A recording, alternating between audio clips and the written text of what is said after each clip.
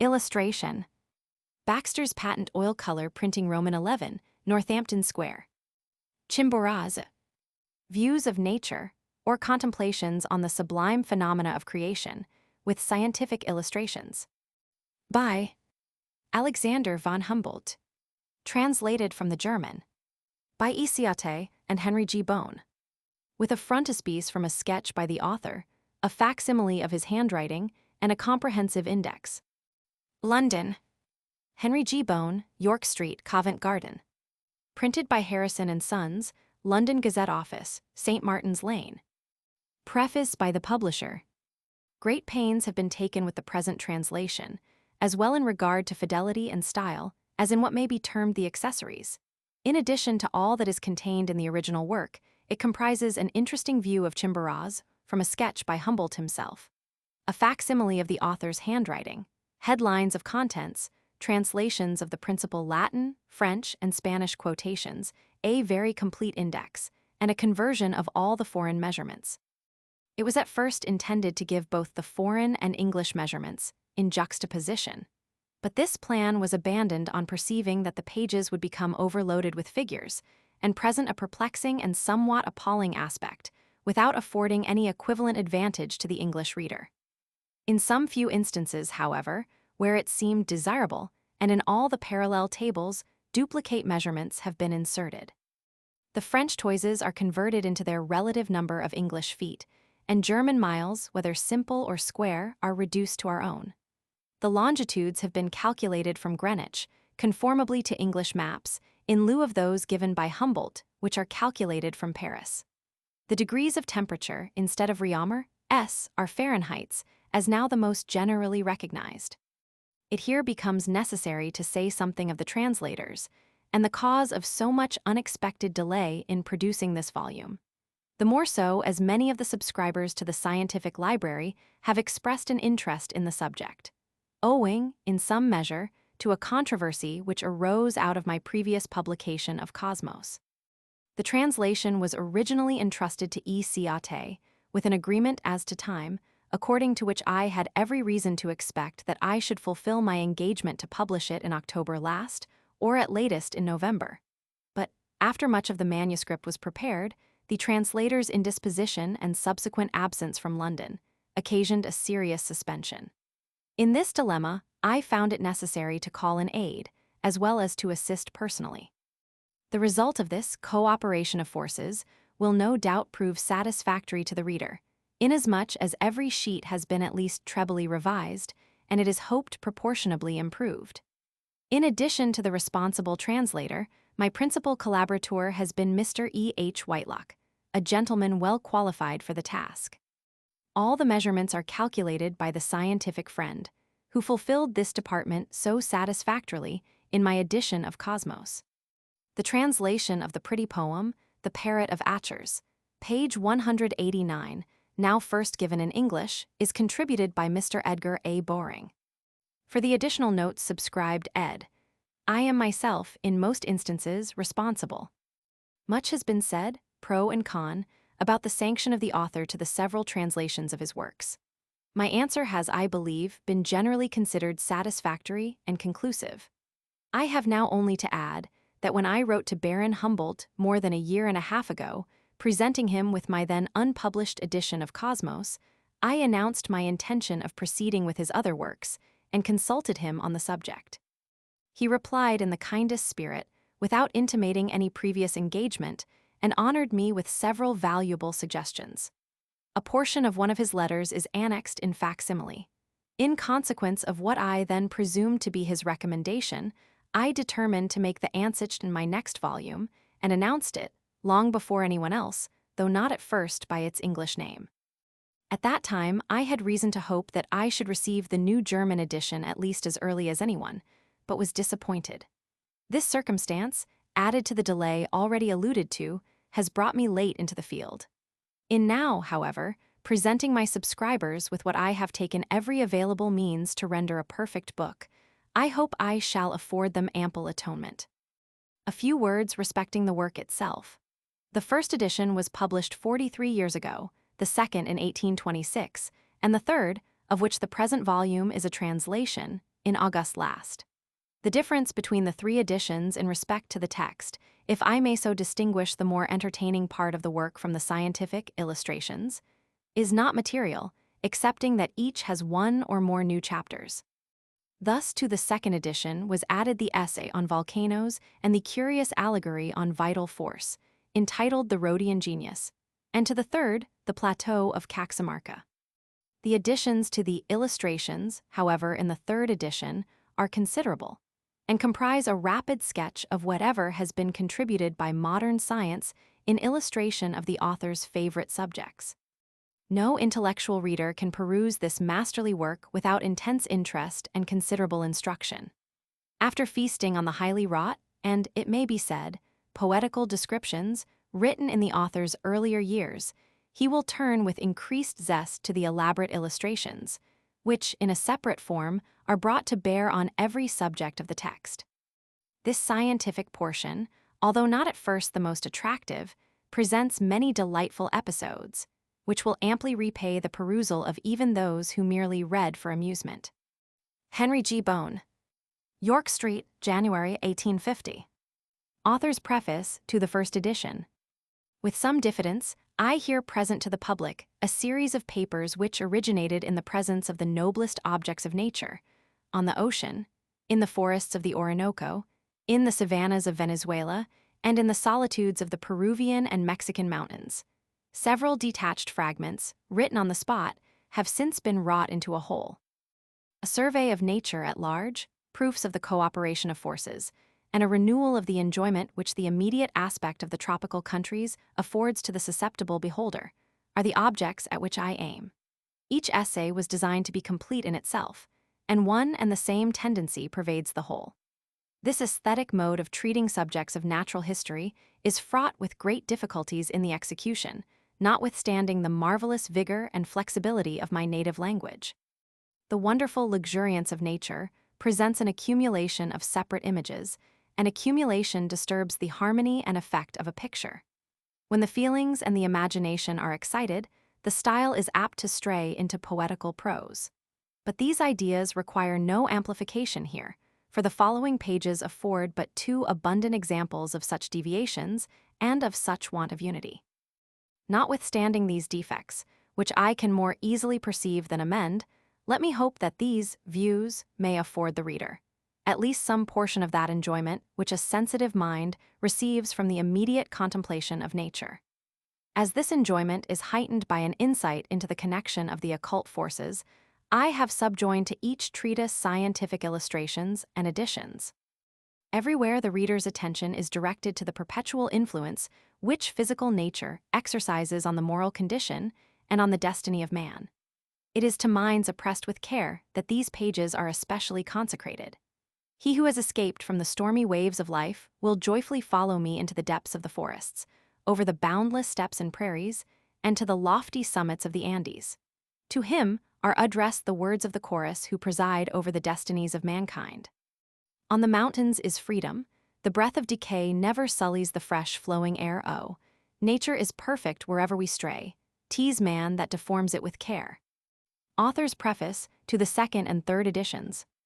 The twofold object of this work, an anxious endeavor to heighten the enjoyment of nature by vivid representations, and at the same time to increase, according to the present state of science, the reader's insight into the harmonious cooperation of forces, was pointed out by me in the preface to the first edition, nearly half a century ago. I there alluded to the several obstacles which oppose themselves to the aesthetic treatment of the grand scenes of nature. The combination of a literary and a purely scientific aim, the desire to engage the imagination, and at the same time to enrich life with new ideas by the increase of knowledge, render the due arrangement of the separate parts, and what is required as unity of composition, difficult of attainment. Notwithstanding these disadvantages, however, the public have continued to receive with indulgent partiality my imperfect performance. The second edition of the Views of Nature was published by me in Paris in 1826. Two papers were then added. One, an inquiry into the structure and mode of action of volcanoes in different regions of the earth. The other, Vital Force or the Rhodian Genius. Schiller, in remembrance of his youthful medical studies, loved to converse with me, during my long stay at Jena on physiological subjects. The inquiries in which I was then engaged in preparing my work on the condition of the fibers of muscles and nerves when irritated by contact with substances chemically opposed often imparted a more serious direction to our conversation. It was at this period that I wrote the little allegory on vital force, called the Rhodian Genius.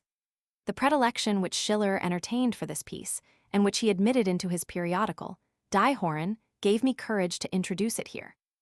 My brother, in a letter which has recently been published, William von Humboldt's Letters to a Female Friend, Volume Roman II, p. 39, delicately alludes to the subject, but at the same time very justly adds, the development of a physiological idea is exclusively the object of the essay. Such semi-poetical clothings of grave truths were more in vogue at the time this was written than they are at present.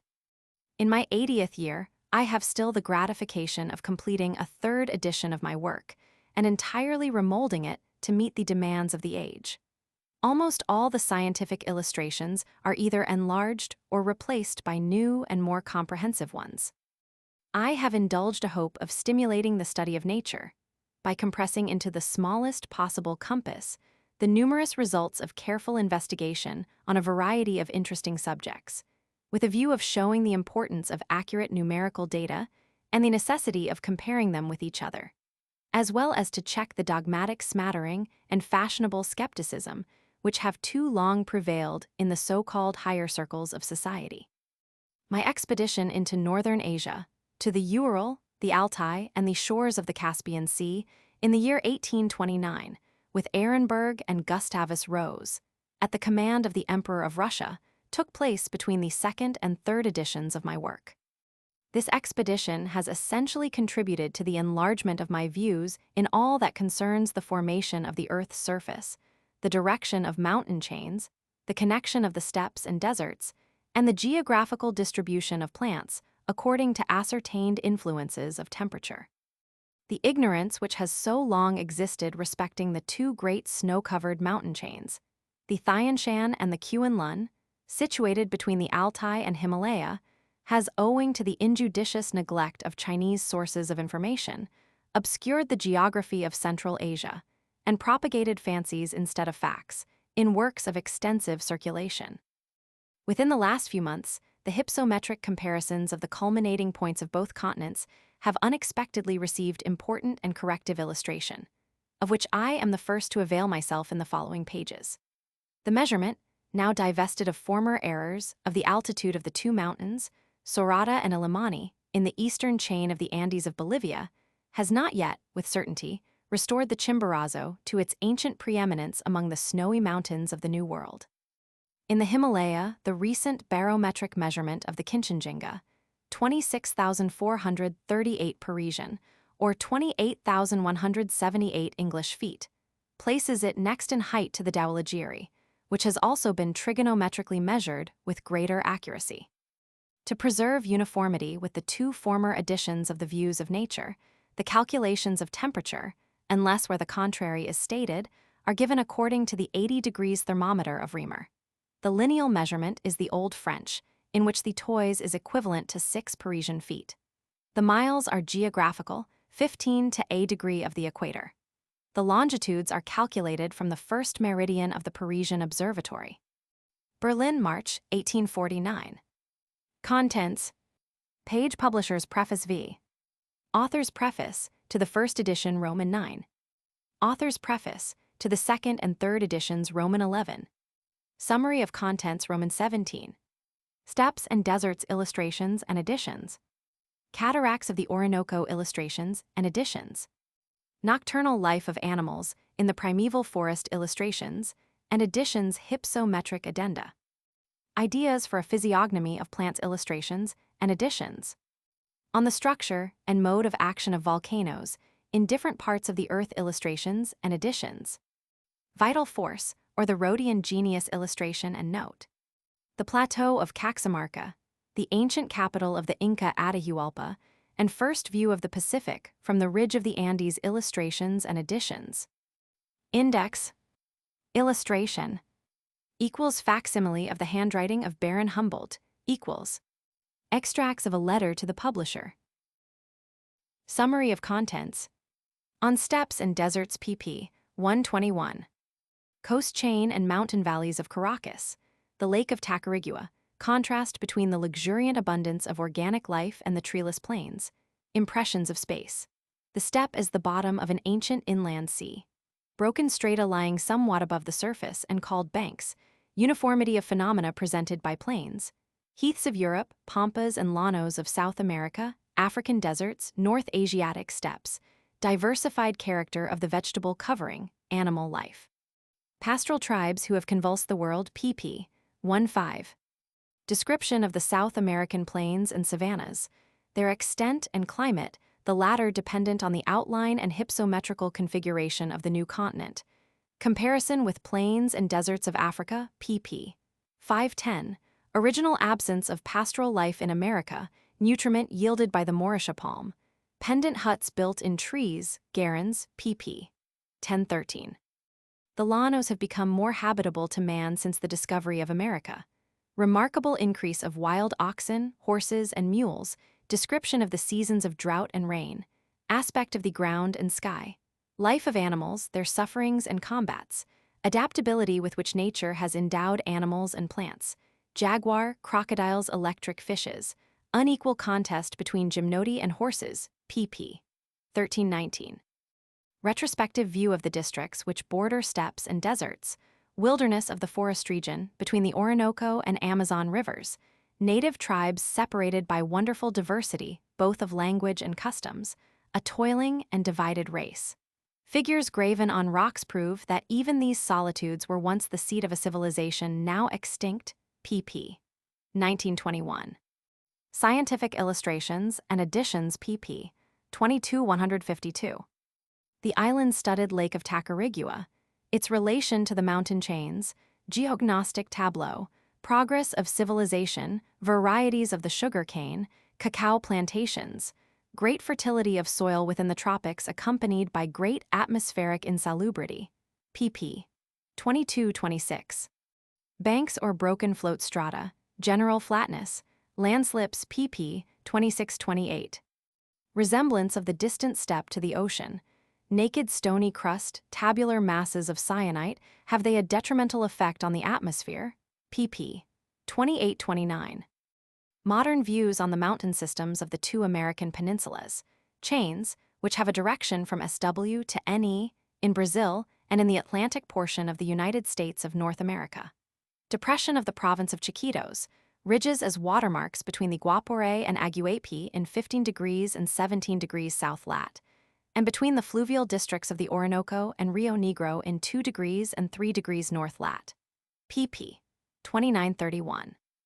Continuation of the Andes chain, north of the Isthmus of Panama through the territory of the Aztecs, where the Popocatépetl, recently ascended by capped stone, rises to an altitude of 17,720 feet, and through the Crane and Rocky Mountains. Valuable scientific investigations of capped Fremont, the greatest barometric leveling ever accomplished, representing a profile of the ground over 28 degrees of longitude. Culminating point of the route from the coast of the Atlantic to the South Sea. The South Pass southward of the Wind River Mountains, swelling of the ground in the Great Basin, long disputed existence of Lake Timpanogos, coast chain, maritime Alps, Sierra Nevada of California, volcanic eruptions, cataracts of the Columbia River, pp. 31-38. General considerations on the contrast between the configuration of the territorial spaces, presented by the two diverging coast chains, east and west of the central chain, called the Rocky Mountains. Hypsometric constitution of the eastern lowland, which is only from 400 to somewhat more than 600 feet above the level of the sea, and of the arid uninhabited plateau of the Great Basin, from 5,000 to more than 6,000 feet high. Sources of the Mississippi and Lake Estaca according to Nicolet, whose labors are most meritorious. Native land of the bisons, their ancient domestication in northern Mexico asserted by Gamarra, pp. 38-42. Retrospective view of the entire Andes chain from the Cliff of Diego Ramirez to Bering Straits. Long prevalent errors concerning the height of the eastern Andes chain of Bolivia, especially of the Sorata and Illimani. 4 summits of the western chain, which, according to Pentland's latest determinations, surpass the Chimborazo in height, but not the still-active volcano, Aconcagua, measured by Fitzroy, pp. 40–44. The African mountain range of Hara Jalabiad, oases of vegetation abounding in springs, pp. 44–46. Westerly winds on the borders of the desert Sahara. Accumulation of seaweed, present and former position of the Great Fucus Bank, from the time of Silax of Carianda to that of Columbus and to the present period, pp. 46–50. Tibos and Tuaregs, the camel and its distribution, pp. 50–53. Mountain systems of Central Asia between northern Siberia and India, between the Altai and the Himalaya, which latter range is aggregated with the Kuen-Lun. Erroneous opinion as to the existence of one immense plateau, the so-called Plateau de la Tartary, pp. 53–56. Chinese literature a rich source of orographic knowledge, gradations of the highlands, Gobi and its direction, probable mean height of Thibet, pp. 56–63. General review of the mountain systems of Asia. Meridian chains, the Ural, which separates Lower Europe from Lower Asia, or the Scythian Europe of Phericides of Syros and Herodotus. Balar, Khingan, and the Chinese chains, which at the great bend of the Theibten and Assam-Burmese River, Dzangbo Tishu, stretch from north to south. The meridian elevations alternate between the parallels of 66 degrees and 77 degrees east long. From Cape Comorin to the frozen ocean, like displaced veins. Thus the Ghauts, the Solomon chain, the Paralasa, the Balar, and the Ural follow from south to north. The Balar gave rise, among the ancients, to the idea respecting the Amaus, which Agathodaemon considered to be prolonged northwards as far as the lowland or basin of the lower Irtish. Parallel chains, running east and west, the Altai Thian Shan with its active volcanoes, which lie 1528 miles from the frozen ocean at the mouth of the Obi, and 1512 from the Indian Ocean at the mouth of the Ganges. Kuen-Lun, already recognized by Eratosthenes, Marinus of Tyre, Ptolemy, and Cosmas Indicoplousts, as the greatest axis of elevation in the Old World, between 35 degrees and 36 degrees lat. In the direction of the diaphragm of Dikiachus. Himalaya. The Kuen-Lun may be traced, when considered as an axis of elevation, from the Chinese wall near Lungtishu, through the somewhat more northerly chains of Nanshan and Kilianshan, through the mountain node of the Starry Sea, the Hindu Kush, the Peloponnesus and Indian Caucasus of the ancients, and, lastly, through the chain of the Demavend and Persian Elbers as far as the Taurus in Lycia. Not far from the intersection of the Kuen-Lun by the Balar, the corresponding direction of the axes of elevation, inclining from east to west in the Kuen-Lun and Hindu Kush, and on the other hand southeast and northwest in the Himalaya, proves that the Hindu Kush is a prolongation of the Kuen-Lun, and not of the Himalaya, which is associated to the latter in the manner of a gang or vein. The point where the Himalaya changes its direction, that is to say, where it leaves its former east-westerly direction, lies not far from 81 degrees east long. The Jawahir is not, as has hitherto been supposed, the next in altitude to the Dhaulagiri, which is the highest summit of the Himalaya. For, according to Joseph Hooker, this rank is due to a mountain lying in the meridian of Sikkim between Bhutan and Nepal, called the Kinchenjunga or Kinchendishunga. This mountain, Kinchenjunga, measured by Kalwa, director of the Trigonometrical Survey of India, has for its western summit an altitude of 28,178 feet, and for its eastern 27,826 feet, according to the Journal of the Asiatic Soc. Of Bengal, November, 1848. The mountain, now considered higher than the Dhaulagiri, is represented in the engraving to the title page of Joseph Hooker's splendid work, The Rhododendrons of Sikkim Himalaya, 1849. Determination of the snow limits on the northern and southern slopes of the Himalaya. The former lies in the mean about 3,620 up to 4,900 feet higher. New statements of Hodgson. But for the remarkable distribution of heat in the upper strata of the air, the tableland of western Thibet would be uninhabitable to millions of human beings. pp. 63–80. The Hyangnu, whom de Guines and John Muller considered to be a tribe of Huns, appear rather to be one of the widely spread Turkish races of the Altai and Tangnu Mountains. The Huns, whose name was known even to Dionysius Periegetes, and who are described by Ptolemy as Chuns, hence the later territorial name of Chunagard, are a Finnish tribe from the Ural Mountains, which separate the two continents, pp. 80-81. Representations of the sun, animals, and characters, graven on rocks at Sierra Paraime, as well as in North America, have frequently been regarded as writing, p. 82. Description of the cold mountain regions between 11,000 and 13,000 Parisian, or 11,720 and 13,850 English feet in height, which have been designated paramos. Character of their vegetation, p. 83.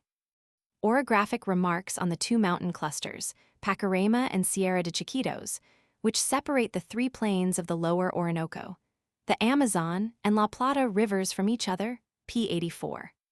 Concerning the dogs of the new continent, the aboriginal as well as those from Europe, which have become wild. Sufferings of cats at heights surpassing 13,854 feet, pp. 85-88.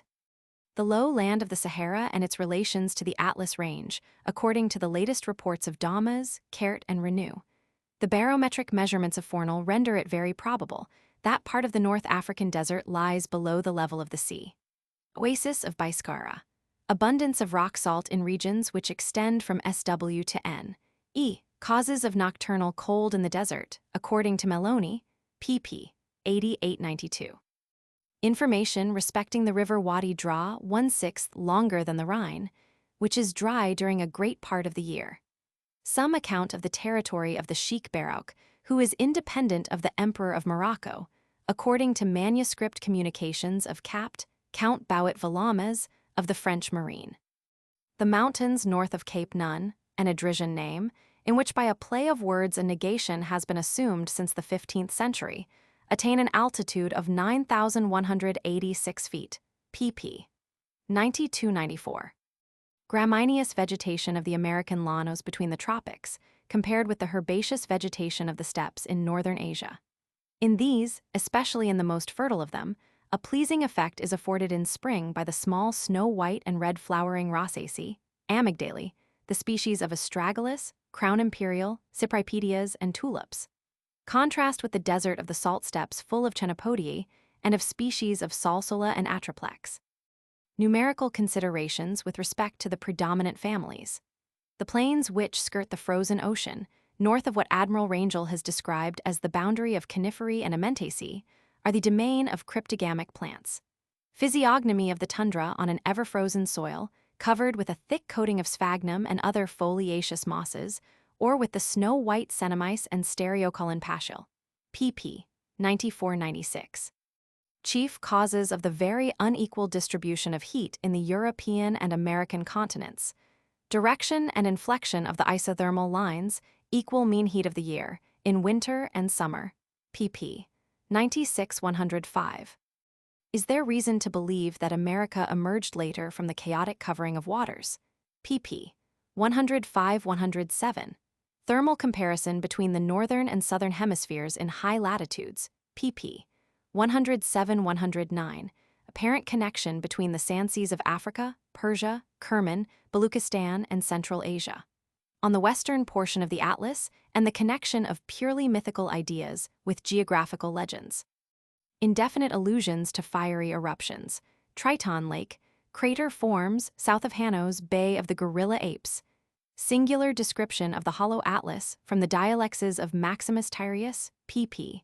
110-11. Explanations of the mountains of the moon, Jebel al-Qamar, in the interior of Africa, according to Reynaud, Biquet, and Ayrton. Wern's instructive report of the second expedition, which was undertaken by command of Mehemet Ali. The Abyssinian high mountain chain, which, according to Ruppel, attains nearly the height of Mont Blanc. The earliest account of the snow between the tropics is contained in the inscription of Adulis, which is of a somewhat later date than Juba. Lofty mountains, which between 6 degrees and 4 degrees, and even more southerly, approach the Bahr el Abiad. A considerable rise of ground separates the White Nile from the basin of the Goskop. Line of separation between the waters which flow towards the Mediterranean and Indian Seas, according to Carl Zimmermann's map. Lupata chain, according to the instructive researches of Wilhelm Peters, pp. 114-120. Oceanic currents. In the northern part of the Atlantic, the waters are agitated in a true rotatory movement. That the first impulse to the Gulf Stream is to be looked for at the southern apex of Africa was a fact already known to Sir Humphrey Gilbert in 1560. Influence of the Gulf Stream on the climate of Scandinavia. How it contributed to the discovery of America. Instances of Esquimaux, who, favored by northwest winds, have been carried, through the returning easterly inclined portion of the warm Gulf Stream, to the European coasts. Information of Cornelius Nepos and Pomponius Mela respecting Indians, whom a king of the Boii sent as a present to the Gallic proconsul Quintus Metellus Celer. And again of others in the times of the Othos, Frederick Barbarossa, Columbus, and Cardinal Bembo. Again, in the years 1682 and 1684, natives of Greenland appeared at the Orkney Islands, pp. 120-125. Effects of lichens and other cryptogamia in the frigid and temperate zones, in promoting the growth of the larger phanerogamia. In the tropics, the preparatory ground lichens often find substitutes in the olaginous plants. Lactiferous animals of the new continent, the llama, alpaca, and guanaco, pp. 125-128. Culture of farinaceous grasses, pp. 128-131. On the earliest population of America, pp. 134. The coast tribe the Garans, Waros, and the littoral palm Mauritia, according to Bembo, Raleigh, Hillhouse, Robert, and Richard Scomberg, pp. 134-136. Phenomena produced in the steppe by a long drought. Sandspouts, hot winds, deceptive images by aerial refraction mirage. The awaking of crocodiles and tortoises after a long summer sleep, pp. 136-142. Automax, general considerations respecting the earth-eating of certain tribes. Unctuous and infusorial earths, pp. 142-146.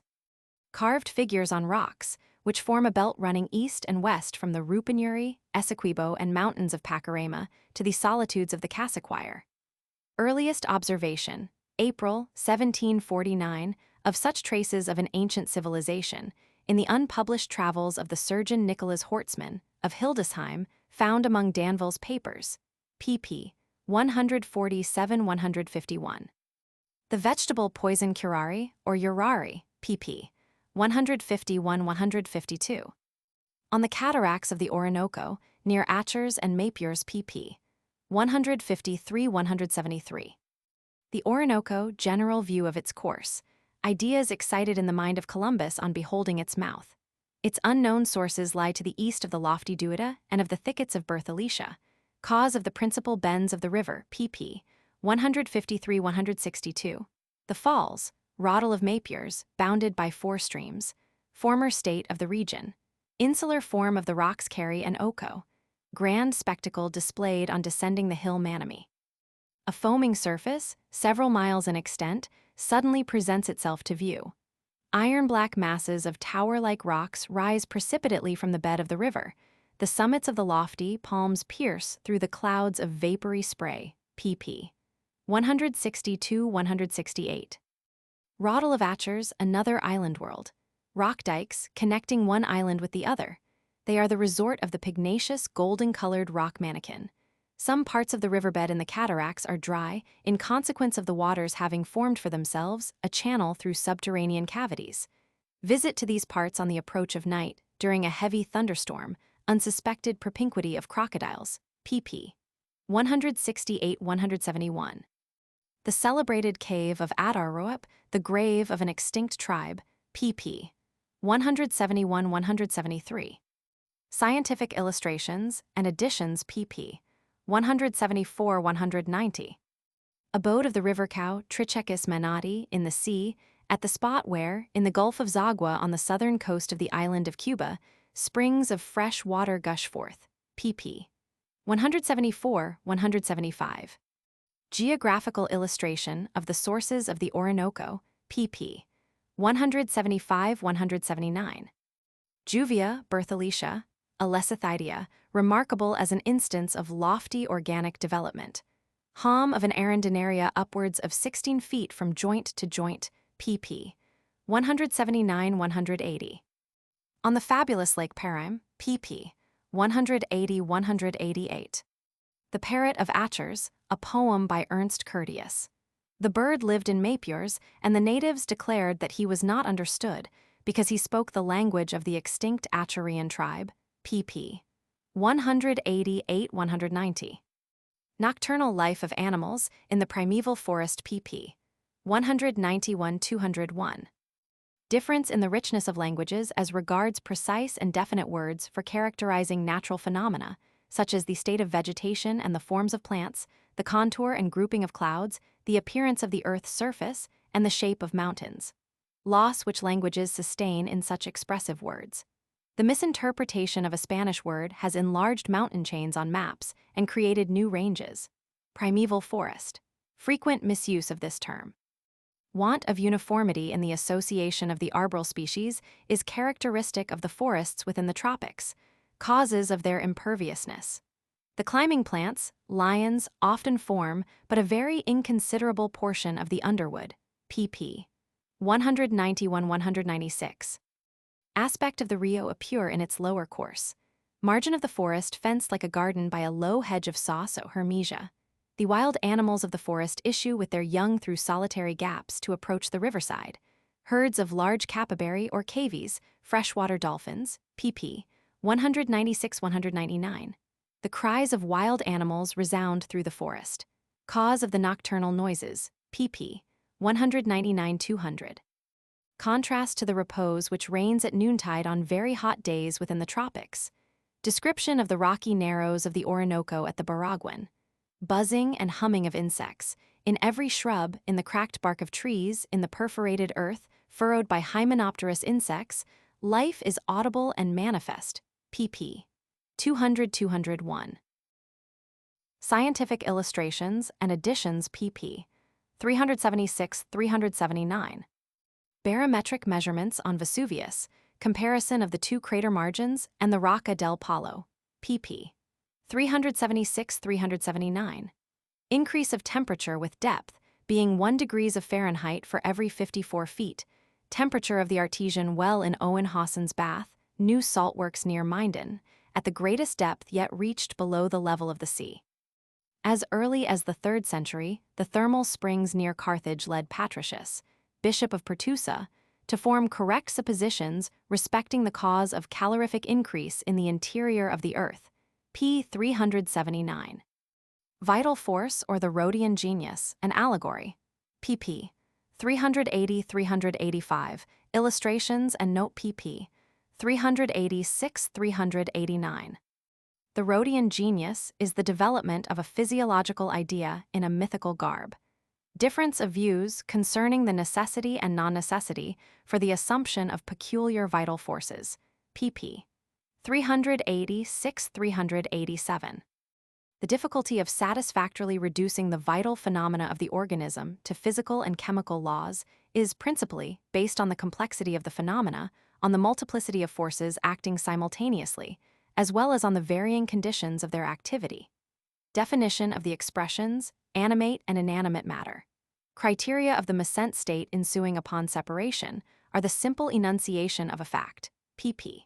387–389. The plateau of Caxamarca, the ancient capital of the Inca Atahualpa, and first view of the Pacific from the ridge of the Andes, pp. 390–420. Cinchona or quinowoods in the valleys of Loxa, first use of the fever bark in Europe, the Vice Queen Countess of Chinchon, pp. 390–392. Alpine vegetation of the Paramos ruins of ancient Peruvian causeways, they rise in the Paramo del Asue almost to the height of Mont Blanc, p. 394. Singular mode of communication, by a swimming courier, p. 399. Descent to the Amazon River. Vegetation around Chamia and Tompenda, red groves of bougainvillea, rocky ridges which cross the Amazon River. Cataracts. Narrows of the Pongo de Mansurich, in which the mighty stream, measured by La Condamine, is hardly 160 feet broad. Fall of the rocky dam of Rentima, which for several hours laid bare the bed of the river to the terror of the inhabitants on its banks. p. 401. Passage across the Andes chain, where it is intersected by the magnetic equator. Ammonites of nearly 15 inches, echini and isocardia of the chalk formation, collected between Guambos and Montan, nearly 12,800 feet above the sea. Rich silver mines of Chota. The picturesque, tower-like Cerro de Gualguioc, an enormous mass of filamentous virgin silver in the Pampa de Navarre. A treasure of virgin gold, twined round with filamentous silver, in the shell field, Corapampa, so named on account of the numerous fossils. Outbursts of silver and gold ores in the chalk formations. The little mountain town of Miquiapampa lies 11,873 feet above the sea, pp. 402-405. Across the mountain wilderness of the Páramo de Yanaguanga, the traveler descends into the beautiful embosomed valley, or rather plateau of Caxamarca, almost at an equal altitude with the city of Quito. Warm baths of the Inca. Ruins of Atahualpa's palace, inhabited by his indigent descendants, the family of Astorpulca. Belief entertained there in the existence of subterranean golden gardens of the Inca, said to be situated in the lovely valley of Yucay, under the Temple of the Sun at Cusco, and at many other points. Conversation with the son of the curaca, Astorpulca. The room is still shown in which the unfortunate Atahualpa was kept prisoner for 9 months, from the November of 1532. Also the wall on which he made a mark to indicate the height to which he would cause the room to be filled with gold, if his persecutors would set him free. Account of the prince's execution on the 29th of August, 1533, and remarks on the so-called indelible blood stain on a stone slab before the altar in the chapel of the city prison. pp. 406-414. How the hope in a restoration of the Inca Empire, also indulged in by Raleigh, has been maintained among the natives. Causes of this fanciful belief, p. 414. Journey from Caxamarca to the sea-coast. Passage across the Cordilleras through the Altos de Guangamarca. The often disappointed hope of enjoying the sight of the Pacific from the crest of the Andes, at last gratified, at a height of 9380 feet, pp. 415-420. Scientific illustrations and additions, pp. 421-436. On the origin of the name borne by the Andes chain, p. 421. Epic of the introduction of Cinchona, Peruvian bark into Europe, p. 422. Ruins of the Incas' causeways and fortified dwellings. Aposentos de Mulilo, Fortaleza del Canar, in Taiguaicu, p. 423. On the ancient civilization of the Chibchas or Muiscas of New Granada, p. 425. Age of the culture of the potato and banana, p. 427. Etymology of the word Cundinamarca, corrupted from Cundirumarca, and which, in the first years of Republican independence, designated the whole country of New Granada, p. 427. Chronometric connection of the city of Quito with Tompenda, on the upper course of the Amazon River, and the Callao de Lima, the position of which was accurately determined by the transit of Mercury on the 9th of November, 1802, p. 428. On the tedious court ceremonies of the Incas, Atahualpa's imprisonment and unavailing ransom, p. 429. Free-thinking of the Inca Huayna Capac. Philosophical doubts on the official worship of the sun, and obstacles to the diffusion of knowledge among the lower and poorer classes of people, according to the testimony of Padre Blas Valera, p. 431. Raleigh's project for the restoration of the Inca dynasty under English protection, which should be granted for an annual tribute of several £100,000, p. 432. Columbus, earliest evidence of the existence of the Pacific. It was first seen on the 25th of September, 1513, by Vasco Nuñez de Balboa, and first navigated by Alonso Martin de Don Benito, p. 432. On the possibility of constructing an oceanic canal through the Isthmus of Panama, with fewer locks than the Caledonian Canal. Points, the exploration of which has been hitherto totally neglected, p. 435. Determination of the longitude of Lima, p. 435. On steppes in deserts. At the foot of the lofty granitic range which, in the early age of our planet, resisted the eruption of the waters on the formation of the Caribbean Gulf, extends a vast and boundless plain. When the traveler turns from the alpine valleys of Caracas and the island-studded Lake of Tacarigua, whose waters reflect the forms of the neighboring bananas, when he leaves the fields verdant with the light and tender green of the Tahitian sugarcane or the somber shade of the cocoa groves, his eye rests in the south on steppes, whose seeming elevations disappear in the distant horizon. From the rich luxuriance of organic life, the astonished traveler suddenly finds himself on the dreary margin of a treeless waste. Nor hill, nor cliff rears its head, like an island in the ocean, above the boundless plain. Only here and there broken strata floats, extending over a surface of 200 square miles, more than 3,000 English square miles, appear sensibly higher than the surrounding district. The natives term them banks, as if the spirit of language would convey some record of that ancient condition of the world, when these elevations formed the shoals, and the steppes themselves the bottom, of some vast inland sea. Even now, illusion often recalls, in the obscurity of night, these images of a former age. For when the guiding constellations illumine the margin of the plain with their rapidly rising and setting beams, or when their flickering forms are reflected in the lower stratum of undulating vapor, a shoreless ocean seems spread before us. Like a limitless expanse of waters, the steppe fills the mind with a sense of the infinite, and the soul, freed from the sensuous impressions of space, expands with spiritual emotions of a higher order. But the aspect of the ocean, its bright surface diversified with rippling or gently swelling waves, is productive of pleasurable sensations, while the steppe lies stretched before us, cold and monotonous, like the naked stony crust of some desolate planet. In all latitudes, nature presents the phenomenon of these vast plains, and each has some peculiar character or physiognomy, determined by diversity of soil and climate, and by elevation above the level of the sea.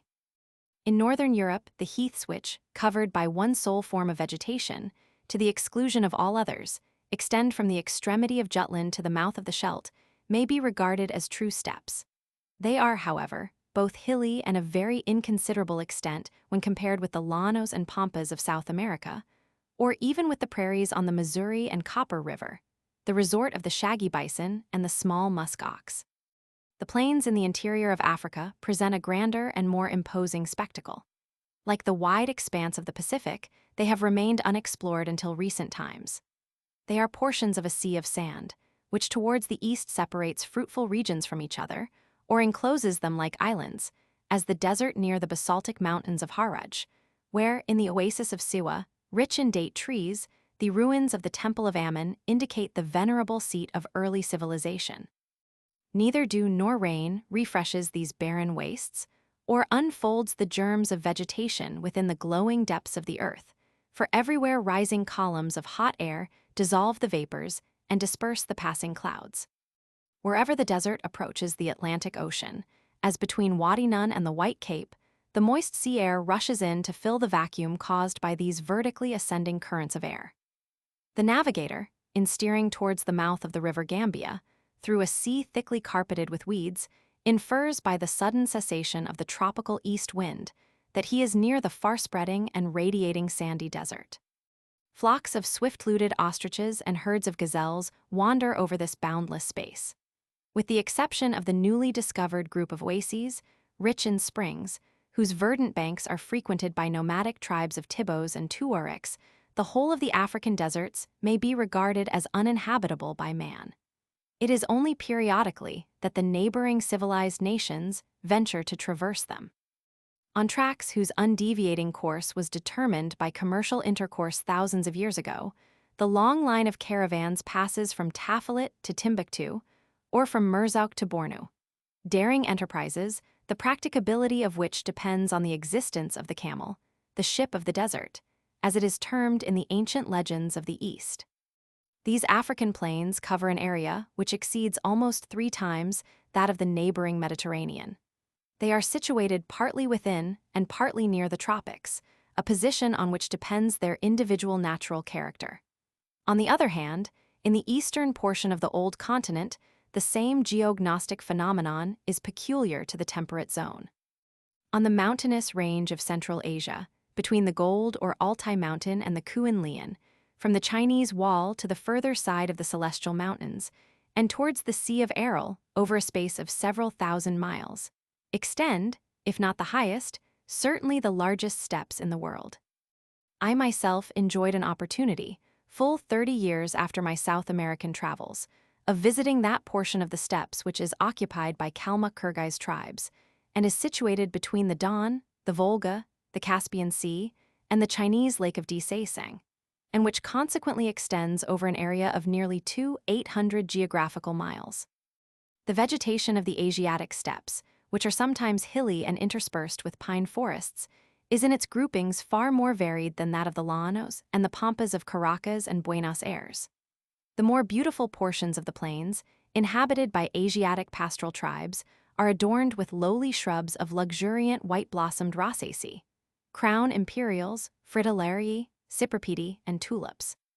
As the torrid zone is in general distinguished by a tendency in the vegetable forms to become arborescent, so we also find that some of the Asiatic steppes of the temperate zone are characterized by the remarkable height to which flowering plants attain as, for instance, Sauchery and other Cynanthuri, all siliquose plants, and particularly numerous species of astragalus.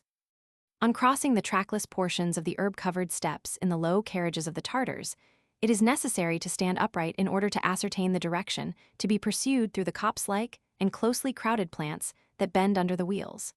Some of these steppes are covered with grass, others with succulent, evergreen, articulated alkaline plants, while many are radiant with the effulgence of lichen-like tufts of salt, scattered irregularly over the clayey soil like newly fallen snow. These Mongolian and Tartar steppes, which are intersected by numerous mountain chains, separate the ancient and long-civilized races of Thibet and Hindustan from the rude nations of northern Asia. They have also exerted a manifold influence on the changing destinies of mankind. They have inclined the current of population southward, impeded the intercourse of nations more than the Himalayas or the snowy mountains of Srinagar and Gorkha, and placed permanent limits to the progress of civilization and refinement in a northerly direction.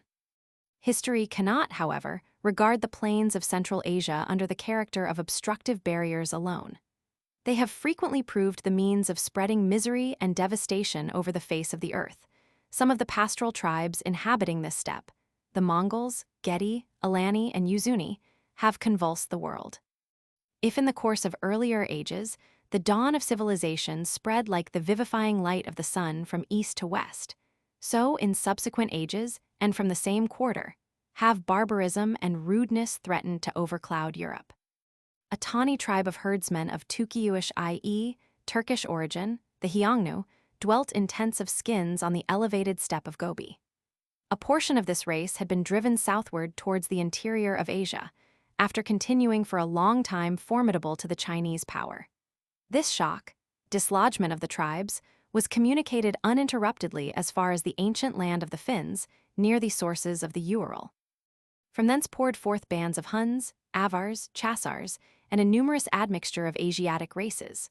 Warlike bodies of Huns first appeared on the Volga, next in Pannonia, then on the Marne and the banks of the Po, laying waste those richly cultivated tracts, where since the age of Antenor, man's creative art had piled monument on monument.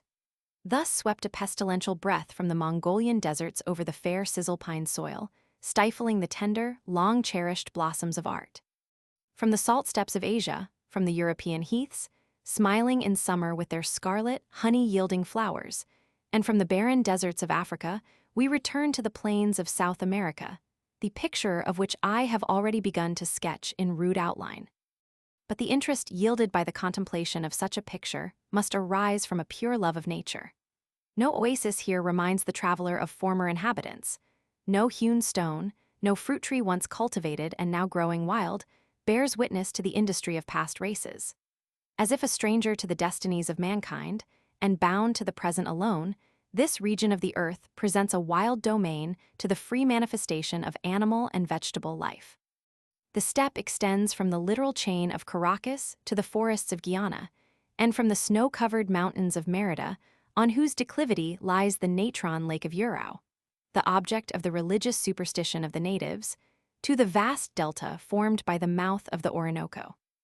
To the southwest, it stretches like an arm of the sea, beyond the banks of the Meta and of the Vichada, to the unexplored sources of the Guavir, and to the solitary mountain group to which the vivid imagination of the Spanish warriors gave the name of Páramo de la Suma Paz, as though it were the beautiful seat of eternal repose.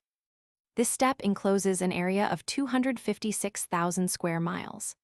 Owing to inaccurate geographical data, it has often been described as extending in equal breadth to the Straits of Magellan, unmindful that it is intersected by the wooded plain of the Amazon, which is bounded to the north by the grassy steppes of the Apure and to the south by those of the Rio de la Plata.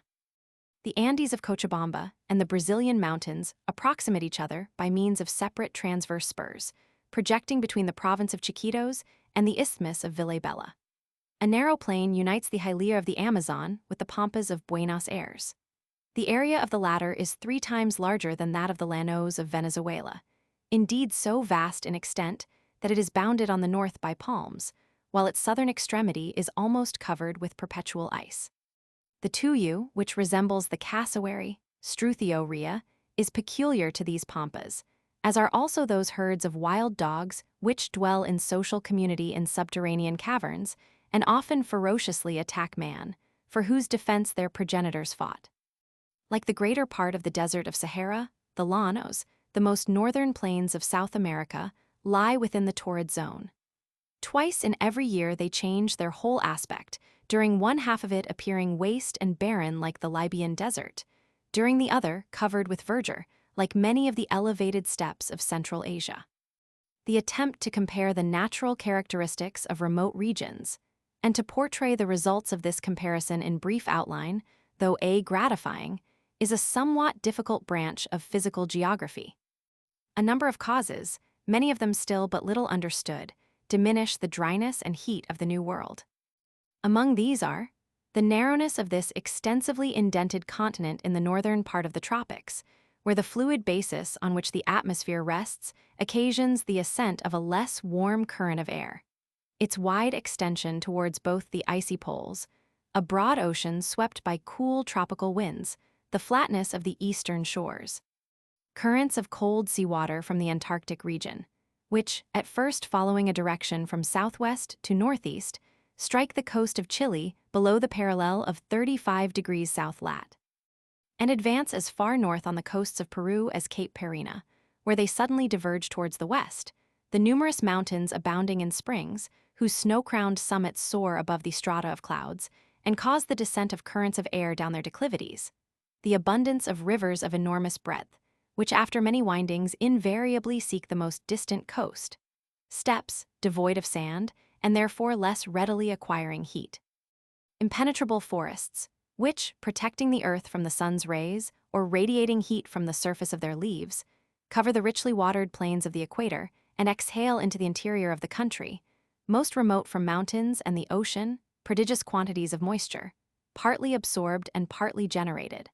All these causes produce in the flat portions of America a climate which presents a most striking contrast in point of humidity and coolness with that of Africa. On these alone depend the luxuriant and exuberant vegetation and that richness of foliage which are so peculiarly characteristic of the new continent. If, therefore, the atmosphere on one side of our planet be more humid than on the other, a consideration of the actual condition of things will be sufficient to solve the problem of this inequality. The natural philosopher need not shroud the explanation of such phenomena in the garb of geological myths. It is not necessary to assume that the destructive conflict of the elements raged at different epochs in the eastern and western hemispheres during the early condition of our planet, or that America emerged subsequently to the other quarters of the world from the chaotic covering of waters, as a swampy island, the abode of crocodiles and serpents. South America presents indeed a remarkable similarity to the southwestern peninsula of the old continent, in the form of its outlines and the direction of its coastline. But the internal structure of the soil, and its relative position with respect to the contiguous masses of land, occasion in Africa that remarkable aridity which over a vast area checks the development of organic life. 4/5 of South America lie beyond the equator, and therefore in a region which, on account of its abundant waters, as well as from many other causes, is cooler and moister than our northern hemisphere. To this, nevertheless, the most considerable portion of Africa belongs. The extent from east to west of the South American steppes, or llanos, is only 1/3 that of the African desert. The former are refreshed by the tropical sea wind, while the latter, situated in the same parallel of latitude as Arabia and southern Persia, are visited by currents of air which have passed over heat-radiating continents. The venerable father of history, Herodotus, so long insufficiently appreciated, has in the true spirit of a comprehensive observer of nature, described all the deserts of northern Africa, Yemen, Kerman, and Mekran, the Gedrosia of the Greeks, as far even as Multan in western India, as one sole connected sea of sand. To the action of hot land winds may be associated in Africa, as far as we know, a deficiency of large rivers, of forests that generate cold by exhaling aqueous vapor, and of lofty mountains. The only spot covered with perpetual snow is the western portion of Mount Atlas, whose narrow ridge, seen laterally, appeared to the ancient navigators when coasting the shore, as one solitary and aerial pillar of heaven. This mountain range extends eastward to Dakal, where the famed Carthage, once mistress of the seas, lies in crumbling ruins. This range forms a far-extended coastline or Geachelian rampart, which repels the cool north winds, and with them the vapors rising from the Mediterranean. The Mountains of the Moon, Jebel al-Qamar, fabulously represented as forming a mountainous parallel between the elevated plain of Habsh, in African Quito, and the sources of the Senegal, were supposed to rise above the lower sea line. Even the Cordilleras of Lupata, which skirt the eastern coast of Mozambique and Monomotapa, in the same manner as the Andes bound the western shores of Peru, are covered with eternal snow in the gold districts of Machinga and Makanga. But these mountains, abundantly watered, are situated at a considerable distance from the vast desert, which extends from the southern declivity of the chain of Atlas to the Niger, whose waters flow in an easterly direction. Possibly, these combined causes of aridity and heat would have proved insufficient to convert such large portions of the African plains into a dreary waste, had not some convulsion of nature, as for instance the eruption of the ocean, on some occasion deprived these flat regions of their nutrient soil, as well as of the vegetation which it supported.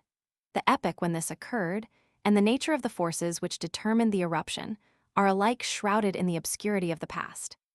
Perhaps it may have been the result of the great rotatory current, which drives the warmer waters of the Gulf of Mexico over the bank of Newfoundland to the old continent, and by which the coconut of the West Indies and other tropical fruits have been borne to the shores of Ireland and Norway. One branch of this oceanic current, after it leaves the Azores, has still, at the present time, a southeasterly course, striking the low range of the sandy coasts of Africa with a force that is frequently fraught with danger to the mariner. All seacoasts, but I refer here more particularly to the Peruvian shore between Amatape and Coquimbo, afford evidence of the hundreds, or even thousands of years, which must pass before the moving sand can yield a firm basis for the roots of herbaceous plants, in those hot and rainless regions where neither Lessidae nor other lichens can grow. These considerations suffice to explain why, notwithstanding their external similarity of form, the continents of Africa and South America present the most widely different climatic relations and characters of vegetation. Although the South American steppe is covered with a thin crust of fruitful earth, is periodically refreshed by rains, and adorned with luxuriant herbage, its attractions were not sufficient to induce the neighboring nations to exchange the beautiful mountain valleys of Caracas, the Seagirt districts, and the richly watered plains of the Orinoco, for this treeless and springless desert. Hence, on the arrival of the first European and African settlers, the steppe was found to be almost without inhabitants. The llanos are, it is true, adapted for the breeding of cattle, but the primitive inhabitants of the new continent were almost wholly unacquainted with the management of animals yielding milk. Scarcely one of the American tribes knew how to avail themselves of the advantages which nature, in this respect, had placed before them. The American aborigines, who, from 65 degrees north lat. to 55 degrees south lat. constitute, with the exception, perhaps, of the Esquimaux, but one sole race, passed directly from a hunting to an agricultural life without going through the intermediate stage of a pastoral life. Two species of indigenous homed cattle, the buffalo and the musk ox, graze on the pasture lands of western Canada and Quivira, as well as in the neighborhood of the colossal ruins of the Aztec fortress, which rises like some American Palmyra on the desert solitudes of the river Gila. A long-horned mouflon, resembling the so-called progenitor of the sheep, roams over the parched and barren limestone rocks of California, while the camel-like vicuñas, huinacos, alpacas, and llamas are natives of the southern peninsula. But of these useful animals, the two first only, viz. the buffalo and the musk ox, have preserved their natural freedom for thousands of years. The use of milk and cheese, like the possession and culture of farinaceous grasses, is a distinctive characteristic of the nations of the Old World. If some few tribes have passed through northern Asia to the western coast of America, and preferring to keep within a temperate climate, have followed the course of the ridges of the Andes southward, such migrations must have been made by routes on which the settlers were unable to transport either flocks or grain. The question here arises whether, on the downfall of the long-declining empire of the Hyangnu, the consequent migration of this powerful race may not have been the means of drawing from the northeast of China and Korea bands of settlers, by whom Asiatic civilization was transported to the new continent. If the primitive colonists had been natives of those steppes in which agriculture was unknown, this bold hypothesis, which as yet is but little warranted by etymological comparisons, would at all events explain the remarkable absence of the cereals in America. Perhaps contrary winds may have driven to the shores of New California one of those Asiatic priest colonies who were instigated by their mystic dreameries to undertake distant voyages, and of which the history of the peopling of Japan, at the time of the Shinsuke Wangtai, affords a memorable instance.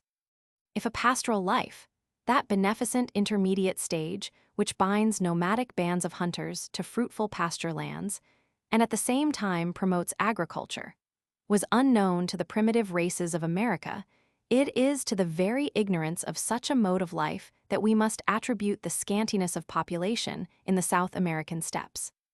But this circumstance allowed freer scope for the forces of nature to develop themselves in the most varied forms of animal life.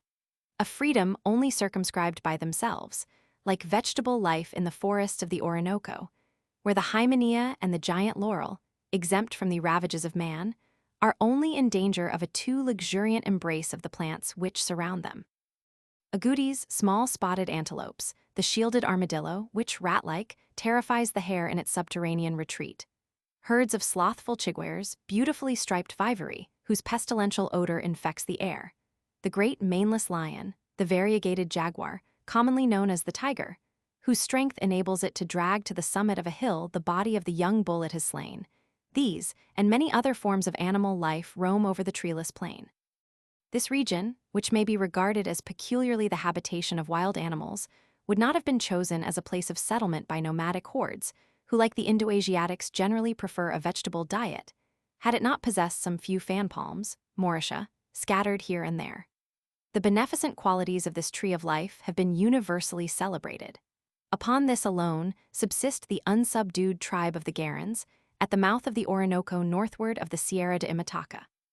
When they increased in numbers and became overcrowded, it is said that, besides the huts which they built on horizontal platforms supported by the stumps of felled palm trees, they also ingeniously suspended from stem to stem spreading mats or hammocks woven of the leaf stalk of the Mauritia, which enabled them, during the rainy season, when the delta was overflowed, to live in trees in the manner of apes.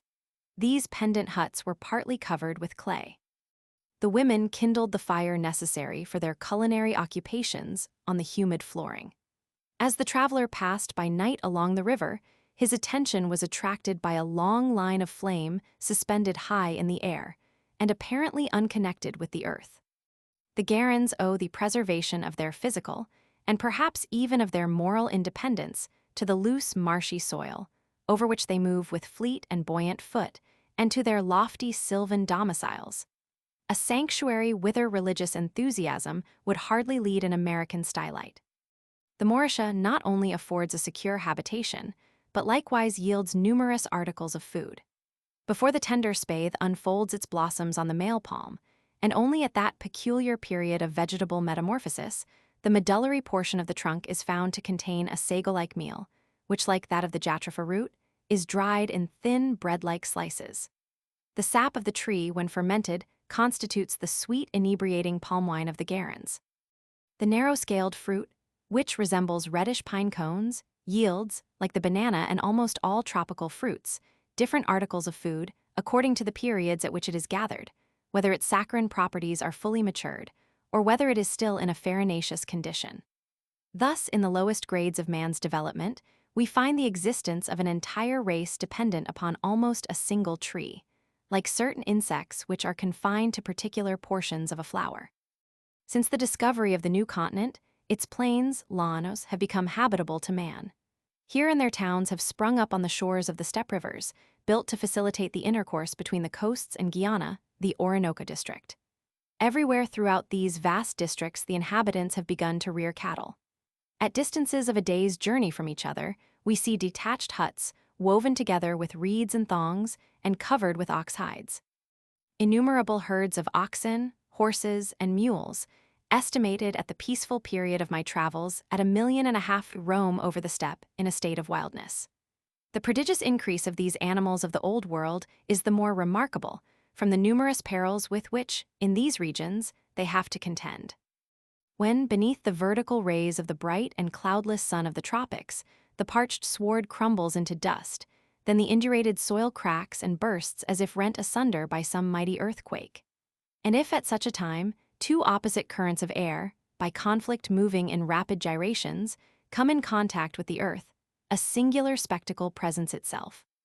Like funnel-shaped clouds, their apexes touching the earth, the sands rise in vapory form through the rarefied air in the electrically charged center of the whirling current, sweeping on like the rushing waterspout, which strikes such terror into the heart of the mariner. A dim and sallow light gleams from the lowering sky over the dreary plain. The horizon suddenly contracts, and the heart of the traveler sinks with dismay as the wide steppe seems to close upon him on all sides. The hot and dusty earth forms a cloudy veil which shrouds the heavens from view and increases the stifling oppression of the atmosphere, while the east wind, when it blows over the long-heated soil, instead of cooling, adds to the burning glow. Gradually, too, the pools of water, which had been protected from evaporation by the now seared foliage of the fan palm, disappear.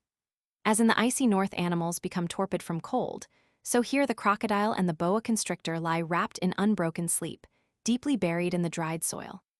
Everywhere the drought announces death, yet everywhere the thirsting wanderer is deluded by the phantom of a moving, undulating, watery surface, created by the deceptive play of the reflected rays of light, the mirage.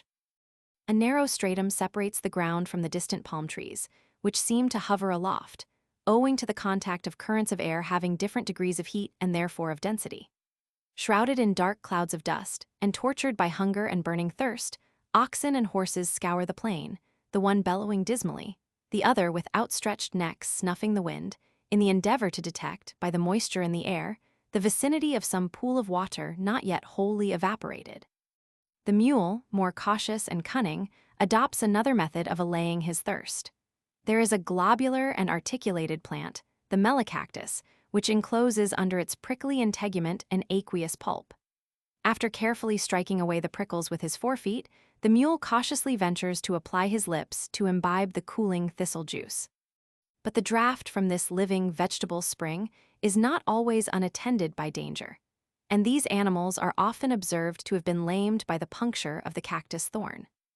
Even if the burning heat of day be succeeded by the cool freshness of the night, here always of equal length, the wearied ox and horse enjoy no repose.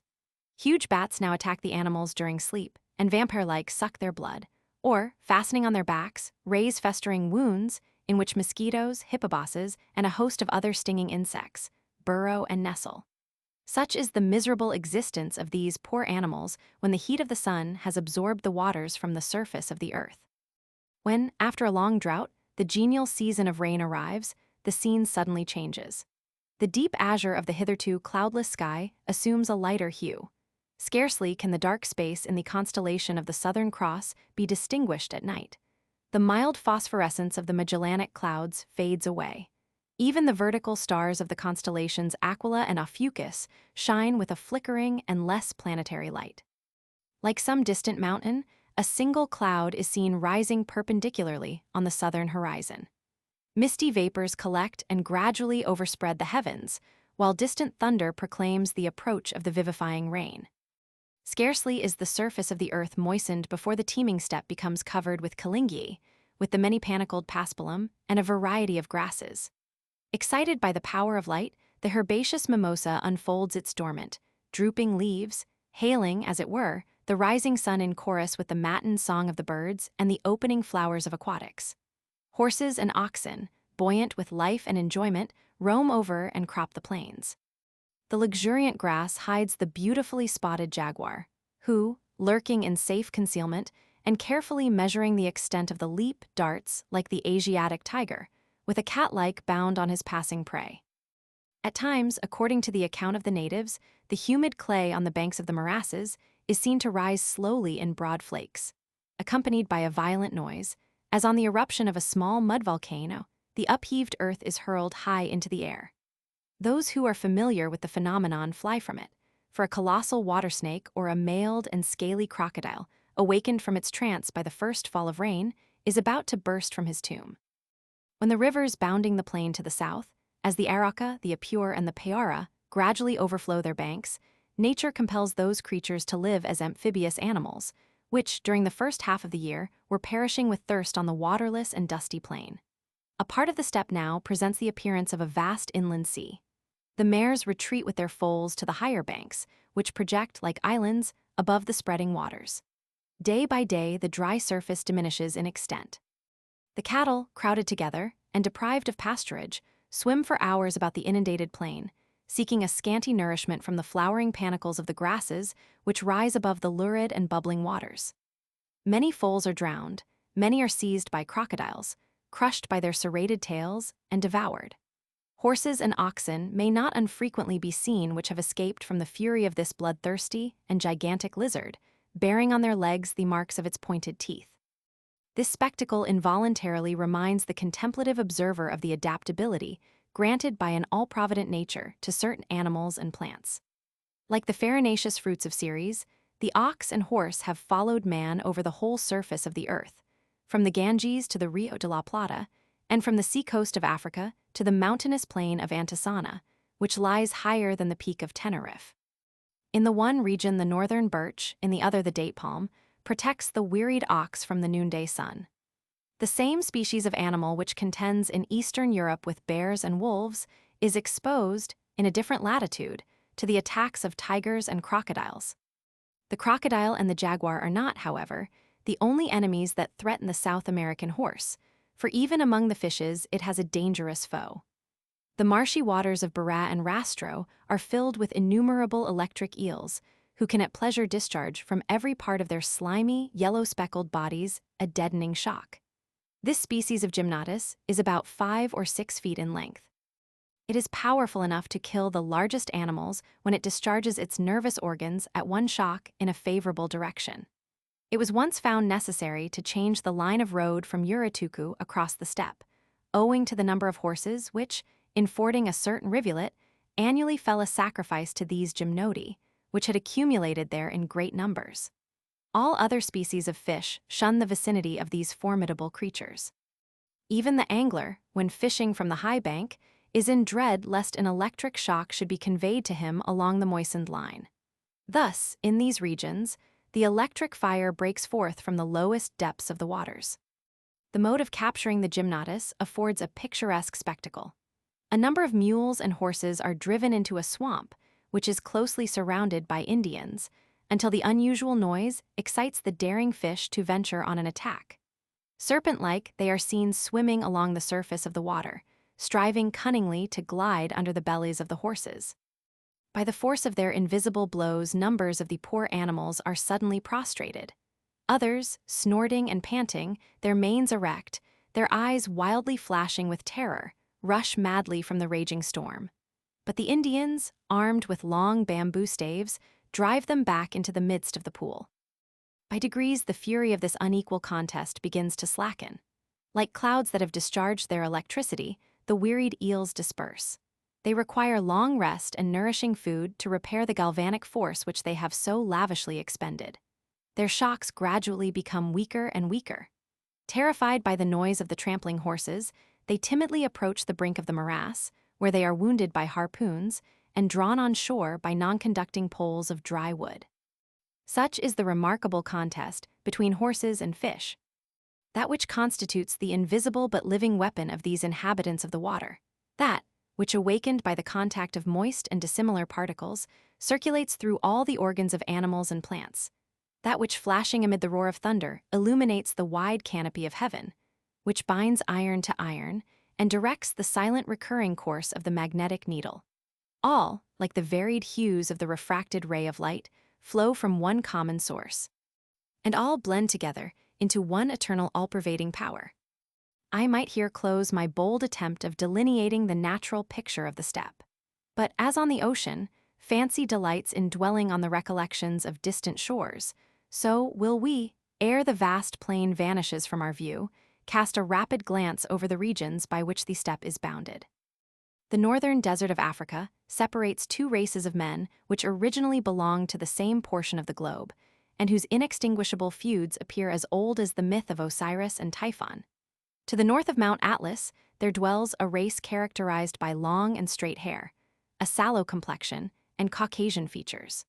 While to the south of Senegal, in the direction of Soudan, we find hordes of Negroes occupying various grades in the scale of civilization. In Central Asia, the Mongolian steppe divides Siberian barbarism from the ancient civilization of the peninsula of Hindustan. In like manner, the South American steppes are the boundaries of a European semi-civilization. To the north, between the mountain chain of Venezuela and the Caribbean Sea, lie, crowded together, industrial cities, clean and neat villages, and carefully tilled fields. Even a taste for arts, scientific culture, and a noble love of civil freedom have long since been awakened within these regions. To the south, a drear and savage wilderness bounds the steppe. Forests, the growth of thousands of years, in one impenetrable thicket, overspread the marshy region between the rivers Orinoco and Amazon. Huge masses of lead-colored granite contract the beds of the foaming rivers. Mountains and forests re-echo with the thunder of rushing waters, the roar of the tiger-like jaguar, and the dull, rain-foreboding howl of the bearded ape. Where the shallower parts of the river disclose a sandbank, the crocodile may be seen, with open jaws and motionless as a rock, its uncouth body often covered with birds.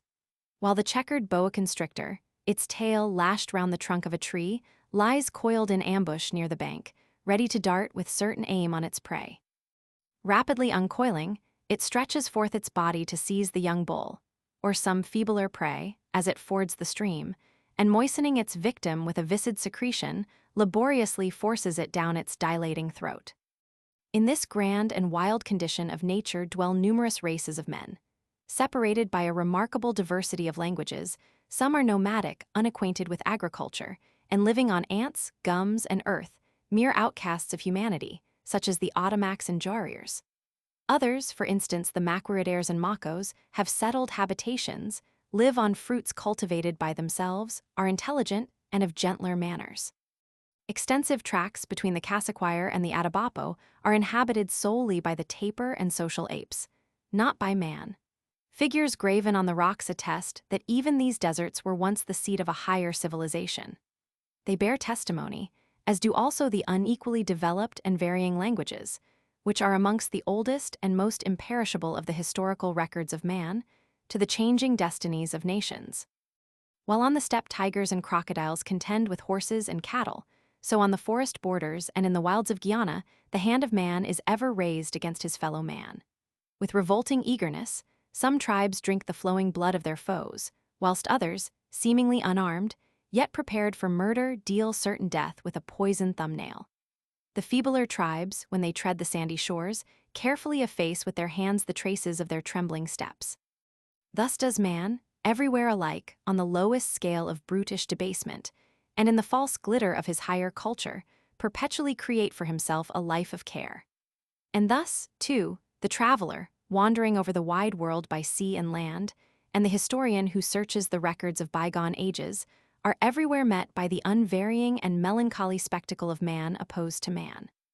He, therefore, who amid the discordant strife of nations would seek intellectual repose, turns with delight to contemplate the silent life of plants, and to study the hidden forces of nature in her sacred sanctuaries, or yielding to that inherent impulse, which for thousands of years has glowed in the breast of man, directs his mind, by a mysterious presentiment of his destiny, towards the celestial orbs, which, in undisturbed harmony, pursue their ancient and eternal course. Illustrations and additions. Footnote 1. P1. The Lake of Tacarigua. On advancing through the interior of South America, from the coast of Caracas or of Venezuela towards the Brazilian frontier, from the 10th degree of north latitude to the equator, the traveler first passes a lofty chain of mountains, the littoral chain of Caracas, inclining from west to east. Next, vast treeless steppes or plains, Los Llanos, which extend from the foot of the littoral chain to the left bank of the Orinoco. And lastly, the mountain range which gives rise to the cataracts of Achers and Napier. This mountain chain, which I have named the Sierra Paraíba, passes in an easterly direction between the sources of the Rio Branco and Rio Essequibo, in the direction of Dutch and French Guiana. This region, which is the seat of the marvelous myths of the Dorado, and is composed of a mountain mass, divided into numerous gridiron-like ridges, is bounded on the south by the woody plain through which the Rio Negro and the Amazon have formed themselves a channel.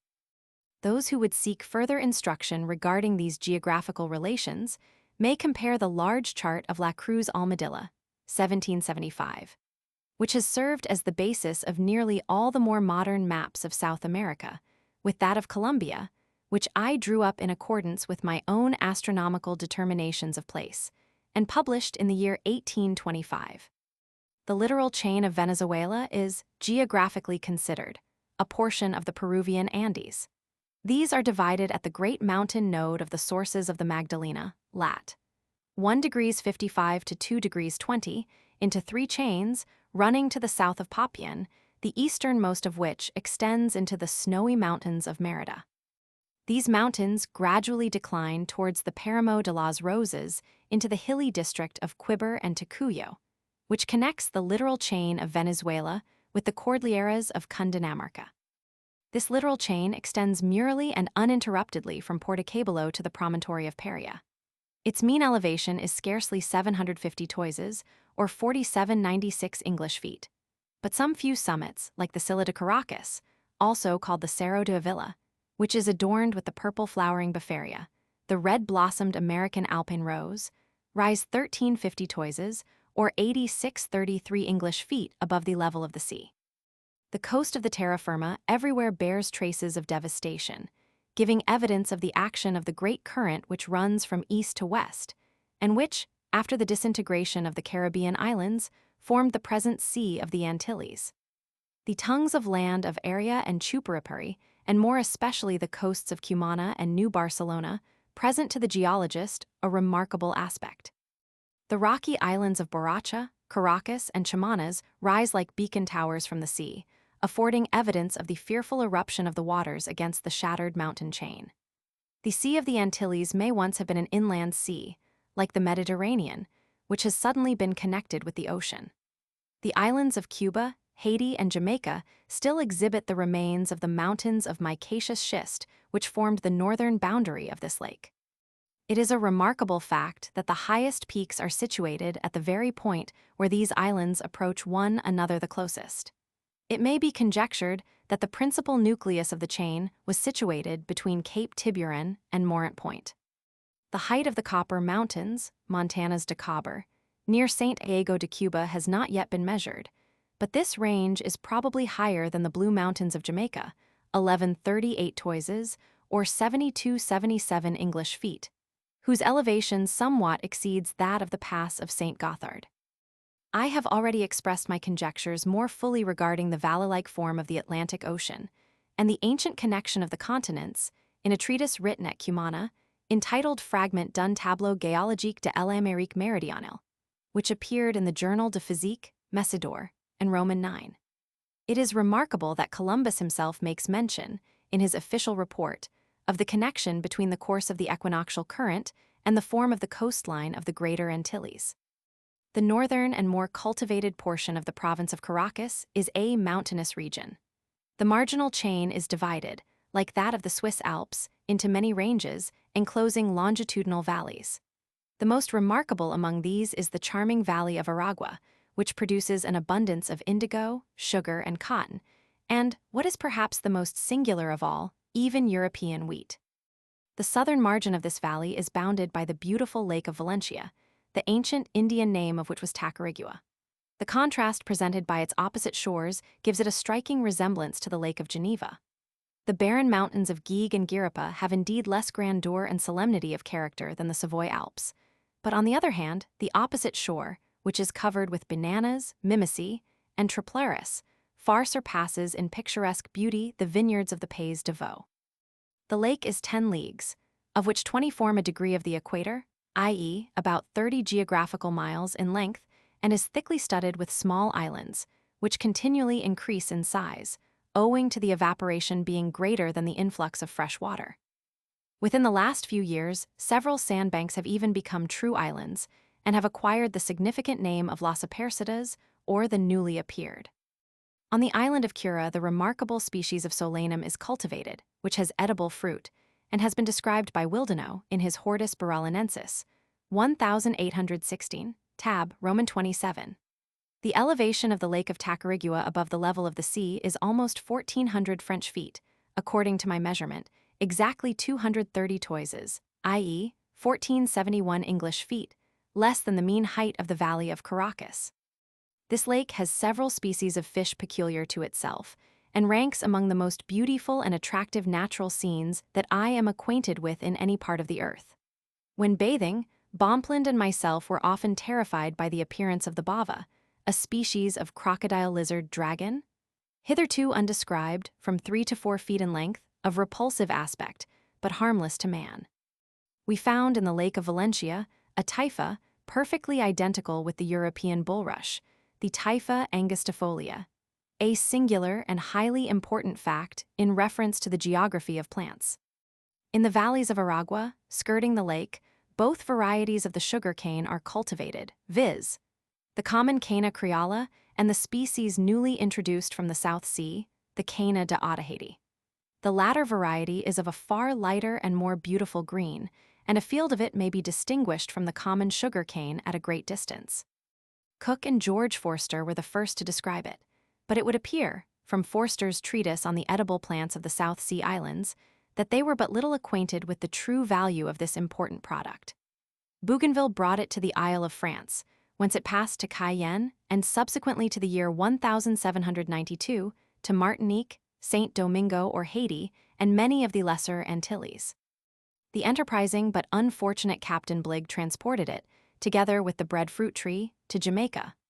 From Trinidad, an island contiguous to the continent, the new sugar cane of the South Sea passed to the neighboring coasts of Caracas. Here it has become of greater importance than the breadfruit tree, which will probably never supersede so valuable and nutritious a plant as the banana. The Tahitian sugar cane is more succulent than the common species, which is generally supposed to be a native of Eastern Asia.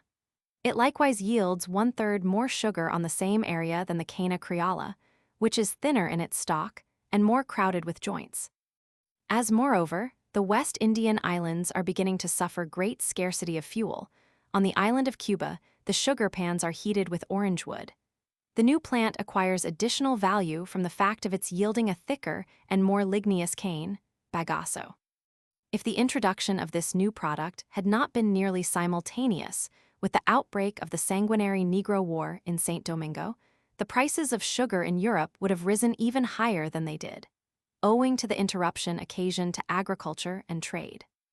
The important question which here arises, whether the sugar cane of Otaheite, when removed from its indigenous soil, will not gradually degenerate and merge into the common sugar cane, has been decided in the negative, from the experience hitherto obtained on this subject.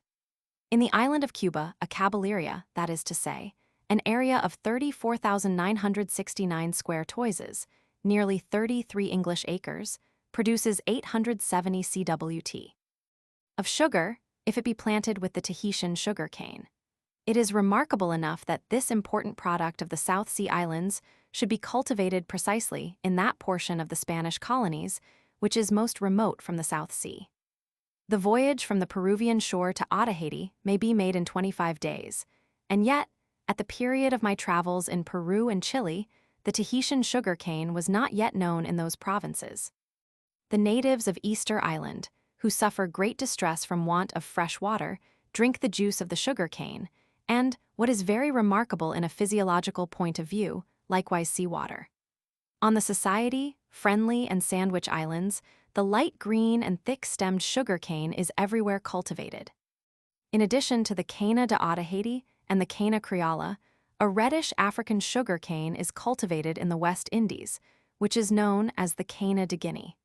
It is less succulent than the common Asiatic variety, but its juice is esteemed especially well adapted for the preparation of rum. In the province of Caracas, the light green of the Tahitian sugar cane forms a beautiful contrast with the dark shade of the cacao plantations. Few tropical trees have so thick a foliage as the Theobroma cacao. This noble tree thrives best in hot and humid valleys. Extreme fertility of soil and insalubrity of atmosphere are as inseparably connected in South America as in Southern Asia. Nay, it has even been observed that in proportion as the cultivation of the land increases and the woods are removed, the soil and the climate become less humid, and the cacao plantations thrive less luxuriantly. But while they diminish in numbers in the province of Caracas, they spread rapidly in the eastern provinces of New Barcelona and Cumana, more especially in the humid woody region lying between Cariaco and the Golfo Triste. Footnote 2. P1. The natives term this phenomenon banks. The llanos of Caracas are covered with a widely extended formation of ancient conglomerate. On passing from the valleys of Aragua over the most southern range of the coast chain of Guigues and Villa de Cura, descending towards Parapara, the traveler meets successively with strata of gneiss and micaceous schist, a probably Silurian transition rock of argillaceous schist and black limestone, serpentine and greenstone in detached spheroidal masses, and lastly, on the margin of the Great Plain, small elevations of augitic amygdaloid and porphyritic schist. These hills between Parapara and Ortiz appear to me to be produced by volcanic eruptions on the old seashore of the Llanos. Further to the north, rise the far-famed cavernous and grotesquely shaped elevations known as the Morros de San Juan, which form a species of Devil's Dyke, the grain of which is crystalline, like upheaved dolomite. They are, therefore, to be regarded rather as portions of the shore than as islands in the ancient Gulf. I consider the Llanos to have been a gulf, for when their inconsiderable elevation above the present sea level, the adaptation of their form to the rotation current, running from east to west, and the lowness of the eastern shore between the mouth of the Orinoco and the Essequibo are taken into account, it can scarcely be doubted that the sea once overflowed the whole of this basin between the coast chain and the Sierra de la Parime, extending westward to the mountains of Merida and Pamplona, in the same manner as it probably passed through the plains of Lombardy to the Cottian and Pennine Alps. Moreover, the inclination or line of strike of these llanos is directed from west to east. Their elevation at Calabozo, a distance of 100 geographical 400 English miles from the sea, scarcely amounts to 30 toises or 192 English feet. Consequently 15 toises, 96 English feet, less than the elevation of Pavia, and 45 toises, 288 English feet, less than that of Milan in the plain of Lombardy between the Swiss Lepontine Alps and the Ligurian Apennines. This conformation of the land reminds us of Claudian's expression, curvata tumor parvo planities. The surface of the llanos is so perfectly horizontal that in many parts over an area of some 480 English square miles, not a single point appears elevated 1 foot above the surrounding level. When it is further borne in mind that there is a total absence of all shrubs, and that in some parts, as in the Mesa de Pavones, there is not even a solitary palm tree to be seen, it may easily be supposed that this sea-like and dreary plain presents a most singular aspect. Far as the eye can range, it scarcely rests on any object elevated many inches above the general level. If the boundary of the horizon did not continually present an undefined flickering and undulating outline, owing to the condition of the lower strata of air, and the refraction of light, solar elevations might be determined by the sextant above the margin of the plain as above the horizon of the sea. This perfect flatness of the ancient sea bottom renders the banks even more striking. They are composed of broken float strata, which rise abruptly about 2 or 3 feet above the surrounding level and extend uniformly over a length of from 10 to 12 geographical, i.e., 40 to 48 English miles. It is here that the small rivers of the steppe take their origin. On our return from the Rio Negro, we frequently met with traces of landslips in passing over the llanos of Barcelona.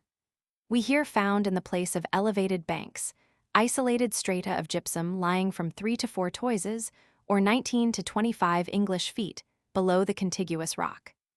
Further westward, near the confluence of the River Cora and the Orinoco, a large tract of thickly grown forest land to the east of the mission of San Pedro de Alcantara fell in after an earthquake in the year 1790. A lake was immediately formed in the plain, which measured upwards of 300 toises, 19 feet in diameter. The lofty trees, as the desmanthus, hymenaea, and malpighia, retained their verdure and foliage for a long time after their submersion. Footnote 3. P2. A shoreless ocean seems spread before us. The distant aspect of the steppe is the more striking when the traveler emerges from dense forests, where his eye has been familiarized to a limited prospect and luxuriant natural scenery. I shall ever retain an indelible impression of the effect produced on my mind by the llanos, when, on our return from the upper Orinoco, they first broke on our view from a distant mountain, opposite the mouth of the Rio Apure, near the Hato del Cappuccino. The last rays of the setting sun illumined the steppe, which seemed to swell before us like some vast hemisphere, while the rising stars were refracted by the lower stratum of the atmosphere. When the plain has been excessively heated by the vertical rays of the sun, the evolution of the radiating heat, the ascent of currents of air, and the contact of atmospheric strata of unequal density continue throughout the night.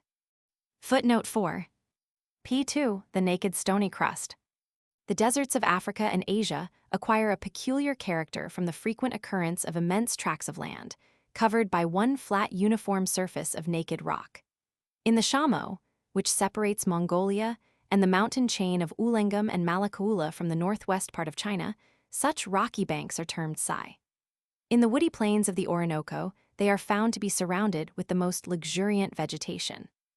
In the midst of these flat, tabular masses of granite and syenite, several thousands of feet in diameter, presenting merely a few scattered lichens, we find in the forests, or on their margins, little islands of light soil covered with low and ever-flowering plants, having the appearance of small gardens.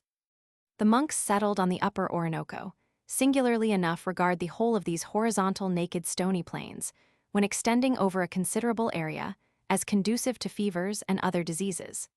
Many of the villages belonging to the mission have been transferred to other spots on account of the general prevalence of this opinion. Do these stony flats, laxus, act chemically on the atmosphere or influence it only by means of a greater radiation of heat? Footnote 5. P2. Compared with the llanos and pampas of South America, or even with the prairies on the Missouri. Our physical and geognostic knowledge of the western mountain region of North America has recently been enriched by the acquisition of many accurate data yielded by the admirable labors of the enterprising traveler Major Long and his companion Edwin James, but more especially by the comprehensive investigations of Captain Fremont. The knowledge thus established clearly corroborates the accuracy of the different facts, which in my work on New Spain I could merely advance as hypothetical conjectures regarding the northern plains and mountains of America. In natural history, as well as in historical research, facts remain isolated until by long-continued investigation they are brought into connection with each other. The eastern shore of the United States of North America inclines from southwest to northeast, as does the Brazilian coast south of the equator from the Rio de la Plata to Olinda. On both these regions there rise, at a short distance from the coastline, two ranges of mountains more nearly parallel to each other than to the western Andes, the Cordilleras of Chile and Peru, or to the North Mexican chain of the Rocky Mountains. The South American or Brazilian mountain system forms an isolated group, the highest points of which, Itacolomi and Itamb, do not rise above an elevation of 900 toises, or 5,755 English feet. The eastern portion of the ridge most contiguous to the sea is the only part that follows a regular inclination from SW to NNE, increasing in breadth and diminishing in general elevation as it approaches further westward. The chain of the Persis Hills approximates to the rivers Itines and Guapore, in the same manner as the mountains of Aguape and San Fernando, south of Villabella, approach the lofty Andes of Cochabamba and Santa Cruz de la Sierra. There is no direct connection between the two mountain systems of the Atlantic and South Sea coasts, the Brazilian and the Peruvian Cordilleras. Western Brazil being separated from eastern or upper Peru by the low lands of the province of Chiquitos, which is a longitudinal valley that inclines from north to south and communicates both with the plains of the Amazon and of the Rio de la Plata. In these regions, as in Poland and Russia, a ridge of land, sometimes imperceptible, termed in Slavonic Uele, forms the line of separation between different rivers, as for instance, between the Pilcomayo and Madeira, between the Aguape and Guapore, and between the Paraguay and the Rio Tapios. The ridge, Sewell, extends from Chanta and Pomabamba, 19 degrees 20 degrees lat.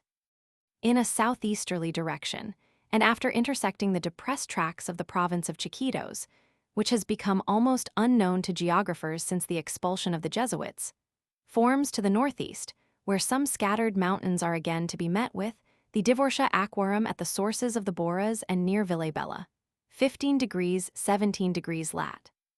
This waterline of separation, which is so important to the general intercourse and growing civilization of different nations, corresponds in the northern hemisphere of South America with a second line of demarcation, 2 degrees 3 degrees lat, which separates the district of the Orinoco from that of the Rio Negro and the Amazon. These elevations or risings in the midst of the plains, terry tumors, according to Frontinus, may almost be regarded as undeveloped mountain systems, designed to connect two apparently isolated groups, the Sierra Paraime and the Brazilian highlands, to the Andes chain of Tamana and Cochabamba. These relations, to which very little attention has hitherto been directed, form the basis of my division of South America into three depressions or basins, viz., those of the Orinoco in its lower course of the Amazon and of the Rio de la Plata. Of these three basins, the exterior ones, as I have already observed, are steppes or prairies, but the central one between the Sierra Paraime and the Brazilian chain of mountains must be regarded as a wooded plain or hylia. In endeavoring by a few equally brief touches to give a sketch of the natural features of North America, we must first glance at the chain of the Andes, which, narrow at its origin, soon increases in height and breadth as it follows an inclination from southeast to northwest, passing through Panama, Veragua, Guatemala, and New Spain. This range of mountains, formerly the seat of an ancient civilization, presents a like barrier to the general current of the sea between the tropics, and to a more rapid intercommunication between Europe, Western Africa, and Eastern Asia. From the 17th degree of latitude at the celebrated Isthmus of Tehuantepec, the chain deflects from the shores of the Pacific, and inclining from south to north becomes an inland cordillera. In northern Mexico, the Crane Mountains, Sierra de las Grullas, constitute a portion of the Rocky Mountains. On their western declivity rise the Columbia and the Rio Colorado of California. On the eastern side, the Rio Roxo of Natchitoches, the Canadian River, the Arkansas, and the shallow River Platte, which latter has recently been converted by some ignorant geographers into a Rio de la Plata, or a river yielding silver. Between the sources of these rivers rise in the parallels of 37 degrees 20 and 40 degrees 13 lat, three huge peaks composed of granite, containing little mica, but a large proportion of hornblende. These have been respectively named Spanish Peak, James or Pike's Peak, and Bighorn or Long's Peak. Their elevation exceeds that of the highest summits of the North Mexican Andes, which indeed nowhere attain the height of the line of perpetual snow from the parallels of 18 degrees and 19 degrees lat, or from the group of Orizaba, 2717 toises, or 17,374 English feet, and of Popocatépetl, 2771 toises, or 17,720 English feet, to Santa Fe and Taos in New Mexico. James Peak, 38 degrees 48 lat, is said to have an elevation of 11,497 English feet. Of this, only 537 feet have been determined by trigonometrical measurement, the remainder being deduced in the absence of barometrical observations from uncertain calculations of the declivity or fall of rivers. As it is scarcely ever possible, even at the level of the sea, to conduct a purely trigonometrical measurement, determinations of impracticable heights are always in part barometrical. Measurements of the fall of rivers, of their rapidity, and of the length of their course are so deceptive that the plain at the foot of the Rocky Mountains, more especially near those summits mentioned in the text, was, before the important expedition of Captain Fremont, estimated sometimes at 8,000 and sometimes at 3,000 feet above the level of the sea. From a similar deficiency of barometrical measurements, the true height of the Himalaya remained for a long time uncertain.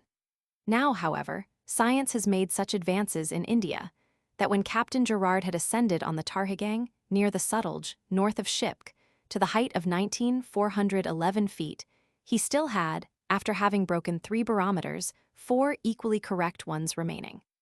Fremont, in the expedition which he made between the years 1842 and 1844, at the command of the United States government, discovered and measured barometrically the highest peak of the whole chain of the Rocky Mountains to the north-northwest of Spanish, James, Long S, and Laramie's peaks.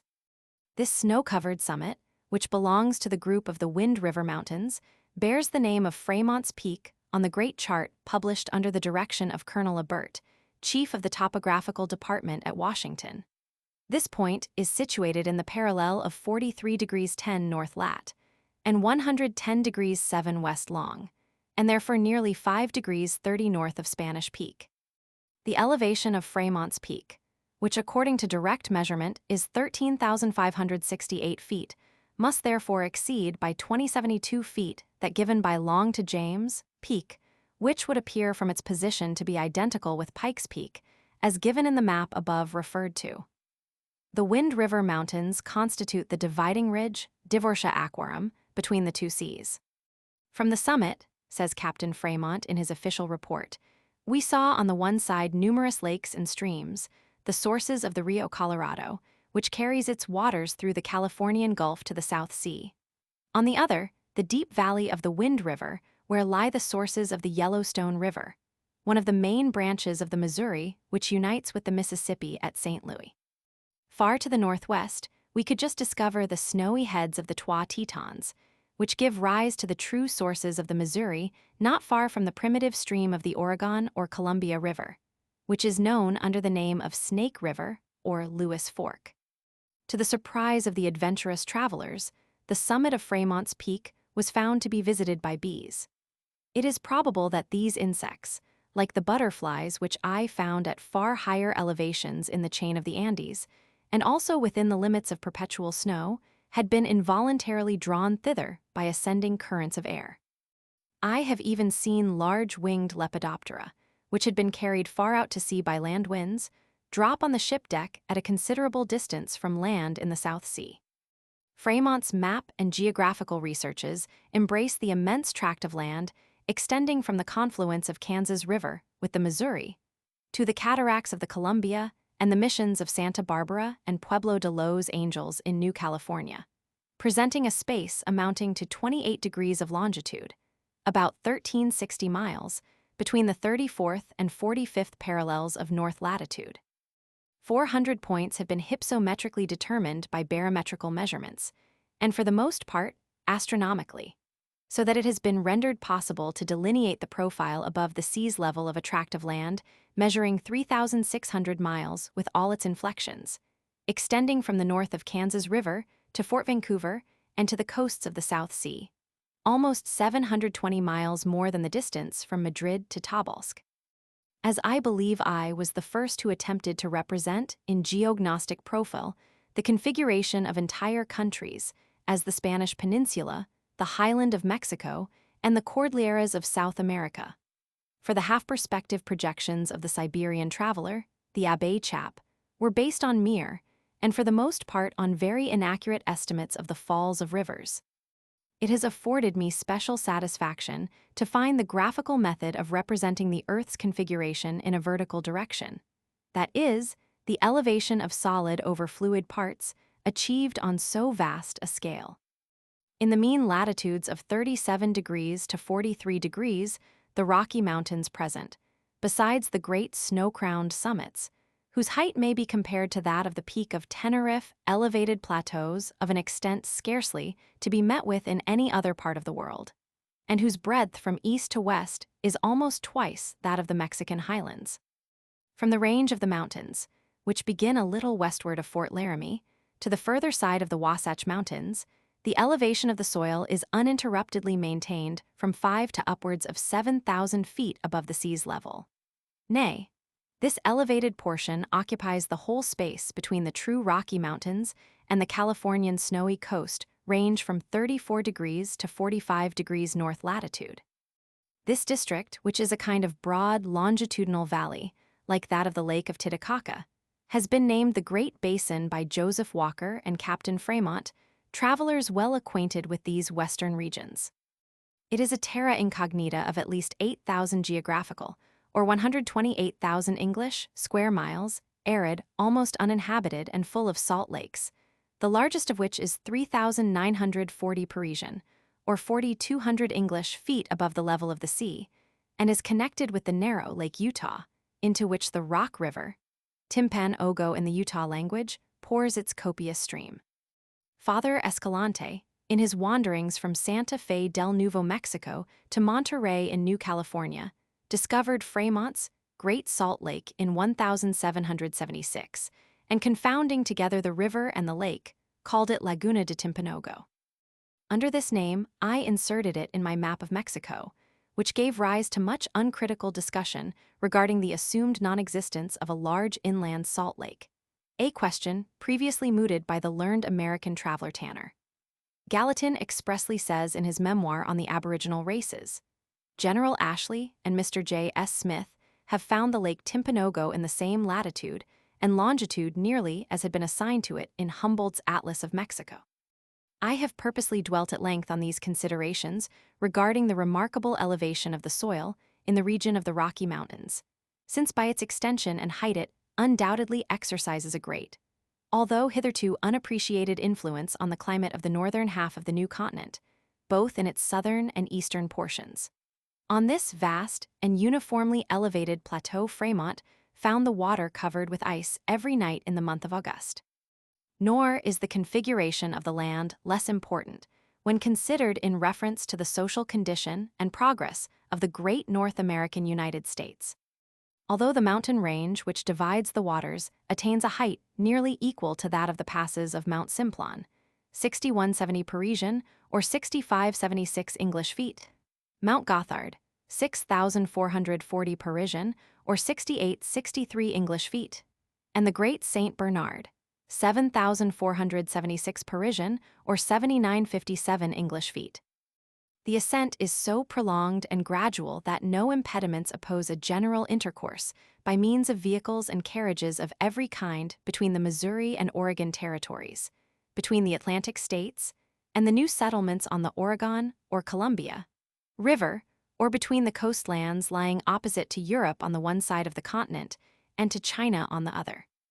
The distance from Boston to the old settlement of Astoria on the Pacific at the mouth of the Oregon, when measured in a direct line, and taking into account the difference of longitude, is 550 geographical, i.e., 2,200 English miles, or 1/6 less than the distance between Lisbon and Katharinenburg in the Ural district. On account of this gentle ascent of the elevated plains leading from the Missouri to California and the Oregon Territory, all the resting places measured between the Fort and River Lamoury on the northern branch of the Platte River to Fort Hall on the Lewis Fork of the Columbia, being situated at an elevation of from 5 to upwards of 7,000 feet, and that an old park, even at the height of 9,760 Parisian or 10,402 English feet.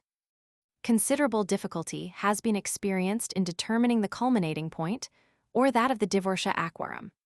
It is south of the Wind River Mountains, about midway between the Mississippi and the coastline of the Southern Ocean, and is situated at an elevation of 7,490 feet, or only 480 feet lower than the pass of the Great Bernard. The emigrants call this culminating point the South Pass. It is situated in a pleasant region, embellished by a profusion of artemisiae, especially A. tridentata, nuttall, and varieties of asters and cactuses, which cover the micaceous slate and gneiss rocks. Astronomical determinations place its latitude in the parallel of 42 degrees 24, and its longitude in that of 109 degrees 24. W. Adolf Ehrman has already drawn attention to the fact that the line of strike of the Great East Asiatic Aldanian mountain chain, which separates the basin of the Lena from the rivers flowing towards the Great Southern Ocean, if extended in the form of a great circle on the surface of the globe, passes through many of the summits of the Rocky Mountains between 40 degrees and 55 degrees north lat. An American and an Asiatic mountain chain, he remarks, appear therefore to be only portions of one and the same fissure erupted by the shortest channels. The western high mountain coast chain of the Californian Maritime Alps, the Sierra Nevada de California, is wholly distinct from the Rocky Mountains, which sink towards the Mackenzie River, that remains covered with ice for a great portion of the year, and from the high tableland on which rise individual snow-covered peaks. However injudicious the choice of the appellation of Rocky Mountains may be, when applied to the most northerly prolongation of the Mexican Central Chain, I do not deem it expedient to substitute for it the denomination of the Oregon Chain, as has frequently been attempted. These mountains do indeed give rise to the sources of three main branches constituting the Great Oregon or Columbia River, viz. Lewis, Clark's, and North Fork. But this mighty stream also intersects the chain of the ever snow-crowned Maritime Alps of California. The name of Oregon Territory is also employed, politically and officially, to designate the lesser territory of land west of the coast chain, where Fort Vancouver and the Walamutty settlements are situated, and it would therefore seem better to abstain from applying the name of Oregon either to the central or to the coast chain. This denomination, moreover, led the celebrated geographer Maltbrun into a misconception of the most remarkable kind. He read in an old Spanish chart the following passage, and it is still unknown why on C. Ignora, where the source of this river, now called the Columbia, is situated, and he believed that the word Ignora signified the name of the Oregon. The rocks which give rise to the cataracts of the Columbia at the point where the river breaks through the chain mark the prolongation of the Sierra Nevada of California from the 44th to the 47th degree of latitude. In this northern prolongation of the chain lie the three colossal elevations of Mount Jefferson, Mount Hood, and Mount St. Helens, which rise 14,540 Parisian, or 15,500 English feet above the sea level. The height of this coast chain or range far exceeds therefore that of the Rocky Mountains. During an 8 months journey along these Maritime Alps, says Captain Fremont, we were constantly within sight of snow-covered summits, and while we were able to cross the Rocky Mountains through the South Pass at an elevation of 7,027 feet, we found that the passes in the Maritime Range, which is divided into several parallel chains, were more than 2,000 feet higher, and therefore only 1,170 English feet below the summit of Mount Etna. It is also a very remarkable fact, and one which reminds us of the relations of the eastern and western cordilleras of Chile, that volcanoes still active are only found in the Californian chain, which lies in the closest proximity to the sea. The conical mountains of Rainier and of St. Helens are almost invariably observed to emit smoke. And on the 23rd of November, 1843, the latter of these volcanoes erupted a mass of ashes which covered the shores of the Columbia for a distance of 40 miles, like a fall of snow. To the volcanic Californian chain belong also in the far north of Russian America, Mount Elias, according to La Perouse 1980 toises, or 12,660 feet, and according to Malaspina 2792 toises, or 17,850 feet in height, and Mount Fairweather, Cerro de Buen Tiempo, 2304 toises, or 14,733 feet high. Both these conical mountains are regarded as still active volcanoes. Fremont's expedition, which has proved alike useful in reference to botany and geognosy, likewise collected volcanic products in the Rocky Mountains as scoriaceous basalt, trachyte, and true obsidian, and discovered an old extinct crater somewhat to the east of Fort Hall, 43 degrees 2 north lat, and 112 degrees 28 west long. But no traces of any still active volcanoes emitting lava and ashes were to be met with. We must not confound with these the hitherto unexplained phenomenon termed smoking hills, cotes brûlées, and terrains ardents, in the language of the English settlers and the natives who speak French. Rows of low conical hills, says the accurate observer M. Nicolet, are almost periodically, and sometimes for 2 or 3 years continually, covered with dense black smoke, unaccompanied by any visible flames. This phenomenon is more particularly noticed in the territory of the Upper Missouri, and still nearer to the eastern declivity of the Rocky Mountains, where there is a river named by the natives Mankazitawatpa, or the River of Smoking Earth. Scorified pseudo-volcanic products, a kind of porcelain jasper, are found in the vicinity of the Smoking Hills. Since the expedition of Lewis and Clark, an opinion has generally prevailed that the Missouri deposits a true pumice on its banks, but here white masses of a delicate cellular texture have been mistaken for that substance. Professor Jukettle was of opinion that the phenomenon which is chiefly observed in the chalk formation was owing to the decomposition of water by sulfur pyrites and to a reaction on the brown coal floatses. If before we close these general remarks regarding the configuration of North America, we once more cast a glance at those regions which separate the two diverging coast chains from the central chain, we shall find in strong contrast, on the west, between that central chain and the Californian Alps of the Pacific, an arid and uninhabited elevated plateau nearly 6,000 feet above the sea, and in the east, between the Rocky Mountains and the Alleghenies, whose highest points, Mount Washington and Mount Marcy, rise, according to Lyell, to the respective heights of 6,652 and 5,400 feet. We see the richly watered, fruitful, and thickly inhabited basin of the Mississippi, at an elevation of from 400 to 600 feet, or more than twice that of the plains of Lombardy. The hypsometrical character of this eastern valley, or in other words, its relation to the sea's level, has only very recently been explained by the admirable labors of the talented French astronomer Nicolet, unhappily lost to science by a premature death. His great chart of the upper Mississippi, executed between the years 1836 and 1840, was based on 240 astronomical determinations of latitude and 170 barometrical determinations of elevation. The plain which encloses the valley of the Mississippi is identical with that of northern Canada and forms part of one and the same depressed basin, extending from the Gulf of Mexico to the Arctic Sea. Wherever the low land falls in undulations, and slight elevations which still retain their un-English appellation of Cotox des Prairies, Cotox des Bois, occur in connected rows between the parallels of 47 degrees and 48 degrees north lat. These rows and gentle undulations of the ground separate the waters between Hudson's Bay and the Gulf of Mexico.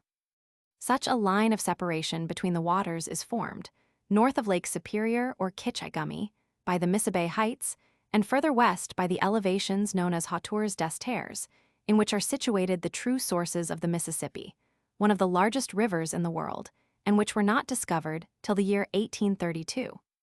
The highest of these chains of hills hardly attains an elevation of from 1,500 to 1,600 feet. From its mouth, the old French Ballets, to St. Louis, somewhat to the south of its confluence with the Missouri, the Mississippi has a fall of only 380 feet, notwithstanding that the itinerary distance between these 2 points exceeds 1,280 miles. The surface of Lake Superior lies at an elevation of 618 feet, and as its depth in the neighborhood of the island of Magdalena is fully 790 feet, its bottom must be 172 feet below the surface of the ocean. Beltrami, who in 1825 separated himself from Major Long's expedition, boasted that he had found the sources of the Mississippi in Lake Cass. The river passes, in its upper course, through 4 lakes, the second of which is the one referred to, while the outermost one, Lake Estaca, 47 degrees 13 north lat, and 95 degrees west long, was first recognized as the true source of the Mississippi in 1832 in the expedition of Schoolcraft and Lieutenant Allen. This stream, which subsequently becomes so mighty, is only 17 feet in width, and 15 inches deep, when it issues from the singular horseshoe-shaped Lake Estaca. The local relations of this river were first fully established on a basis of astronomical observations of position by the scientific expedition of Nicolet in the year 1836. The height of the sources, that is to say, of the last access of water received by Lake Estaca from the ridge of separation, called Hauteur de Terre, is 1680 feet above the level of the sea. Near this point, and at the southern declivity of the same separating ridge, lies Elbow Lake, the source of the small Red River of the north, which empties itself, after many windings, into Hudson's Bay. The Carpathian Mountains exhibit similar relations in reference to the origin of the rivers, which empty themselves into the Baltic and the Black Sea. M. Nicolet gave the names of celebrated astronomers' opponents as well as friends, with whom he had become acquainted in Europe, to the 20 small lakes which combine together to form narrow groups in the southern and western regions of Lake Estaca. His atlas is thus converted into a geographical album, reminding one of the botanical album of the Flora Peruviana of Ruiz and Pavon, in which the names of new families of plants were made to accord with the court calendar, and the various alterations made in the Officials de la Secretaria.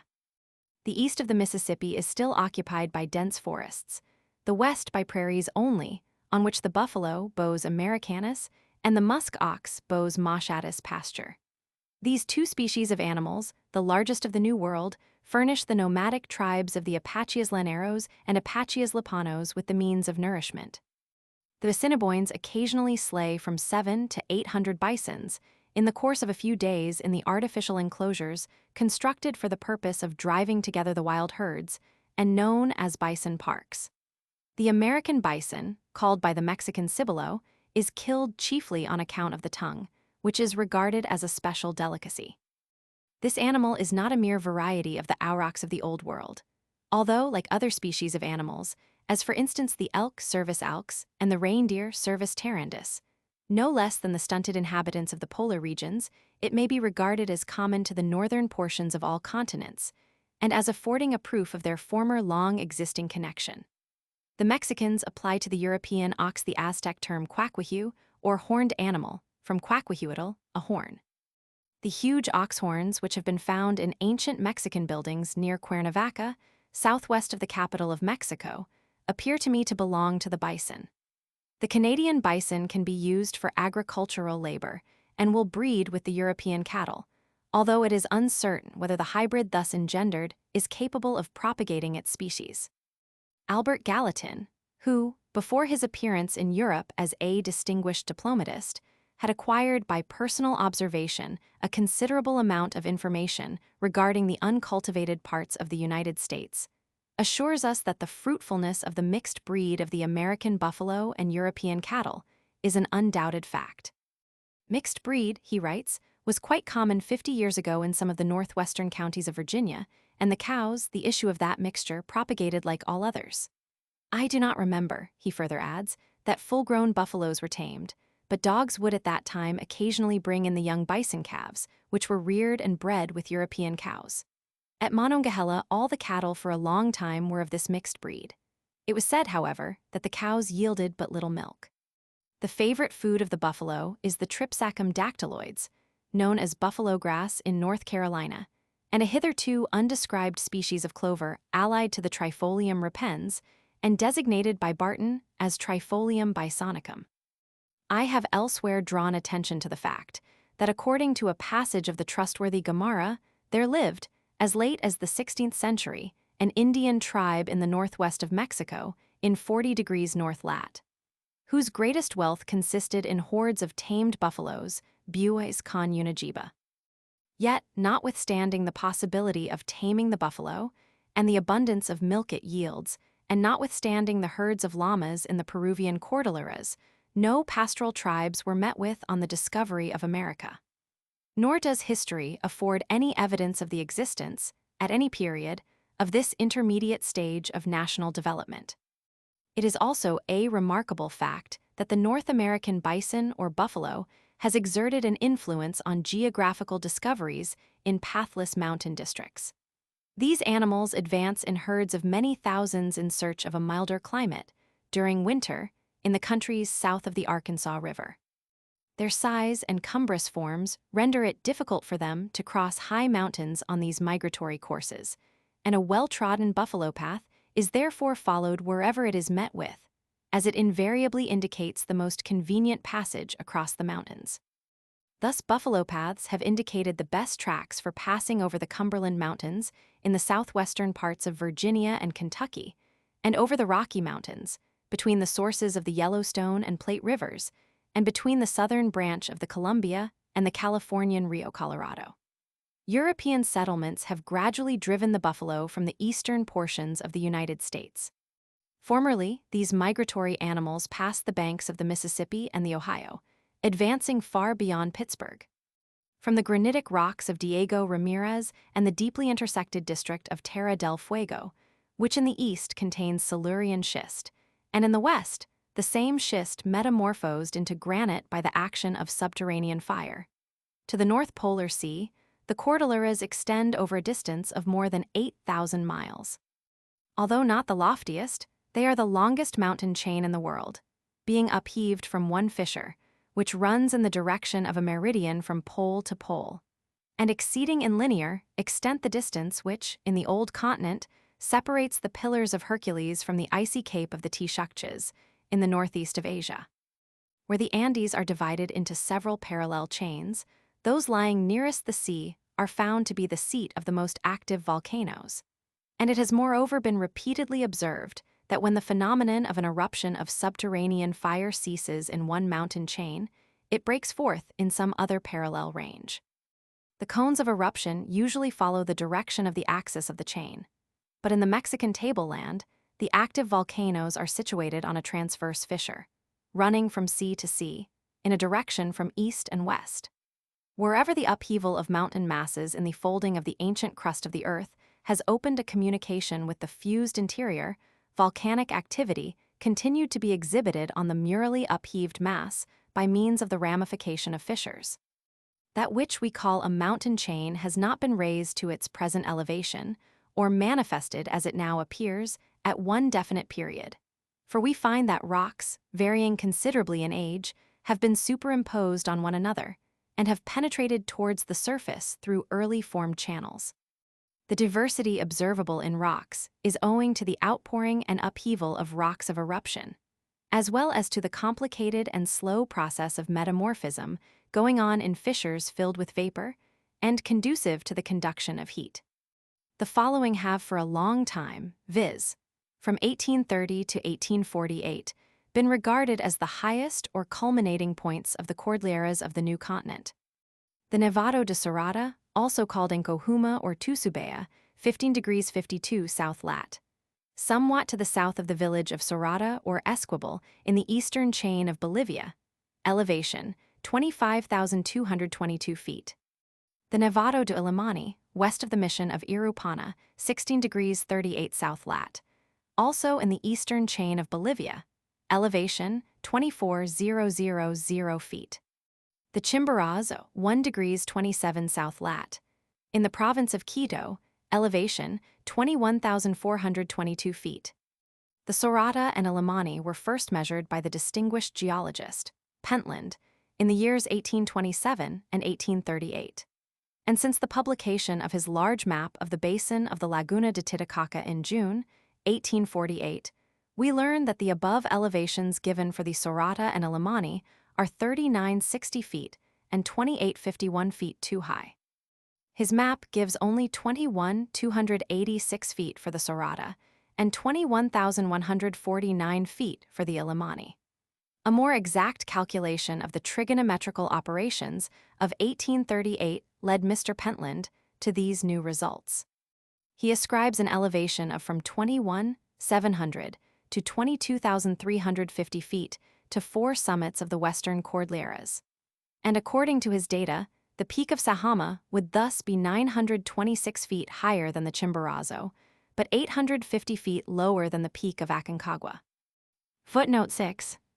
P2, the desert near the basaltic mountains of Haraj.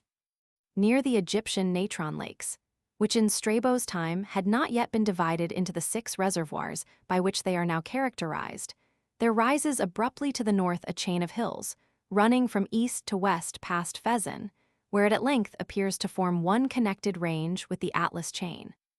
It divides in northeastern, as Mount Atlas does in northwestern Africa, the Libya, described by Herodotus as inhabited and situated near the sea, from the land of the Berbirs or Biletal-Jerid, famed for the abundance of its wild animals. On the borders of Middle Egypt, the whole region, south of the 30th degree of latitude, is an ocean of sand, studded here and there with islands or oases abounding in springs and rich in vegetation. Owing to the discoveries of recent travelers, a vast addition has been made to the number of the oases formerly known, and which the ancients limited to 3, compared by Strabo to spots upon a panther's skin. The third oasis of the ancients, now called Siwa, was the Nomos of Ammon, a hierarchical seat and a resting place for the caravans, which enclosed within its precincts the temple of the horned Ammon and the spring of the sun, whose waters were supposed to become cool at certain periods. The ruins of Umibita, Ambeta, incontestably belong to the fortified caravanserai at the temple of Ammon, and therefore constitute one of the most ancient monuments which have come down to us from the dawn of human civilization. The word oasis is Egyptian and is synonymous with oases and hyasis. Abulfeda calls the oases elwa. In the latter time of the Caesars, malefactors were sent to the oases, being banished to these islands in the sandy ocean, as the Spaniards and English transported their malefactors to the Falkland Islands and New Holland. The ocean affords almost a better chance of escape than the deserts surrounding the oases, which, moreover, diminish in fruitfulness in proportion to the greater quantity of sand incorporated in the soil. The small mountain range of Haraj consists of grotesquely shaped basaltic hills. It is the Mons Ader of Pliny, and its western extremity, known as the Sauda Mountain, has been recently explored by my unfortunate friend, the enterprising traveler Ritchie. These basaltic eruptions in the tertiary limestone and rows of hills rising abruptly from fissures appear to be analogous to the basaltic eruptions in the Vicentine territory. Nature repeats the same phenomena in the most distant regions of the earth. Horniman found an immense quantity of petrified fishes, heads in the limestone formations of the White Haraj el Abiad, belonging probably to the Old Chalk. Ritchie and Lyon remarked that the basalt of the Sauda Mountain was in many places intimately mingled with carbonate of lime, as is the case in Monte Barrico, a phenomenon that is probably connected with eruptions through limestone strata. Lyon's chart even indicates dolomite in the neighborhood.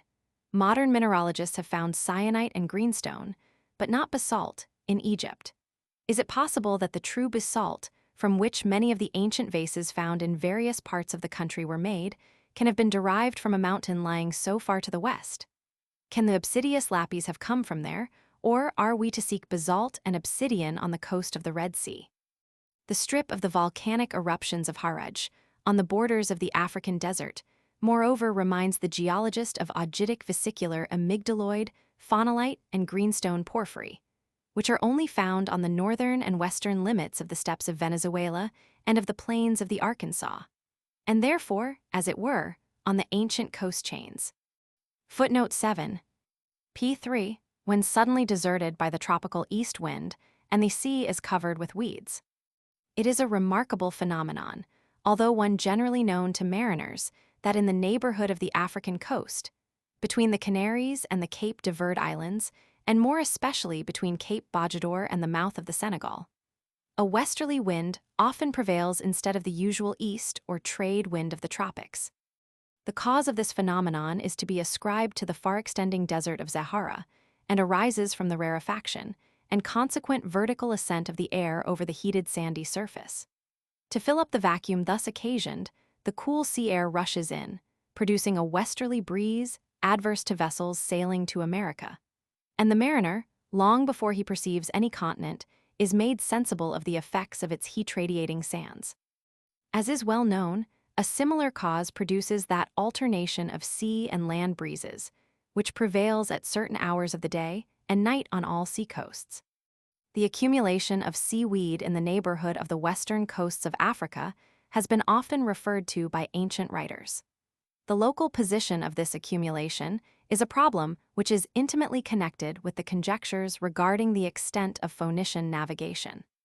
The Periplus, which has been ascribed to Scylax of Carianda, and which, according to the investigations of Niebuhr and Letron, was very probably compiled in the time of Philip of Macedon, contains a description of a kind of fucus sea, Mar de Sargasso, beyond Cerne. But the locality indicated appears to me very different from that assigned to it in the work, De Mirabilibus Auscultationibus, which for a long time, but incorrectly, bore the great name of Aristotle. Driven by the east wind, says the pseudo-Aristotle, Phoenician mariners came in a 4 days' voyage from Gades to a place where the sea was found covered with rushes and seaweed, theta rho epsilon omicron u kappa alpha letter 1f76, phi letter 1fe6 kappa omicron sigma. The seaweed is uncovered at ebb and overflowed at flood tide.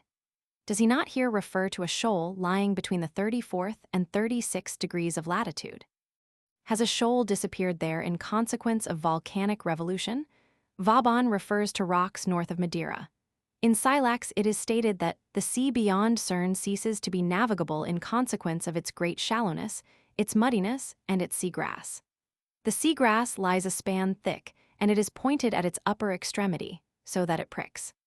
The seaweed which is found between Cerne, the Phoenician station for merchant vessels, Gallia, or, according to Gosselin, the small estuary of Fedella on the northwest coast of Mauritania, and Cape Verde, at the present time by no means forms a great meadow or connected group, Mare Herbidum, such as exists on the other side of the Azores. Moreover, in the poetic description of the coast given by Festus Avienus, in which, as Avienus himself very distinctly acknowledges, he availed himself of the journals of Phoenician ships, the impediments presented by the seaweed are described with great minuteness. But Avienus places the site of this obstacle much further north, towards Earn, the Holy Isle. Sic nulla late flabra propellant radum, sic segnes humor equoris pigri stupit. Agicit et alud, plurimum inter gurgites exter fucum, et seep virgulti vice retiner pupim. Hic inter undas multa cespitum jacet, imc late gens hymorum collit. When we consider that the seaweed fucus, the mud or slime, pi eta lambda letter 1f78 sigma, the shallowness of the sea, and the perpetual calms are always regarded by the ancients as characteristic of the Western Ocean beyond the Pillars of Hercules, we feel inclined, especially on account of the reference to the calms, to ascribe this to Punic cunning, to the tendency of a great trading people to hinder others, by terrific descriptions, from competing with them in maritime trading westwards. But even in the genuine writings of the Stagirite, the same opinion is retained regarding the absence of wind, and Aristotle attempts to explain a false notion, or, as it seems to me, more correctly speaking, a fabulous mariner's story, by an hypothesis regarding the depth of the sea. The stormy sea between Gades and the islands of the blessed Cadiz and the Canaries can in truth in no way be compared with the sea, which lies between the tropics, ruffled only by the gentle trade winds, vents alicaes, and which has been very characteristically named by the Spaniards El Golfo de las Damas. From very careful personal researches, and from comparison of the logs of many English and French vessels, I am led to believe that the old and very indefinite expression Mar de Sargasso refers to two fucus banks, the larger of which is of an elongated form, and is the easternmost one, lying between the parallels of 19 degrees and 34 degrees, in a meridian 7 degrees westward of the island of Corvo, one of the Azores, while the smaller and westernmost bank is of a roundish form and is found between Bermuda and the Bahama Islands, lat. 25 degrees 31 degrees long, 66 degrees 74 degrees. The principal diameter of the small bank, which is traversed by ships sailing from Baxo de Plata, Quai d'Argent, northward of St. Domingo to the Bermudas, appears to me to have a n 60 degrees e direction. A transverse band of fucus natans, extending in an east-westerly direction between the latitudes of 25 degrees and 30 degrees, connects the greater with the smaller bank. I have had the pleasure of seeing these views adopted by my lamented friend Major Rennell, and confirmed, in his great work on currents, by many new observations.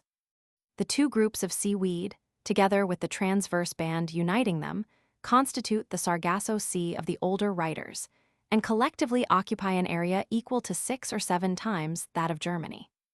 The vegetation of the ocean thus offers the most remarkable example of social plants of a single species. On the mainland, the savannas or grass plains of America, the heaths, arista, and the forests of northern Europe and Asia, in which are associated coniferous trees, birches, and willows, produce a less striking uniformity than do these thalassophytes. Our heaths present in the north not only the predominating Calluna vulgaris, but also Erica tetralix, E. ciliaris, and E. cinerea, and in the south, Erica arborea, E. scaparia, and E. mediterranea. The uniformity of the view presented by the Fucus natans is incomparably greater than that of any other assemblage of social plants. Oviedo calls the Fucus banks meadows, praderias de hierba. If we consider that Pedro Velasco, a native of the Spanish harbor of Palos, by following the flight of certain birds from Fayal, discovered the island of Flores as early as 1452, it seems almost impossible, considering the proximity of the great Fucus bank of Corvo and Flores, that no part of these oceanic meadows should have been seen before the time of Columbus by Portuguese ships driven westward by storms.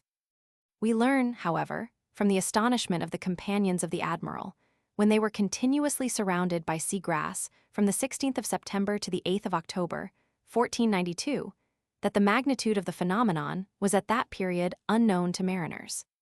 In the extracts from the ship's journal given by Las Casas, Columbus certainly does not mention the apprehensions which the accumulation of seaweed excited, or the grumbling of his companions. He merely speaks of the complaints and murmurs regarding the danger of the very weak but constant east winds. It was only his son, Fernando Colon, who, in the history of his father's life, endeavored to give a somewhat dramatic delineation of the anxieties of the sailors. According to my researches, Columbus made his way through the Great Fucus Bank in the year 1492, in latitude 28 degrees, and in 1493, in latitude 37 degrees, and both times in the longitude of 38 degrees 41 degrees. This can be established with tolerable certainty from the estimation of the velocity recorded by Columbus, and the distance daily sailed over, not indeed by dropping the log, but by the information afforded by the running out of half-hour sand-glasses, ampellettas. The first certain and distinct account of the log, Catena della Papa, which I have found, is in the year 1521 in Pigafetta's Journal of Magellan's Circumnavigation of the World. The determination of the ship's place during the days in which Columbus was crossing the Great Bank is the more important, because it shows us that, for 3 centuries and a half, the total accumulation of these socially living thalassophytes, whether consequent on the local character of the sea's bottom or on the direction of the recurrent Gulf Stream, has remained at the same point. Such evidences of the persistence of great natural phenomena doubly arrest the attention of the natural philosopher when they occur in the ever-moving oceanic element. Although the limits of the Fucus banks oscillate considerably, in accordance with the strength and direction of long predominating winds, yet we may still, in the middle of the 19th century, take the meridian of 41 degrees west of Paris, or 8 degrees 38 west of Greenwich, as the principal axis of the Great Bank. Columbus, with his vivid imaginative force, associated the idea of the position of this bank with the great physical line of demarcation, which, according to him, separated the globe into 2 parts and was intimately connected with the changes of magnetic deviation and of climatic relations. Columbus, when he was uncertain regarding the longitude, attempted to determine his place, February 1493, by the appearance of the first floating masses of tangled weed, de la primera hierba, on the eastern border of the Great Corvo Bank. The physical line of demarcation was, by the powerful influence of the admiral, converted on the 4th of May, 1493, into a political one, in the celebrated line of demarcation between the Spanish and Portuguese rights of possession. Footnote 8. P3. The nomadic tribes of Tibos and Tuareg. These 2 nations, which inhabit the desert between Bornu, Fezzan, and Lower Egypt, were first made more accurately known to us by the travels of Horneman and Lyon. The Tibos or Tibis occupy the eastern, and the Tuaregs the western portion of the Great Sandy Ocean. The former, from their habits of constant moving, were named by the other tribes birds. The Tuaregs are subdivided into 2 tribes, the Aghades and the Tagazi. These are often caravan leaders and merchants. They speak the same language as the Berbers and undoubtedly belong to the primitive Libyan races. They present the remarkable physiological phenomenon that, according to the character of the climate, the different tribes vary in complexion from a white to a yellow or even almost black hue, but they never have woolly hair or Negro features. Footnote 9. P3, the ship of the desert. In the poetry of the East, the camel is designated as the land ship, or the ship of the desert Safinatel Badiat. The camel is, however, not only the carrier in the desert, and the medium for maintaining communication between different countries, but is also, as Carl Bitter has shown in his admirable treatise on the sphere of distribution of this animal, the main requirement of a nomadic mode of life in the patriarchal stage of national development in the torrid regions of our planet, where rain is either wholly or in a great degree absent. No animal's life is so closely associated by natural bonds with a certain primitive stage of the development of the life of man, as that of the camel among the Bedouin tribes, nor has any other been established in like manner by a continuous historical evidence of several thousand years. The camel was entirely unknown to the cultivated people of Carthage through all the centuries of their flourishing existence, until the destruction of the city. It was first brought into use for armies by the Marusians in western Libya in the times of the Caesars, perhaps in consequence of its employment in commercial undertakings by the Ptolemies in the valley of the Nile. The Guanches, inhabiting the Canary Islands, who were probably related to the Berber race, were not acquainted with the camel before the 15th century, when it was introduced by Norman conquerors and settlers. In the probably very limited communication of the Guanches with the coast of Africa, the smallness of their boats must necessarily have impeded the transport of large animals. The true Berber race, which was diffused throughout the interior of northern Africa, and to which the Tibos and Tuaregs, as already observed, belong, is probably indebted to the use of the camel throughout the Libyan desert and its oases, not only for the advantages of internal communication, but also for its escape from complete annihilation and for the maintenance of its national existence to the present day.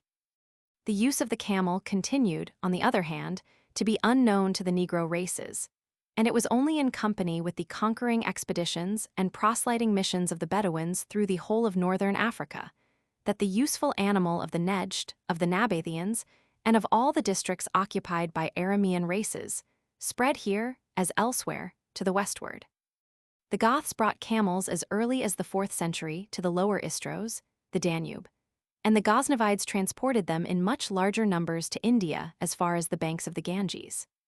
We must distinguish two epochs in the distribution of the camel throughout the northern part of the African continent, the first under the Ptolemies, which operated through Cyrene on the whole of the northwest of Africa, and the second under the Mohammedan epoch of the conquering Arabs. It has long been a matter of discussion whether those domestic animals which were the earliest companions of mankind, as oxen, sheep, dogs, and camels, are still to be met with in a state of original wildness. The Xiongnu, in eastern Asia, are among the nations who earliest trained wild camels as domestic animals. The compiler of the great Chinese work, C.U. Wenqinlo, states that in the middle of the 18th century, wild camels, as well as wild horses and wild asses, still roamed over eastern Turkestan. Haji Chaffa, in his Turkish geography, written in the 17th century, speaks of the very frequent hunting of the wild camel in the high plains of Kashgar, Turfan, and Khotyn.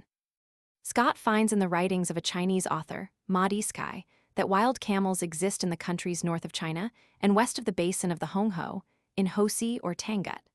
Cuvier alone doubts the present existence of wild camels in the interior of Asia.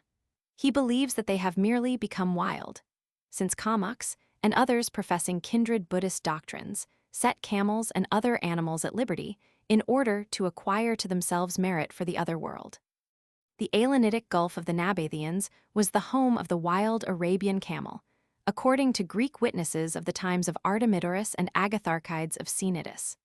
The discovery of fossil camel bones of the ancient world in the Sulik Hills, which are projecting spurs of the Himalaya range, by Captain Cotley and Dr. Falconer in 1834, is especially worthy of notice. These remains were found with antediluvian bones of mastodons, true elephants, giraffes, and a gigantic land tortoise, Colossachles, 12 feet in length and 6 feet in height. This camel of the ancient world has been named Camelus civalensis, although it does not show any great difference from the still living Egyptian and Bactrian camels with 1 and 2 humps. 40 camels have very recently been introduced into Java, from Tenerife. The first experiment has been made in Samarang. In like manner, reindeer were only introduced into Iceland from Norway in the course of the last century. They were not found there when the island was first colonized, notwithstanding its proximity to East Greenland and the existence of floating masses of ice. Footnote 10. P3, between the Altai and the Kuen-Lun. The Great Highland, or, as it is commonly called, the mountain plateau of Asia, which comprises the Lesser Baccharia, Songaria, Thibet, Tangut, and the Mogul country of the Chalkas and Alotes, is situated between the 36th and 48th degrees of north latitude and the meridians of 81 degrees and 118 degrees Elong. It is an erroneous idea to represent this part of the interior of Asia as a single, undivided mountainous swelling, continuous like the plateaus of Quito and Mexico, and situated from 7 to upwards of 9,000 feet above the level of the sea. I have already shown in my researches respecting the mountains of northern India that there is not in this sense any continuous mountain plateau in the interior of Asia.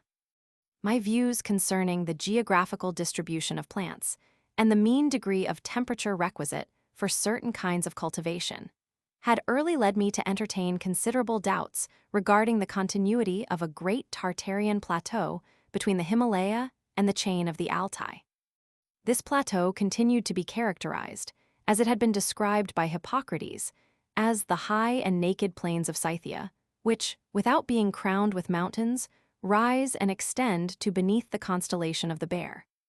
Klaproth has the undeniable merit of having been the first to make us acquainted with the true position and prolongation of 2 great and entirely distinct chains of mountains, the Kuen-Lun and the Thian Shan, in a part of Asia which better deserves to be termed central than Kashmir, Baltistan, and the sacred lakes of Thibet, the Manasa and the Ravanarada.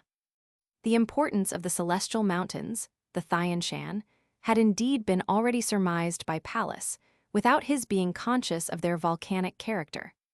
But this highly gifted investigator of nature, led astray by the hypotheses of the dogmatic and fantastic geology prevalent in his time, and firmly believing in chains of mountains radiating from a center, saw in the Bogdo Ula, the Mons Augustus, or culminating point of the Thian Shan, such a central node, whence all the other Asiatic mountain chains diverge in rays, and which dominates over all the rest of the continent. The erroneous idea of a single boundless and elevated plain occupying the whole of Central Asia, the Plateau de la Tartarie, originated in France in the latter half of the 18th century. It was the result of historical combinations and of a not sufficiently attentive study of the writings of the celebrated Venetian traveler, as well as of the naive relations of those diplomatic monks who, in the 13th and 14th centuries, thanks to the unity and extent of the Mughal Empire at that time, were able to traverse almost the whole of the interior of the continent, from the ports of Syria and of the Caspian Sea to the east coast of China, washed by the great ocean.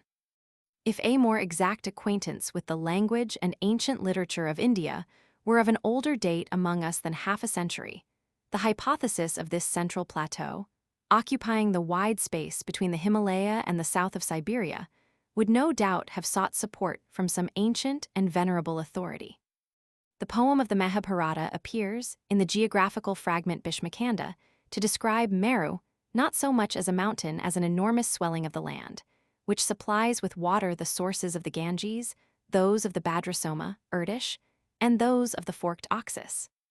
These physico-geographical views were intermingled in Europe with ideas of other kinds, and with mythical reveries on the origin of mankind. The lofty regions from which the waters were supposed to have first retreated, for geologists in general were long averse to the theories of elevation, must also have received the first germs of civilization. Hebraic systems of geology, based on ideas of a deluge and supported by local traditions, favored these assumptions. The intimate connection between time and space, between the beginning of social order and the plastic condition of the surface of the earth, lent a peculiar importance and an almost moral interest to the plateau of Tartary, which was supposed to be characterized by uninterrupted continuity. Acquisitions of positive knowledge, the late-matured fruit of scientific travels and direct measurements, with a fundamental study of the languages and literature of Asia, and more especially of China, have gradually demonstrated the inaccuracy and exaggeration of those wild hypotheses. The mountain plains, letter 1F40, rho omicron pi epsilon delta iota alpha, of Central Asia are no longer regarded as the cradle of human civilization and the primitive seat of all arts and sciences. The ancient nation of Bailey's Atlantis, which D'Alembert has happily described as having taught us everything but its own name and existence, has vanished. The inhabitants of the oceanic Atlantis were already treated, in the time of Posidonius, as having a merely apocryphal existence. A plateau of considerable but very unequal elevation runs with little interruption, in a SSWNNE direction, from eastern Thibet towards the mountain node of Kente, south of Lake Baikal, and is known by the names of Gobi, Shamo, Sand Desert, Shaho, Sand River, and Hanhai. This swelling of the ground, which is probably more ancient than the elevation of the mountain chains by which it is intersected, is situated, as we have already remarked, between 81 degrees and 118 degrees east longitude from Greenwich. Measured at right angles to its longitudinal axis, its breadth in the south, between Ladakh, Gurtop, and H. Lhasa, the seat of the Great Lama, is 720 miles. Between Hami in the Celestial Mountains and the Great Curve of the Hongho, near the Winshan chain, it is scarcely 480. But in the north, between the Kongai, where the great city of Karakoram once stood, and the chain of Kingan Pecha, which runs in a meridian line in the part of Gobi traversed in going from Kayachta to Pekin by way of Urga, it is 760 miles. The whole extent of this elevated ground, which must be carefully distinguished from the more eastern and higher mountain range, may be approximately estimated, including its deflections, at about 3 times the area of France. The map of the mountain ranges and volcanoes of Central Asia, which I constructed in 1839, but did not publish until 1843, shows in the clearest manner the hypsometric relations between the mountain ranges and the Gobi Plateau. It was founded on the critical employment of all the astronomical determinations accessible to me, and on many of the very rich and copious orographic descriptions in which Chinese literature abounds, and which were examined at my request by Klaproth and Stanislaus Julian. My map marks in prominent characters the mean direction and the height of the mountain chains, together with the chief features of the interior of the continent of Asia from 30 to 60 degrees of latitude, between the meridians of Pekin and Cherson. It differs essentially from any map hitherto published.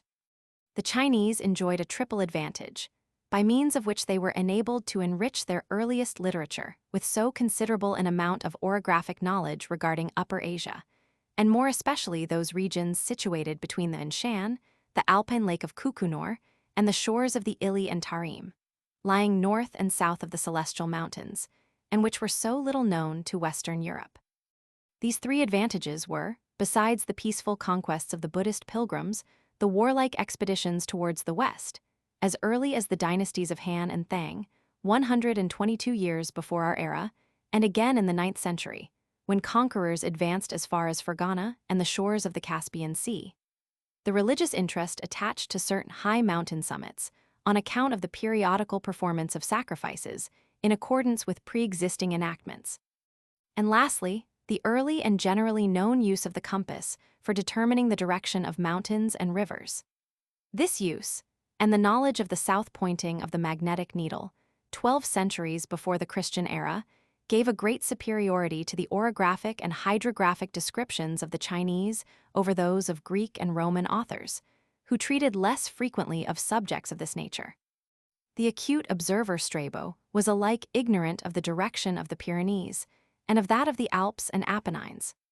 To the lowlands belong almost the whole of northern Asia to the northwest of the volcanic Celestial Mountains, Thianshan, the steppes to the north of the Altai and the Saionic chain, and the countries which extend from the mountains of Balar or Bulatog, Cloud Mountains in the Uigurian dialect, which run in a north and south direction, and from the Upper Oxus, whose sources were discovered in the Pamershian Lake, Lyrical, Lake Victoria, by the Buddhist pilgrims Hiyuan Th Sang and Songyun in 518 and 629, by Marco Polo in 1277, and by Lieutenant Wood in 1838, towards the Caspian Sea.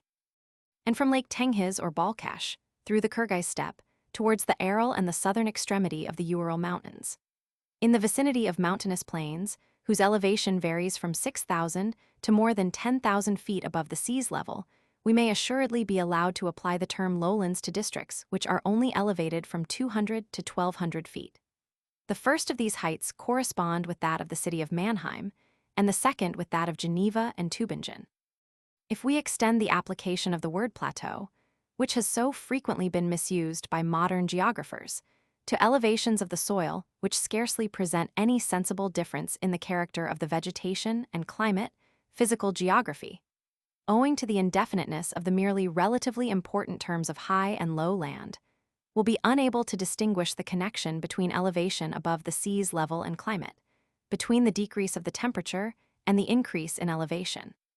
When I was in Chinese Dzungari, between the boundaries of Siberia and Lake Sasen-Desasang, at an equal distance from the icy sea and the mouth of the Ganges, I might assuredly consider myself to be in Central Asia. The barometer, however, soon showed me that the elevation of the plains watered by the upper Irtysh between Ust-Kamnagorsk and the Chinese Dzungarian post of Chanamilachu. The sheep bleating was scarcely as much as from 850 to 1170 feet. Pantner's earlier barometric determinations of height, which were first made known after my expedition, have been confirmed by my own observations.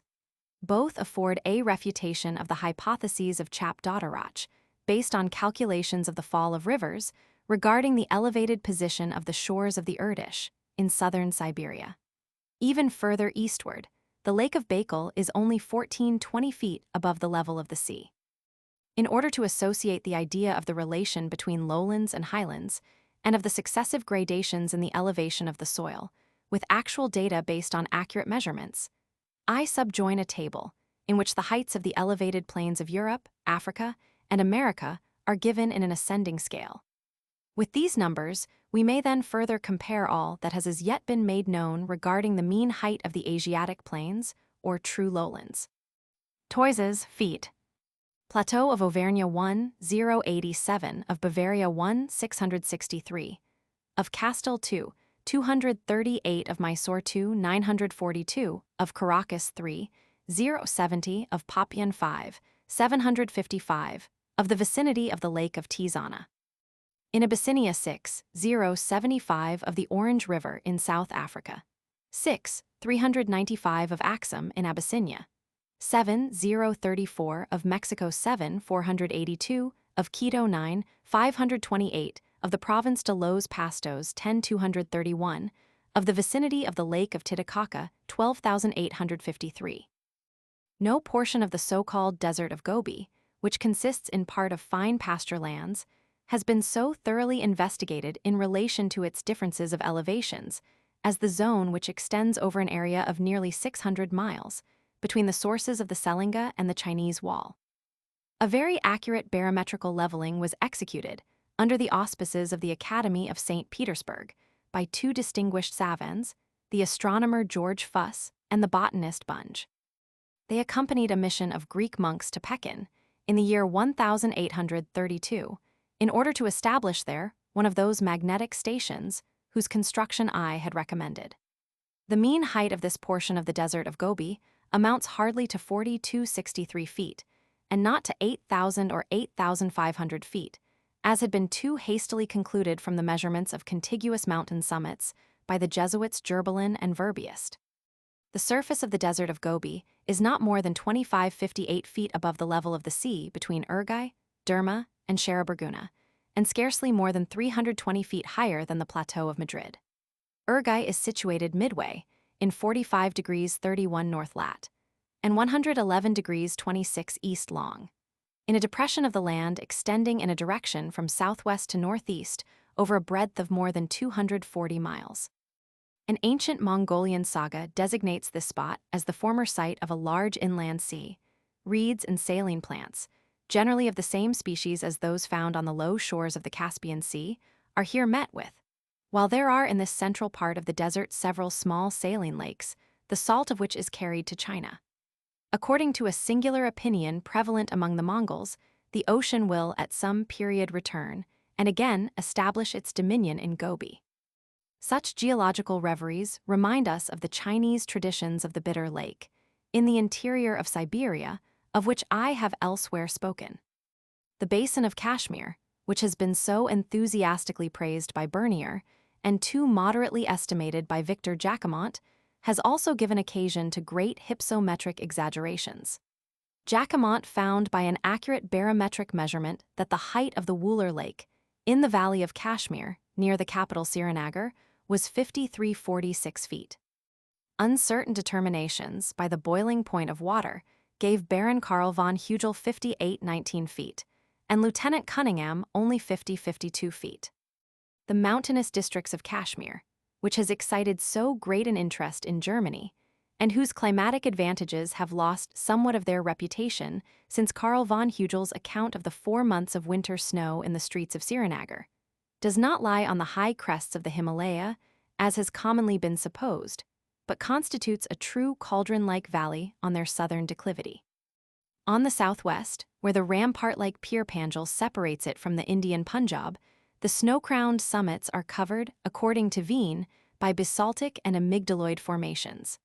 The latter are very characteristically termed by the native Skishak or devil's pockmarks.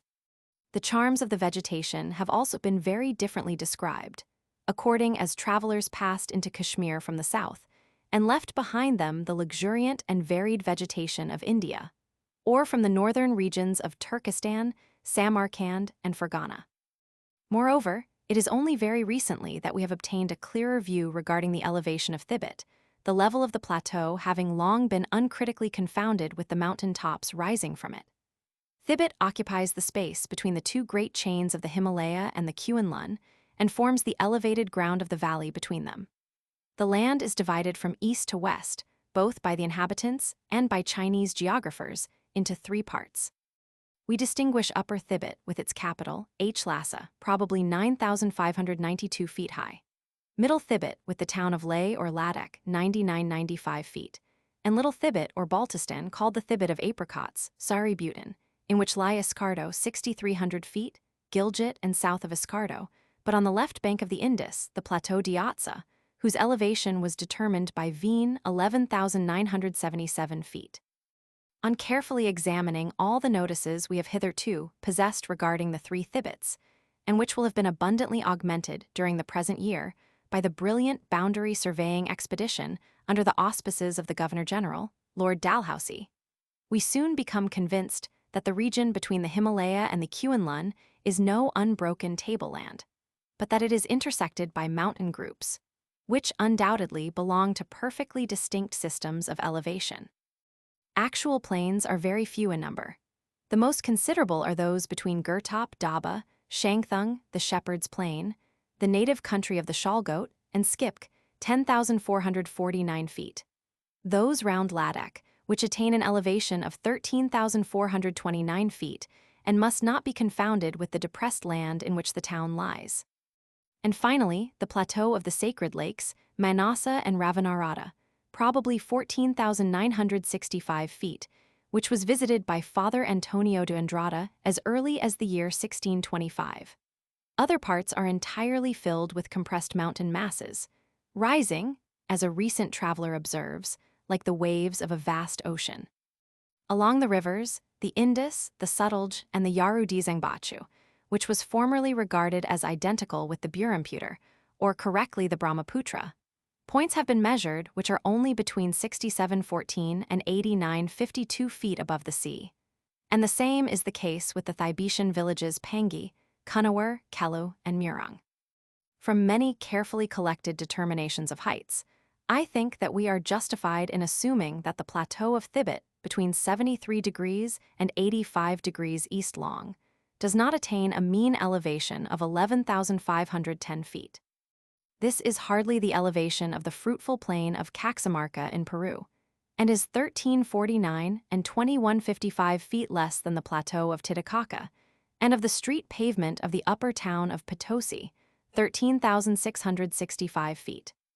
That beyond the Thibetian highlands and the Gobi, whose outline has been already defined, Asia presents considerable depressions, and indeed true lowlands, between the parallels of 37 degrees and 48 degrees, where once an immeasurable continuous plateau was fabulously supposed to exist, is proved by the cultivation of plants which cannot flourish without a certain degree of temperature. An attentive study of the travels of Marco Polo, in which mention is made of the cultivation of the vine and of the production of cotton in northern latitudes, had long ago directed the attention of the acute Klaproth to this point. In a Chinese work bearing the title information respecting the recently conquered barbarians, Xinjiang Waitengkailio, it is stated that the country of Aksu, somewhat to the south of the Celestial Mountains, near the rivers which form the Great Tarimgal, produces grapes, pomegranates, and numberless other fruits of singular excellence, also cotton Gossypium religiosum, which covers the fields like yellow clouds. In summer the heat is extremely great, and in winter there is here, as at Turfan, neither intense cold nor heavy snow. The neighborhood of cotton, Kashgar, and Yarkand still, as in the time of Marco Polo, pays its tribute in homegrown cotton. In the oasis of Hami Kamil, above 200 miles east of Aksu, orange trees, pomegranates, and the finer vines are found to flourish. The products of cultivation which are here noticed lead to the belief that over extensive districts the elevation of the soil is very slight. At so great a distance from the seaside, and in the easterly situation which so much increases the degree of winter cold, a plateau, as high as Madrid or Munich, might indeed have a very hot summer, but would hardly have, in 43 degrees and 44 degrees latitude, an extremely mild and almost snowless winter. I have seen a high summer heat favor the cultivation of the vine, as at the Caspian Sea, 83 feet below the level of the Black Sea, at Astrakhan, latitude 46 degrees 21.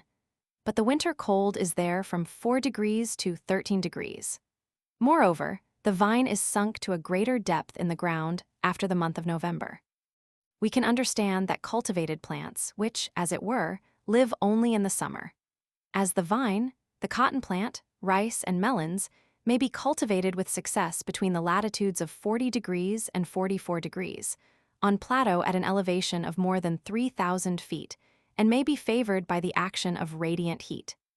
But how could the pomegranate trees of Aksu and the orange trees of Hami, whose fruit Father Grozier extolled as excellent, endure a long and severe winter, the necessary consequence of a great elevation?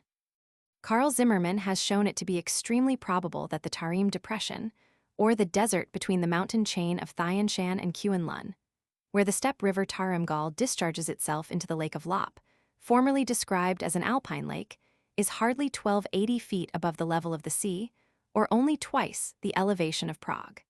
Sir Alexander Burns also ascribes to Bokhara only an elevation of 1,188 feet. It is most earnestly to be desired that all doubt regarding the elevation of the plateaus of Central Asia, south of 45 degrees north latitude, should finally be removed by direct barometrical measurements, or by determinations of the boiling point of water, conducted with greater care than is usual in these cases. All our calculations of the difference between the limits of perpetual snow and the maximum elevation of vine cultivation in different climates rest at present on two complex and uncertain elements. In order as briefly as possible to rectify that which has been advanced in the former edition of the present work, regarding the great mountain systems which intersect the interior of Asia, I subjoin the following general review. We begin with the 4 parallel chains, which run with tolerable regularity from east to west and are connected together by means of a few detached transverse lines. Differences of direction indicate, as in the Alps of Western Europe, a difference in the epoch of elevation. After the 4 parallel chains, the Altai, the Thian Shan, the Kuen Lun, and the Himalaya we must consider as following the direction of meridian, the Ural, the Balar, the Khingan, and the Chinese chains, which, with the great inflection of the Thibetian and Assam-Burmese Dzangbo tissue, incline from north to south. The Ural divides a depressed portion of Europe from a similarly low portion of Asia.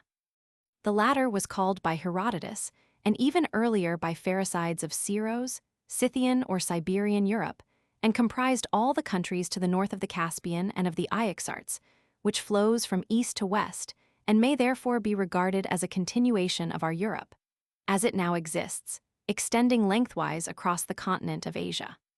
The great mountain system of the Altai, the Gold Mountains of Menander of Byzantium, an historical writer of the 7th century, the Altoilan of the Moguls, and the Qinshan of the Chinese, forms the southern boundary of the Great Siberian lowlands, and running between 50 degrees and 52 degrees north latitude, extends from the rich silver mines of the Snake Mountains and the confluence of the Yuba and the Irtysh to the meridian of Lake Baikal.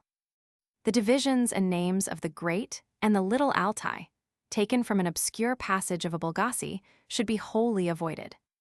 The mountain system of the Altai comprehends A. The Altai proper, or Kaliwansky Altai, which is entirely under the Russian scepter.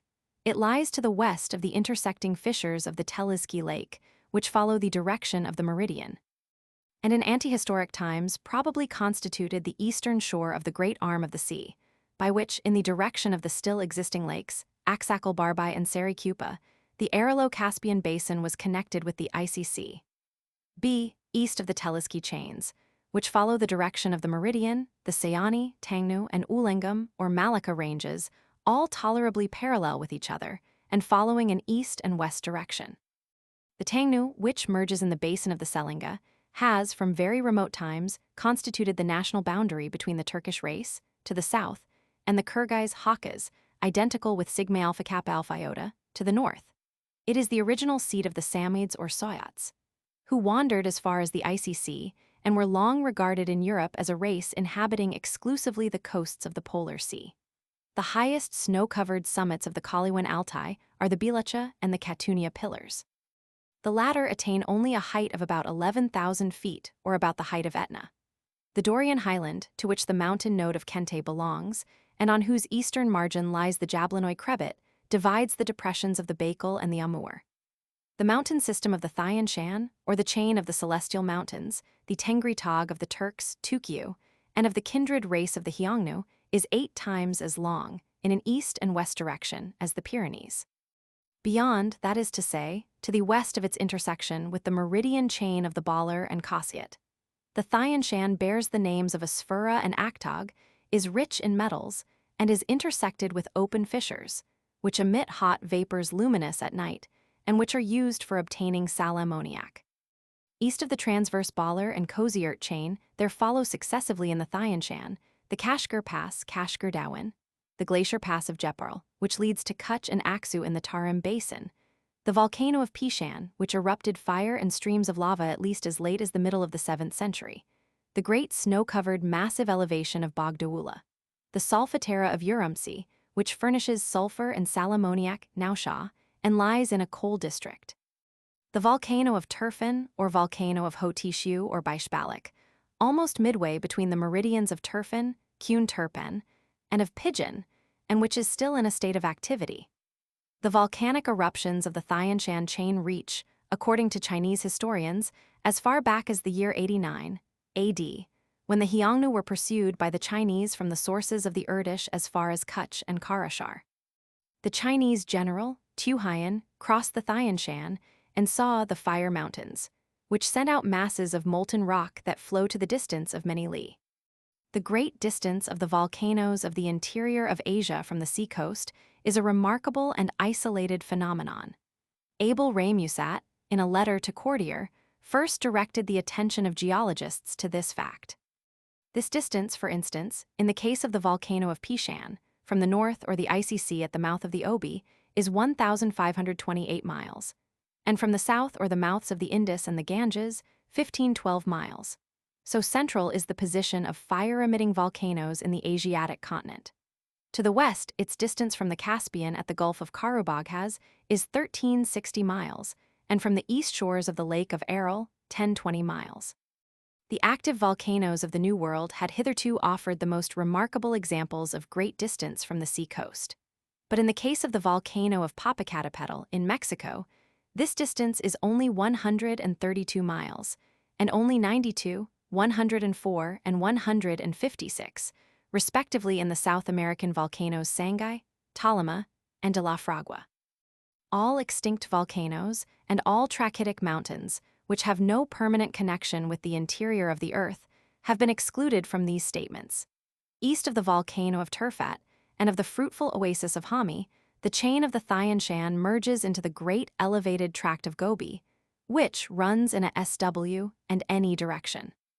This interruption of the mountain chain continues for more than 9.5 degrees of longitude. It is caused by the transversal intersection of the Gobi, but beyond the latter, the more southern chain of Inshan, Silver Mountains, proceeding from west to east to the shores of the Pacific near Pekin, north of the Pt. Shelley, forms a continuation of the Thian Shan. As we may regard the Inshan as an eastern prolongation of the fissure from which the Thian Shan is upheaved, so we may also be inclined to consider the Caucasus as a western prolongation of the same range, beyond the Great Aralo-Caspian Basin or of the lowlands of Turan. The mean parallel or axis of elevation of the Thian Shan oscillates between 40 degrees 40 and 43 degrees north latitude, that of the Caucasus, inclining, according to the map of the Russian staff, from ESC to WNW, between 41 degrees and 44 degrees. Of the 4 parallel chains that traverse Asia, the Thian Shan is the only one of which no summit has as yet been measured. The mountain system of the Kuen-Lun, Kirkun or Kulkun, including the Hindu Kush, with its western prolongation in the Persian Elburz and Damavand, and the American chain of the Andes, constitute the longest lines of elevation on our planet. At the point where the meridian chain of the Baller intersects the Kuen-Lun at right angles, the latter receives the name of Onion Mountains, TCH Sungling, a term also applied to a portion of the Baller at the inner eastern angle of intersection. Bounding Thibet in the north, the Kuen-Lun runs in a regular direction from east to west, in the parallel of 36 degrees north latitude, until the chain is broken in the meridian of H. Lhasa by the vast mountain node which surrounds the Sea of Stars, Sing So Hai, so celebrated in the mythical geography of the Chinese, and the alpine lake of Kukunor. The chains of Nanshan and Kilianshan, lying somewhat further north, and extending to the Chinese wall near Liangtishu, may almost be regarded as the eastern prolongation of the Kuen-Lun. To the west of the intersection of the Baller and the Kuen-Lun, TCH Sungling, the regular direction of the axes of elevation, inclining from east to west in the Kuen-Lun and Hindu Kush, and from southeast to northwest in the Himalaya, proves, as I have elsewhere attempted to show, that the Hindu Kush is a prolongation of the Kuen-Lun and not of the Himalaya. From the Taurus in Lycia to the Kafiristan, the chain follows the parallel of Rhodes, the diaphragm of Dikiachus, over a distance of 45 degrees of longitude. The grand geological views of Eratosthenes, which were further developed by Marinus of Tyre and by Ptolemy, and according to which the prolongation of the Taurus in Lycia was continued, in the same direction, through all Asia as far as India, appear in part to be based on representations derived by the Persians and Indians from the Punjab. The Brahmins maintain, says Cosmas Indicoplousts in his Christian topography, that a line drawn from Tizinitsa Thini across Persia and Romania would exactly pass over the center of the inhabited earth.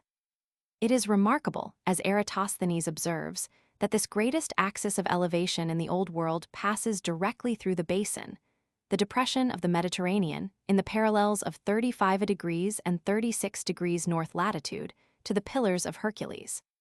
The most eastern portion of Hindu Kush is the Peripanesus of the ancients, the Indian Caucasus of the companions of the Great Macedonian.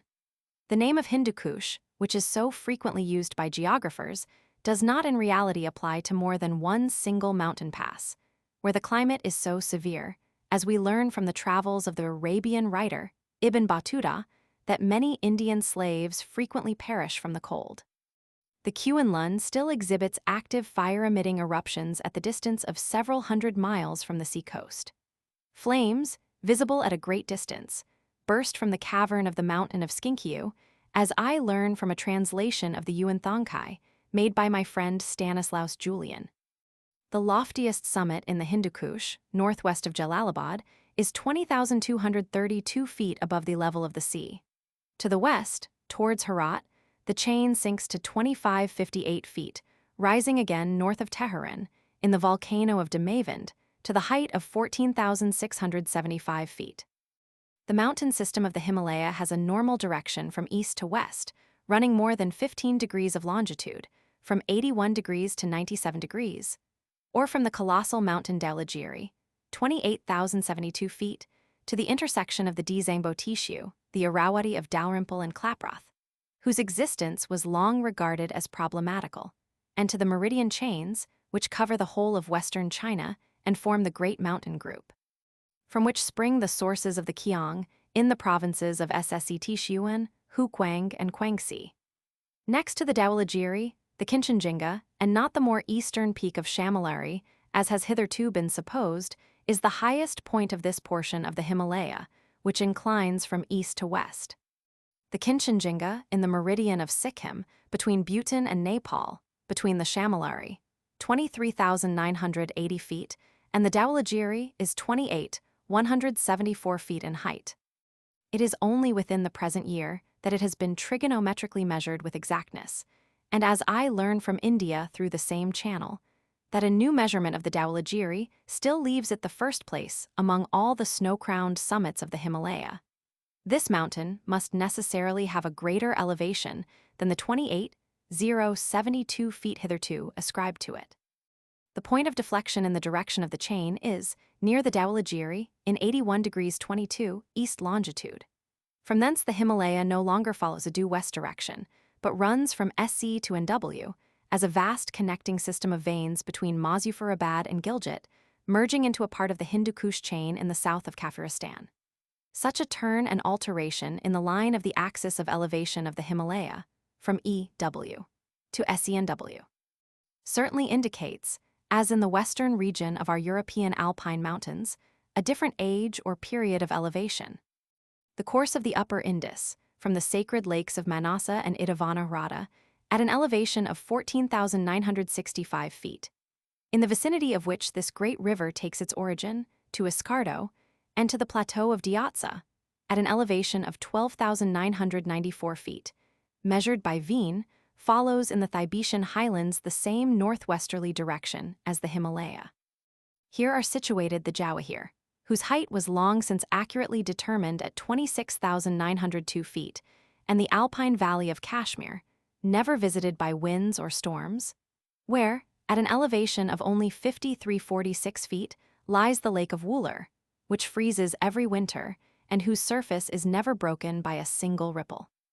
After considering the four great mountain systems of Asia, which, in their normal geognostic character, are true parallel chains, we must turn to the long series of alternating elevations following a direction from north to south, and which extend from Cape Comorin opposite to the island of Ceylon to the Icy Sea, alternating between the parallels of 66 degrees and 77 degrees east longitude, from SSE to NNW.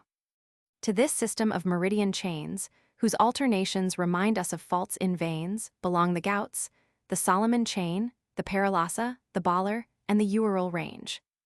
This interruption of the profile of the elevation is so constituted that each new chain begins in a degree of latitude beyond that to which the preceding one had attained, all alternating successively in an opposite direction. The importance which the Greeks, probably not earlier than the 2nd century of our era, attached to these chains running from north to south, induced Agathodaemon and Ptolemy, Tab, Roman 7, et Roman 8, to regard the Balar under the name of Emmaus as an axis of elevation, which extended as far as 62 degrees north latitude into the basin of the lower Irtish and Obi. As the vertical height of mountain summits above the sea's level, however unimportant the phenomenon of the more or less extensive folding of the crust of a planetary sphere may be in the eyes of geognostists, will always continue, like all that is difficult of attainment, to be an object of general curiosity, the present would appear to furnish a fitting place for the introduction of an historical notice relative to the gradual advance of hypsometric knowledge. When I returned to Europe in 1804, after an absence of 4 years, not one of the high snow-crowned summits of Asia, in the Himalaya, the Hindu Kush, or the Caucasus, had been yet measured with any degree of accuracy. I was unable, therefore, to compare my determinations of the heights of perpetual snow in the Cordilleras of Quito or the mountains of Mexico with any results obtained in India. The important travels of Turner, Davis, and Saunders to the highlands of Thibet were indeed accomplished in the year 1783. But the intelligent Colebrook justly observed that the height of the Chamillary, 28 degrees 5 north latitude, 89 degrees 30 east longitude, somewhat north of Tassasudin, as given by Turner, rested on a foundation quite as slight as the assumed measurements of the heights seen from Putna and Kafiristan by Colonel Crawford and Lieutenant Macartney. The admirable labors of Webb, Hodgson, Herbert, and the brothers Gerard have indeed thrown considerable light on the question concerning the heights of the colossal summits of the Himalaya. But yet, in 1808, the hypsometric knowledge of the East Indian mountain chains was still so uncertain that Webb wrote to Colebrook, "The height of the Himalaya still remains undetermined. It is true that I have ascertained that the summits visible from the elevated plains of Rohilkhand are 21,000 feet higher than that plateau, but we are ignorant of their absolute height above the sea." In the year 1820, it first began to be currently reported in Europe that there were not only much higher summits in the Himalaya than in the Cordilleras, but that Webb had seen in the Pass of Nidi, and Moorcroft in the Thibetian Plateau of Daba, and the Sacred Lakes, fine cornfields and fertile pasture lands at elevations far exceeding the height of Mont Blanc. This announcement was received in England with great incredulity, and opposed by doubts regarding the influence of the refraction of light. I have shown the unsoundness of such doubts in 2 printed treatises on the mountains of India in the Annales de Chimie et de Physique. The Tyrolese Jesuit, Father Tiefenthaler, who in 1766 penetrated as far as the provinces of Kemon and Nepal, had already divined the importance of the Dawalagiri. We read on his map, Montes Albi, qui indies Dalagir, Nive Obsidi. Captain Webb always employs the same name. Until the measurements of the Jawahir, 30 degrees 22 north latitude, and 79 degrees 58 east longitude, 26,902 feet in elevation, and of the Dawalagiri, 28 degrees 40 north latitude, and 83 degrees 21 east longitude, 28,072 feet in elevation, were made known in Europe. The Chimborazo, which, according to my trigonometrical measurement, was 21,422 feet in height, was still everywhere regarded as the loftiest summit on the earth. The Himalaya appeared, therefore, at that time, to be 4323 feet or 6620 feet higher than the Cordilleras, according as the comparison was made with the Jawahir or the Dawalagiri. Pentland's South American travels, in the years 1827 and 1838, directed attention to 2 snow-crowned summits of Upper Peru, east of the Lake of Titicaca, which were conjectured to be respectively 3824 and 2578 feet higher than the Chimborazo. It has been already observed that the most recent computations in the measurements of the Sorata and Illimani have shown the error of this hypsometric assertion.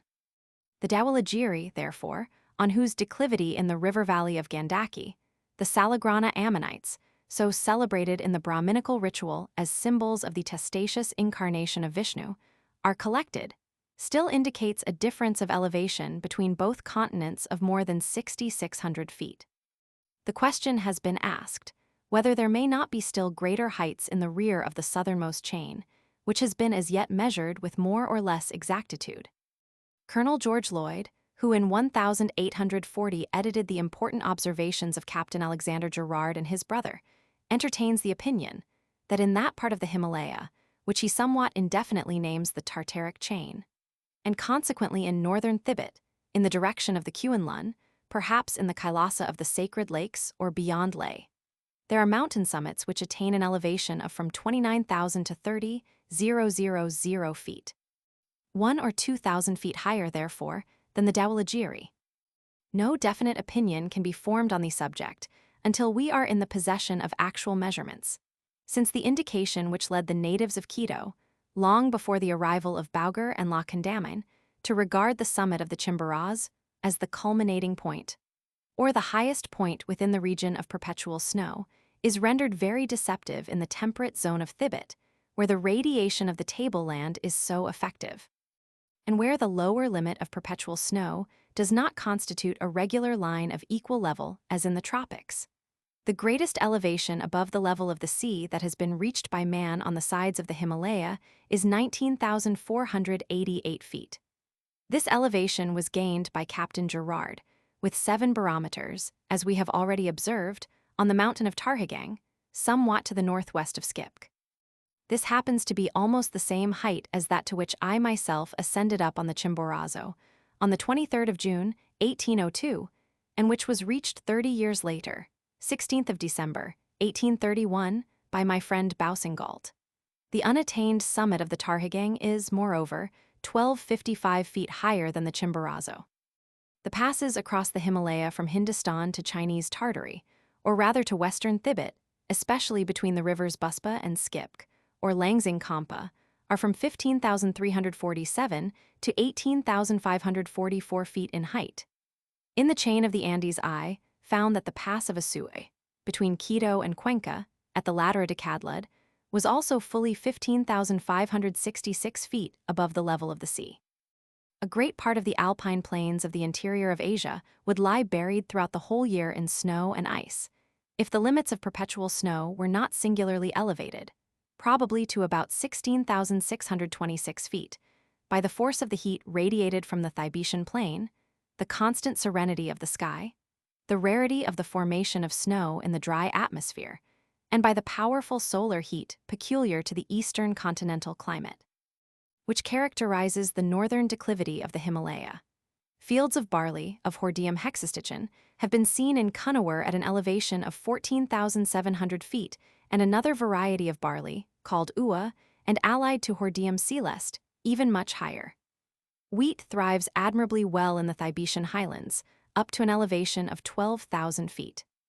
On the northern declivity of the Himalaya, Captain Gerard found that the upper limits of the birchwoods ascend to 14,069 feet, and small brushwood used by the natives for fuel in their huts is even found within the parallels of 30 degrees 45 and 31 degrees north latitude, at an elevation of 16,946 feet, and therefore nearly 1,280 feet higher than the lower snow limit in the equatorial regions. It follows from the data hitherto collected that on the northern declivity of the Himalaya, the mean of the lower snow line is at least 16,626 feet, whilst on the southern declivity it falls to 12,980 feet. But for this remarkable distribution of heat in the upper strata of the atmosphere, the mountain plain of western Thibet would be rendered uninhabitable for the millions of men who now occupy it. In a letter which I have lately received from India from Dr. Joseph Hooker, who is engaged in meteorological and geological observations, as well as in the study of the geography of plants, he says, Mr. Hodgson, whom we here consider more thoroughly conversant than any other geographer with the hypsometric relations of the snow ranges, recognizes the correctness of the opinions you have advanced in the third part of your Essai Central, regarding the cause of the unequal height of the limit of perpetual snow on the northern and the southern declivity of the Himalaya range. In the Trans-Sutlej region, in 36 degrees north latitude, we often observed the snow limit as high as 20,000 feet, whilst in the passes south of Brahmaputra, between Assam and Burma, in 27 degrees north latitude. Where the most southern snow-capped mountains of Asia are situated, the snow limit sinks to 15,000 feet. I believe we ought to distinguish between the extreme and the mean elevations, but in both, we find the formerly disputed difference between the Thibetian and the Indian declivities manifested in the clearest manner.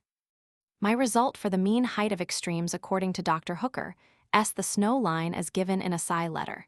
Central, T Roman 3, p. 326, feet. Feet, northern declivity 626, northern declivity 000, southern declivity 981, southern declivity 000, difference 645, difference 000. The local differences vary still more, as may be seen from the series of extremes given in Essai Central, T Roman 3, p. 295.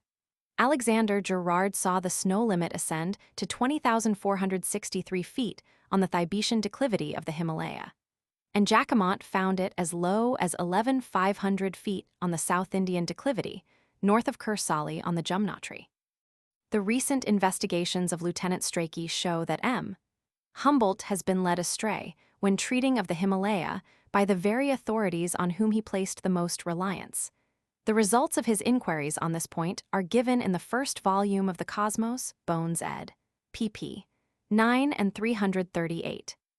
As the subject is one of considerable interest, we give a brief sketch of Lieutenant Strachey's recent labors, confining ourselves to his own views, and omitting, for want of space, his somewhat lengthy exposition of the errors committed by the authorities quoted by Humboldt. The following are his personal observations regarding the southern limit of the belt of perpetual snow.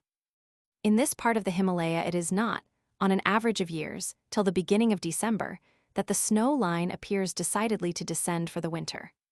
After the end of September, indeed, when the rains are quite over, light falls of snow are not a very uncommon occurrence on the higher mountains, even down to 12,000 feet. But their effects usually disappear very quickly, often in a few hours.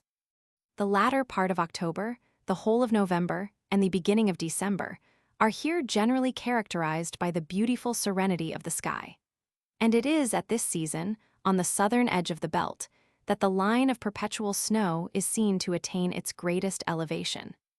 The following are the results of trigonometrical measurements of the elevation of the inferior edge of snow on spurs of the Treslu and Nandadvi groups of peaks, made, before the winter snow had begun, in November, 1848.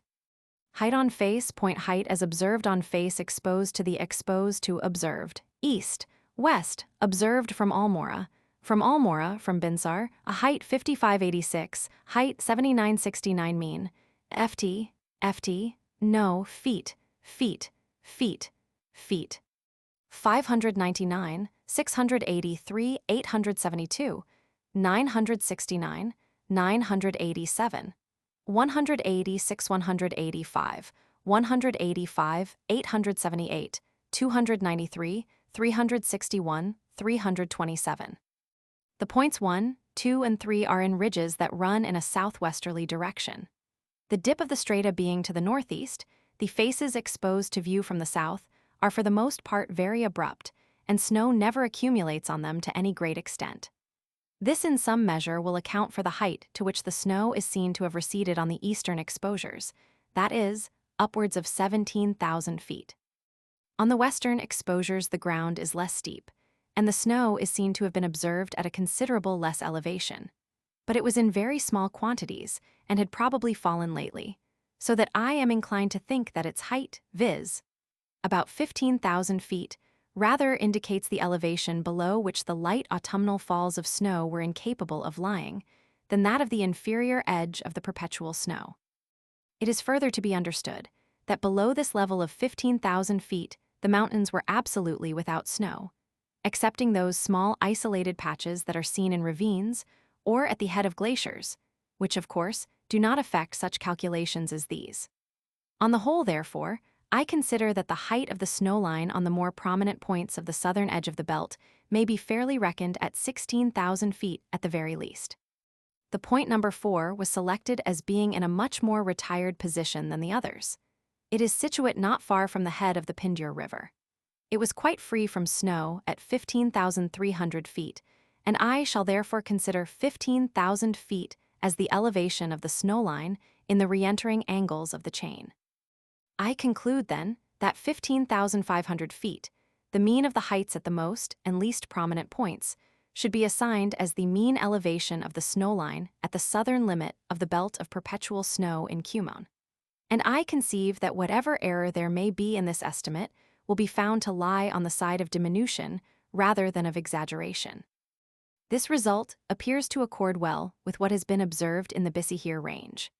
The account given by Dr. Gerard of his visit to the Shaddle Pass on this range, which he undertook expressly for the purpose of determining the height of the snow line, contains the only definite information as to the limit of the perpetual snow at the southern edge of the belt that is to be found in the whole of the published writings of the Gerards. And the following is a short abstract of his observations. Dr. Gerard reached the summit of the Shaddle Pass, the elevation of which is 15,500 feet, on the 9th of August, 1822, and remained there till the 15th of the same month. He found the southern slope of the range generally free from snow, and he states that it is sometimes left without any whatever. On the top of the pass itself, there was no snow, but on the northern slope of the mountain, it lay as far down as about 14,000 feet. On his arrival, rain was falling, and out of the 4 days of his stay on this pass, it either rained or snowed for the greater part of 3. The fresh snow that fell during this time did not lie below 16,000 feet, and some of the more precipitous rocks remained clear even up to 17,000 feet. The conclusion to which Dr. Gerard comes from these facts is that the snow line on the southern face of the Bisahir Range is at 15,000 feet above the sea. But I should myself be more inclined, from his account, to consider that 15,500 feet was nearer the truth. And in this view, I am confirmed by verbal accounts of the state of the passes on this range, which I have obtained from persons of my acquaintance, who have crossed them somewhat later in the year. The difference, however, is after all trifling. Such is the direct evidence that can be offered on the height of the snow line at the southern limit of the belt of perpetual snow. Some additional light may, however, be thrown on the subject generally by my shortly explaining the state in which I have found the higher parts of the mountains at the different seasons during which I have visited them. In the beginning of May, on the mountains to the east of the Ramgangar River near Namak, I found the ground on the summit of the ridge called Champois not only perfectly free from snow at an elevation of 12,000 feet, but covered with flowers, in some places golden with calcia and ranunculus polypetalis, in others purple with primulus. The snow had in fact already receded to upwards of 12,500 feet, behind which even a few little gentians proclaimed the advent of spring. Towards the end of the same month, at the end of the Pindur, near the glacier from which that river rises, an open spot on which I could pitch my tent could not be found above 12,000 feet. But here the accumulation of snow, which was considerable in all ravines even below 11,000 feet, is manifestly the result of avalanches and drift. The surface of the glacier, clear ice as well as moraines, was quite free from snow up to nearly 13,000 feet.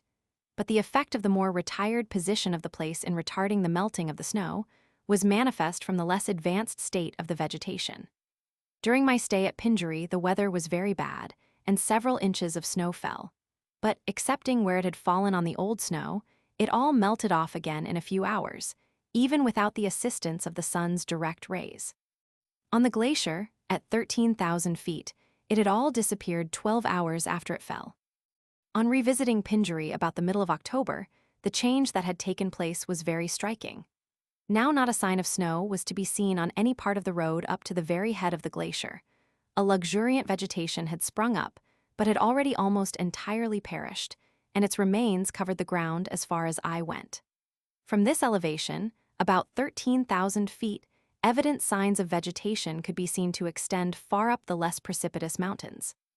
The place is not one at which the height of the perpetual snow can be easily estimated, for on all sides are glaciers, and the vast accumulations of snow from which they are supplied, and these cannot always be readily distinguished from snow in situ.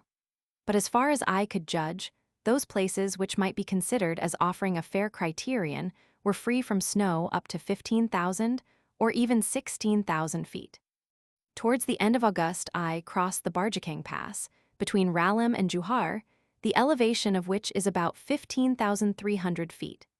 There was here no vestige of snow on the ascent to the pass from the southeast, and only a very small patch remained on the northwestern face.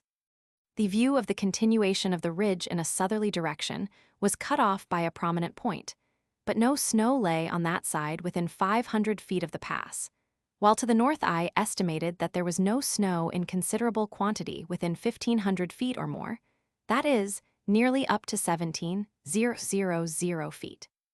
The vegetation on the very summit of the pass was far from scanty, though it had already begun to break up into tufts, and had lost that character of continuity which it had maintained to within a height of 500 or 600 feet. Species of Potentilla, Sedum saxifraga, Corydalus, Aconitum, Delphinium, Thalictrum, Ranunculus sausurea, Gentiana, Pedicularis, Primula, Rheum, and Polygonum, all evidently flourishing in a congenial climate, showed that the limits of vegetation and region of perpetual snow were still far distant. In addition to these facts, it may not be out of place to mention that there are two mountains visible from Almora, Rigali Gudri, in Garhwal between the Kalganga and Nandakni, and Chipula, in Kumon, between the Gori and Dali of Dharma, both upwards of 13,000 feet in elevation, from the summits of which the snow disappears long before the end of the summer months, and which do not usually again become covered for the winter till late in December. These remarks are followed by an exposition of the errors into which Webb, Colebrook, Hodgson, A. Gerard, and Jacquemont have fallen. The heights assigned by these travelers must all be rejected, nor can it be considered at all surprising that any amount of mistake as to the height of the snow line should be made, so long as travelers cannot distinguish snow from glacier ice or look for the boundary of perpetual snow at the beginning of the spring. With regard to the northern limit of the belt of perpetual snow, Lieutenant Strachey's observations were made in September 1848, on his way from Milem into Huns, via Untadura, Kungergat, and Balchdura at the beginning of the month, and on his road back again via Lachergat at the end of the month. Of the three passes that we crossed on our way from Milem, all of them being about 17,000 feet in elevation, the first is Wadadura, and we saw no snow on any part of the way up to its top, which was reached in a very disagreeable drizzle of rain and snow. The final ascent to the pass from the south is about 1,000 feet. The path leads up the side of a ravine, down which a small stream trickles, the ground having a generally even and rounded surface. Neither on any part of this nor on the summit of the pass itself, which is tolerably level, were there any remains of snow whatever. On the ridge to the right and left there were patches of snow a few hundred feet above, and on the northern face of the pass an accumulation remained that extended about 200 feet down, apparently the effect of the drift through the gap in which the pass lies. Below this again, the ground was everywhere quite free from snow. On the ascent to Wadadara, at perhaps 17,000 feet, a few blades of grass were seen, but on the whole it may be said to have been utterly devoid of vegetation. On the north side of the pass, 300 or 400 feet below the summit, a cruciferous plant was the first met with. The Kunger Pass, which is 4 or 6 miles north of Wadadura, was found equally free from snow on its southern face and summit, which latter is particularly open and level. The mountains on either side were also free from snow to some height, but on the north, a large bed lay a little way down the slope and extended to about 500 feet from the top. On this pass, a borragineous plant and flower was found above 17,000 feet. A species of urtica was also got about the same altitude, and we afterwards saw it again nearly as high up on the Lacher Pass. In our ascent to the Balch Pass, no snow was observed on any of the southern spires of the range, and only 1 or 2 very small patches could be seen from the summit on the north side. The average height of the top of this range can hardly be more than 500 feet greater than that of the pass, and as a whole, it certainly does not enter the region of perpetual snow. As viewed from the plains of Hans, it cannot be said to appear snowy, a few only of the peaks being tipped. We returned to Milem via Churchen. The whole of the ascent to the Lacher Pass was perfectly free from snow to the very top, i.e., 18,300 feet, and many of the neighboring mountains were bare still higher. The next ridge on this route is Jaintidara, which is passed at an elevation of 18,500 feet, but still without crossing the least portion of snow. The line of perpetual snow is however evidently near, for though the Jainti Ridge was quite free, and some of the peaks near us were clear probably to upwards of 19,000 feet, yet in more sheltered situations unbroken snow could be seen considerably below us.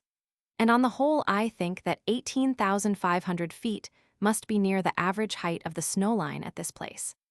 A brief recapitulation of the principal results of Lieutenant Strachey's inquiries shows us that the snow line or the southern edge of the belt of perpetual snow in this portion of the Himalaya is at an elevation of 15,000 feet, while on the northern edge it reaches 18,500 feet. And that on the mountains to the north of the Sutlej, or still further, it recedes even beyond 19,000 feet. The greater elevation, which the snow line attains on the northern edge of the belt of perpetual snow, is a phenomenon not confined to the Thibten declivity alone, but extending far into the interior of the chain. And it appears to be caused by the quantity of snow that falls on the northern portion of the mountains being much less than that which falls farther to the south along the line where the peaks, covered with perpetual snow, first rise above the less elevated ranges of the Himalaya. The letters of Dr. Joseph Hooker, published during the present year, 1849, in the Athenaeum, pp. 431 and 1039, may also be consulted with advantage. Footnote 11. P5, a tawny tribe of herdsmen. The Hyangnu, whom de Guines and with him many other historians long believed to be identical with the Huns, inhabited the vast Tartarian tract of land which is bordered on the east by Yulingho, the present territory of the Manchu, on the south by the Chinese Wall, on the west by the Yusian, and on the north by the land of the Aleuths, but the Hyangnu belonged to the Turkish, and the Huns to the Finnish or Uralian race. The northern Huns, a rude people of herdsmen unacquainted with agriculture, were of a blackish-brown complexion. The southern Huns, or Hajjata called by the Byzantines Euthalites or Nephthalites, and inhabiting the eastern shore of the Caspian Sea, had fairer skins. These pursued agriculture and dwelt in towns. They are frequently termed White Huns, and de Herbolot even regards them as Indo-Scythians. In de Guines an account will be found of the Punu, the leader or Tanju of the Huns, and of the great drought and famine which led to the migration of a portion of the nation northwards, about the year 46 AD.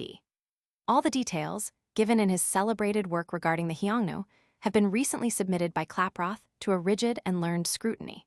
From the result of his investigations, it would appear that the Hyangnu belong to the widely diffused Turkish races of the Altai and Tangnu mountain districts. The name of Hyangnu was a general name for the Turkyu or Turks in the north and northwest of China, even in the 3rd century before the Christian era. The southern Hyangnu submitted themselves to the Chinese, and in conjunction with the latter, destroyed the empire of the northern Hyangnu, who were in consequence compelled to flee to the west, and thus appear to have given the first impulse to the migration of nations in Central Asia. The Huns, who were long confounded with the Hyangnu, as the Uyghurs were with the Uyghurs and Hungarians, belonged, according to Klaproth, to the Finnish race of the Uralian mountains, which race has been variously intermixed with Germans, Turks, and Sameds. The Huns, Omicron letter 1F56 new Omicron iota, are first mentioned by Dionysius Periegetes, a writer who was able to obtain more accurate information than others regarding the interior of Asia, because, as a learned man and a native of Charax on the Arabian Gulf, he was sent back to the east by Augustus, to accompany thither his adopted son, Caius Agrippa. Ptolemy, a century later, writes the word Chi Omicron letter 1Fe6 new Omicron iota with a strong aspiration, which, as St. Martin observes, is again met with in the geographical name of Chunagard. Footnote 12. P6 no hewn stone. Representations of the sun and figures of animals have certainly been found graven in rocks on the banks of the Orinoco, near Cacara, where the woody region borders on the plain. But in the llanos themselves, not a trace of these rough memorials of earlier inhabitants has ever been discovered. It is to be regretted that no accurate account has reached us of a monument which was sent to Count Maurepas, in France, and which, according to Calme, was discovered in the prairies of Canada, 900 French leagues, about 2,700 English miles, west of Montreal, by M. de Verendryer, while engaged on an expedition to the coast of the Pacific Ocean. This traveler met in the plains with huge masses of stone erected by the hand of man, on one of which there was an inscription believed to be in the Tartar language.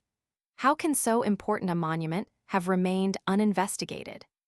Can it actually have borne an alphabetical inscription, or are we not rather to believe that it must have been an historical picture, like the so-called Phoenician inscription, which has been discovered on the bank of the Taunton River, and whose authenticity has been questioned by Court de Gebelin? I indeed regard it as highly probable that these plains were once traversed by civilized nations, and it seems to me that this fact is proved by the existence of pyramidal graveworks or burrows and bulwarks of extraordinary length, between the Rocky Mountains and the Alleghanies, on which Squier and Davis have now thrown new light in their account of the ancient monuments of the Mississippi Valley. M. de Verendryer was dispatched, about the year 1746, on this expedition by the Chevalier de Beauharnois, Governor-General of Canada. And several Jesuits in Quebec assured Calme that they had actually had this so-called inscription in their hands, and that it was graven on a small tablet which was found inlaid in a hewn pillar. I have in vain requested several of my friends in France to make inquiries regarding this monument, in the event of its being in the collection of Count Maurepas. I have also found equally uncertain accounts of the alphabetical writing of the American Aboriginal races in a work of Pedro de Cieca de Leon, in Garcia, and in Columbus's journal of his first voyage. M. de Verendryer maintained also that traces of the plowshare were observed for days together in traveling over the grassy plains of Western Canada, a circumstance that other travelers, prior to him, likewise professed to have noticed. But the utter ignorance of the primitive nations of North America regarding this implement of agriculture, the want of beasts of draught, and the vast extent of surface over which these tracts extend through the prairie, tend rather to make me adopt the opinion that this singular appearance of furrows is owing to some movement of water over the earth's surface. Footnote 13. P6, it spreads like an arm of the sea. The Great Steppe, which extends from the mouth of the Orinoco to the snowy mountains of Merida, from east to west, deflects towards the south in the parallel of 8 degrees north latitude, and occupies the whole space between the eastern declivity of the elevated mountains of New Granada and the Orinoco, which here flows in a northerly direction. That portion of the Llanos, which is watered by the Meta, Vichada, Zama, and Guaviare, connects as it were the valley of the Amazon with that of the lower Orinoco. The word paramo, which I have frequently employed in this work, signifies in the Spanish colonies all alpine regions which are situated from 11,000 to 14,000 feet above the level of the sea, and whose climate is rude, ungenial, and misty. In the higher paramos, hail and snow fall daily for many hours continuously and yield a beneficial supply of humidity to the alpine plants, not from the absolute quantity of vapor in the higher strata of the air, but by the frequency of the aqueous deposits occasioned by the rapidly changing currents of air and the variations of the electric tension. The trees found in these regions are low and spread out in an umbrella-like form, have gnarled branches, which are constantly covered with fresh and evergreen foliage. They are mostly large-flowering laurel and myrtle-leaved alpine shrubs, Escallonia tubar, Escallonia myotiloides, Chuquiraga insignis, Aralii, Weinmanii, Frezieri, Gualthurii, and Andromeda reticulata, may be regarded as the representatives of the physiognomy of this vegetation. To the south of the town of Santa Fe de Bogotá lies the celebrated Páramo de la Suma Paz, an isolated mountain group, in which, according to Indian legends, great treasures are concealed, and hence issues a small stream or brook, which pours its foaming waters through a remarkable natural bridge in the rocky ravine of Icananzo. In my Latin treatise, De Distribution Geographica Plantarum, Secundum Celi Temperium et Altitudinem Montium, 1817, p. 104, I have thus endeavored to characterize these alpine regions. Altitudine 1700-1900 hexapod.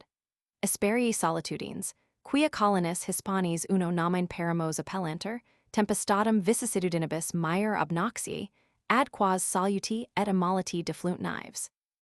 Ventorum flatibus ac nimborum grandinisque jactu tumultuosa regio, qui ec perdimet per nox rigit, solis nubila et tristi lus fear nunquam calefacta. Habitanter in hac ipsa altitudine sat magni civitates, ut micuapampa peruvianorum, ubi thermometrum sens. Meridi inter 5 degrees at 8 degrees, noctu 0 degrees, 4 consister vidi. Huancavelica, propter cinnabaris venas celebrata, ubi altitudine 1835 hexap. Fiertatum per annum temporis mensis, Mardii Paraces. Footnote 14. P6. The Cordilleras of Cochabamba and the Brazilian mountains approximate to one another by means of separate transverse chains. The immense space between the eastern coasts of South America and the eastern declivity of the chain of the Andes is contracted by two mountain masses, which partially separate from one another the three valleys or plains of the lower Orinoco, the Amazon, and the Rio de la Plata. The more northern mountain mass, called the Group of the Paraíba, is opposite to the Andes of Cundinamarca, which, after extending far towards the east, assume the form of one elevated mountain, between the parallels of 66 degrees and 68 degrees west longitude. It is connected by the narrow mountain ridge of Panorama with the granitic hills of French Guiana, as I have clearly indicated in the map of Colombia, which I drew up from my own astronomical observations.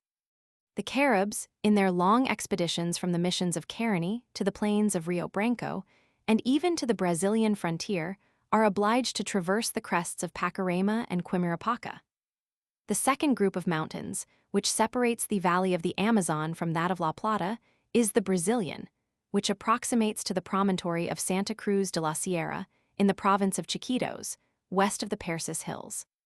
As neither the group of the Paraime, which gives rise to the cataracts of the Orinoco, nor the Brazilian group, is directly connected with the chain of the Andes, the plains of Venezuela and those of Patagonia are directly connected with one another. Footnote 15. P6. Herds of wild dogs. In the pampas of Buenos Aires, the traveler meets with European dogs, which have become wild. They live gregariously in holes and excavations, in which they conceal their young. When the horde becomes too numerous, several families go forth and form new settlements elsewhere. The European dog barks as loudly after it has become wild, as does the indigenous American hairy species. Garcilaso asserts that, prior to the arrival of the Spaniards, the Peruvians had a race of dogs called perros gasques, and he calls the indigenous dog ulco. In order to distinguish this animal from the European variety, it is called in the Quichua language runoulco, Indian dog, or dog of the natives.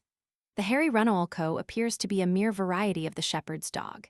It is, however, smaller, has long yellow ochre-colored hair, is marked with white and brown spots, and has erect and pointed ears. It barks continually, but seldom bites the natives, however it may attack the whites.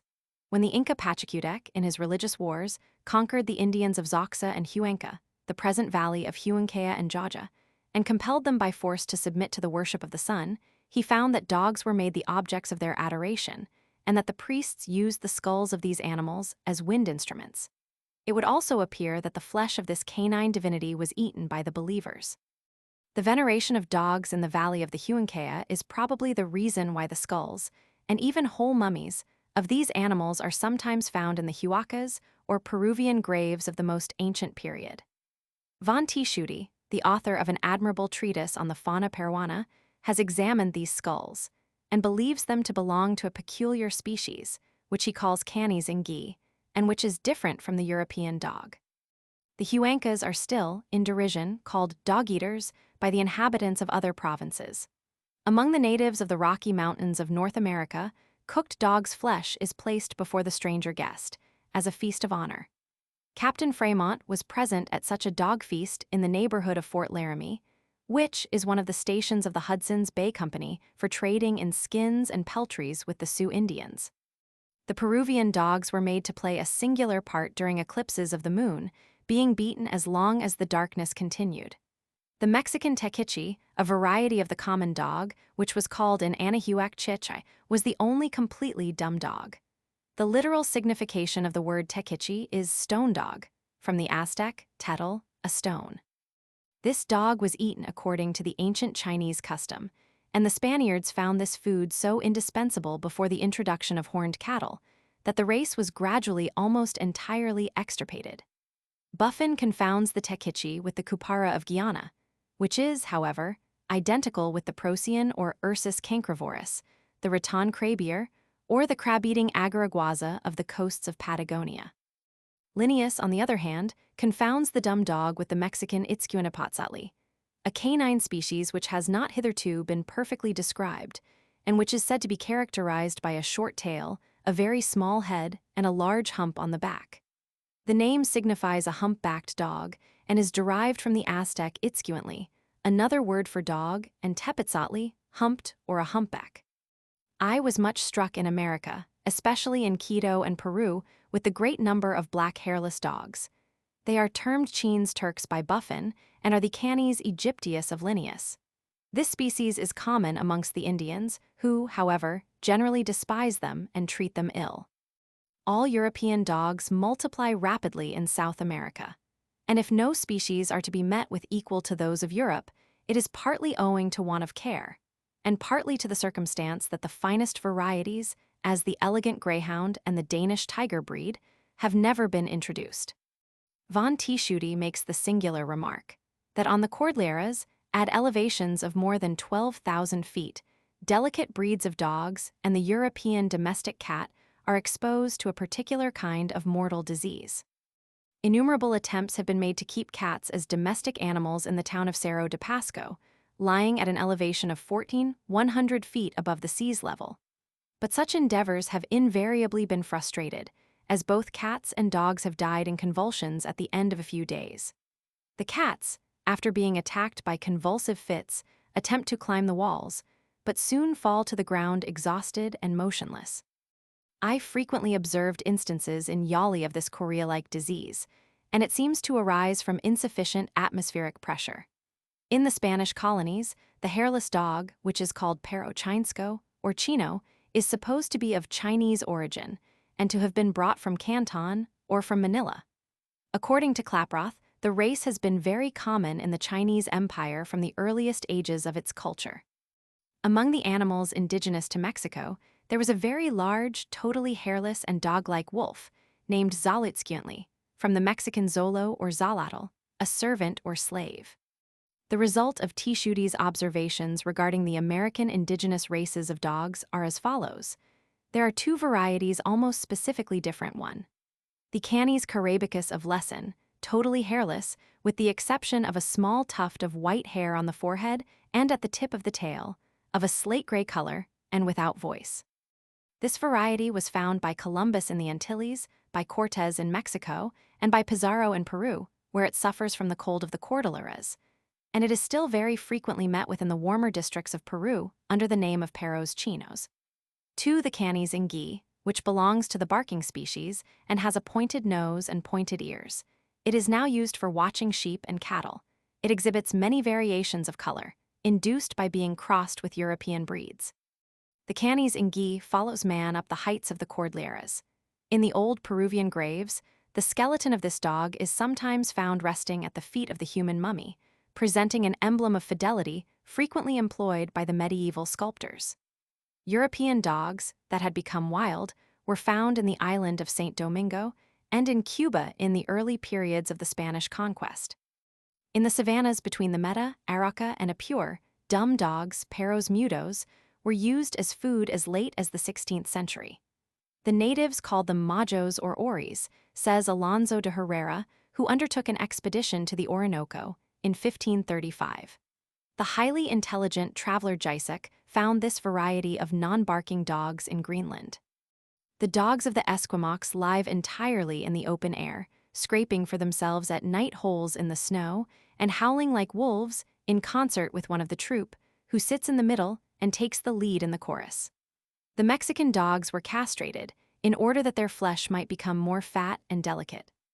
On the borders of the province of Durango, and further north near the Slave Lake, the natives load the larger dogs with their buffalo skin tents.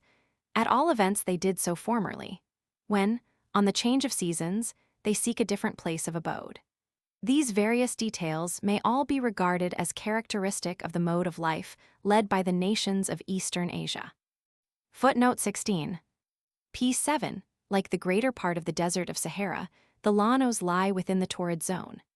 Significant denominations, particularly such as refer to the form of the Earth's surface, and which arose at a period when there was only very uncertain information respecting different regions and their hypsometric relations, have led to various and long-continued geographical errors.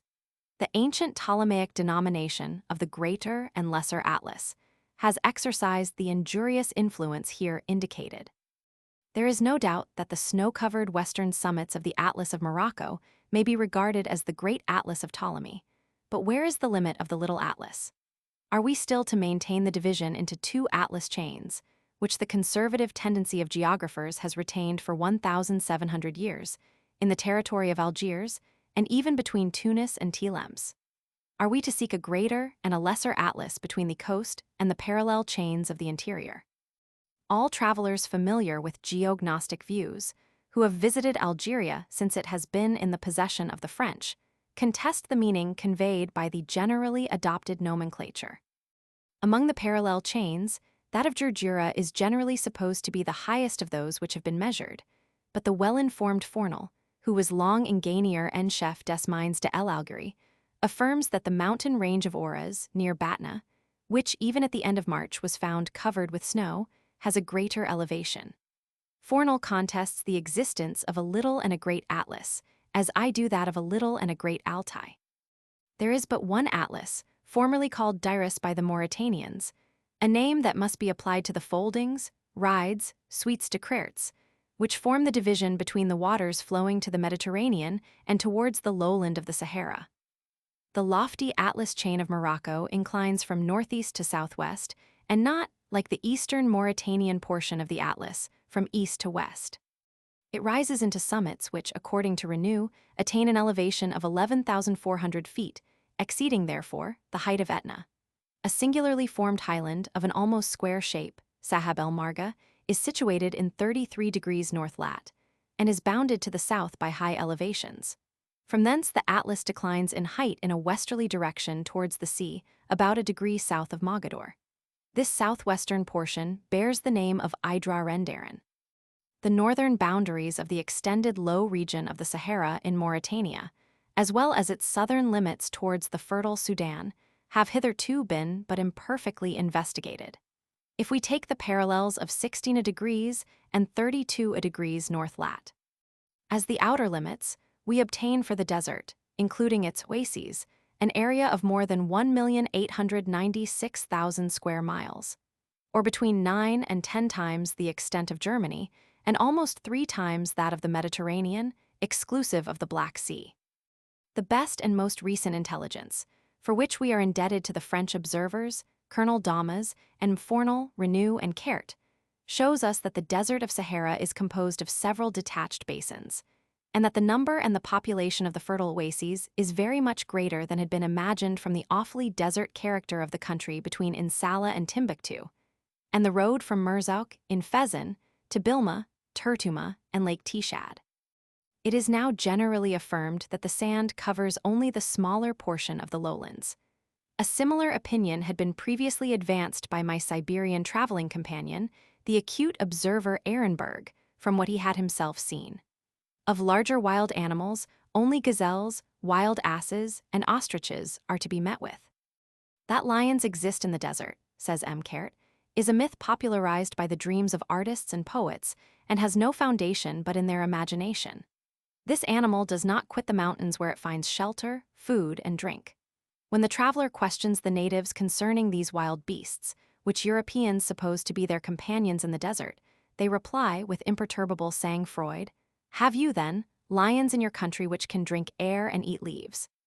With us, lions require running water and living flesh, and therefore they only appear where there are wooded hills and water. We fear only the viper Lepha, and, in humid spots, the innumerable swarms of mosquitoes which abound there." While Dr. Oudney, in his long journey from Tripoli to Lake Tishad, estimated the elevation of the southern Sahara at 1637 feet, and German geographers even ventured to add an additional 1,000 feet. Fournel, the engineer, has, by careful barometric measurements, based on corresponding observations, made it tolerably probable that a part of the northern desert is below the sea's level. The portion of the desert which is now called La Zahara d'Algerie advances to the chains of hills of Metlili and El Gayas, where lies the most northern of all the oases, El Kantara, fruitful in dates. This low basin, which reaches the parallel of 34 degrees lat, receives the radiant heat of a stratum of chalk inclined at an angle of 65 degrees towards the south, and which is full of the shells of Inosramus. Arrived at Biskra Biskra, says Fournel, an indefinite horizon, like that of the sea, lay spread before us. Between Biskra and Sidi Akba, the land is only 243 feet above the sea's level. The inclination increases considerably towards the south. In another work, where I have brought together all the points that refer to the depression of some portions of continents below the level of the sea, I have already noticed that, according to Lapierre, the bitter lakes, lax Amers, on the Isthmus of Suez, when they have but little water, and, according to General Andreassi, the natron lakes of Fiume, are also lower than the level of the Mediterranean. Among other manuscript notices of M. Fournel, I possess a geognostic vertical profile, with all the inflections and inclinations of the strata, representing the surface the whole way from the coast near Philippeville to a spot near the oasis of Baiscara in the desert of Sahara. The direction of the line on which the barometric measurements were taken is south 20 degrees west, but the points of elevation determined are projected, as in my Mexican profiles, on a different plane, one from N to S, ascending uninterruptedly from Constantine, whose elevation is 2,123 feet. The highest point is found between Batna and Tizar, at only 3,581 feet. In the part of the desert which lies between Baiscara and Tuggart, Fornal has succeeded in digging a series of artesian wells. We learn from the old accounts of Shah that the inhabitants of the country were acquainted with a subterranean supply of water and related fabulous tales of a sea under the earth, Bar Tol Ellard. Fresh waters, which flow between clay and marl strata of the old chalk and other sedimentary formations, under the action of hydrostatic pressure, form gushing fountains when the strata are pierced. The phenomenon of fresh water being often found near beds of rock salt need not surprise the geognosist, acquainted with mining operations, since Europe offers many analogous phenomena. The riches of the desert in rock salt, and its employment for purposes of building, have been known since the time of Herodotus. The salt zone of the Sahara, Zone Salifert du Désert, is the most southern of the three zones which pass through northern Africa from southwest to northeast, and is believed to be connected with the beds of rock salt in Sicily and Palestine described by Friedrich Hoffmann and by Robinson.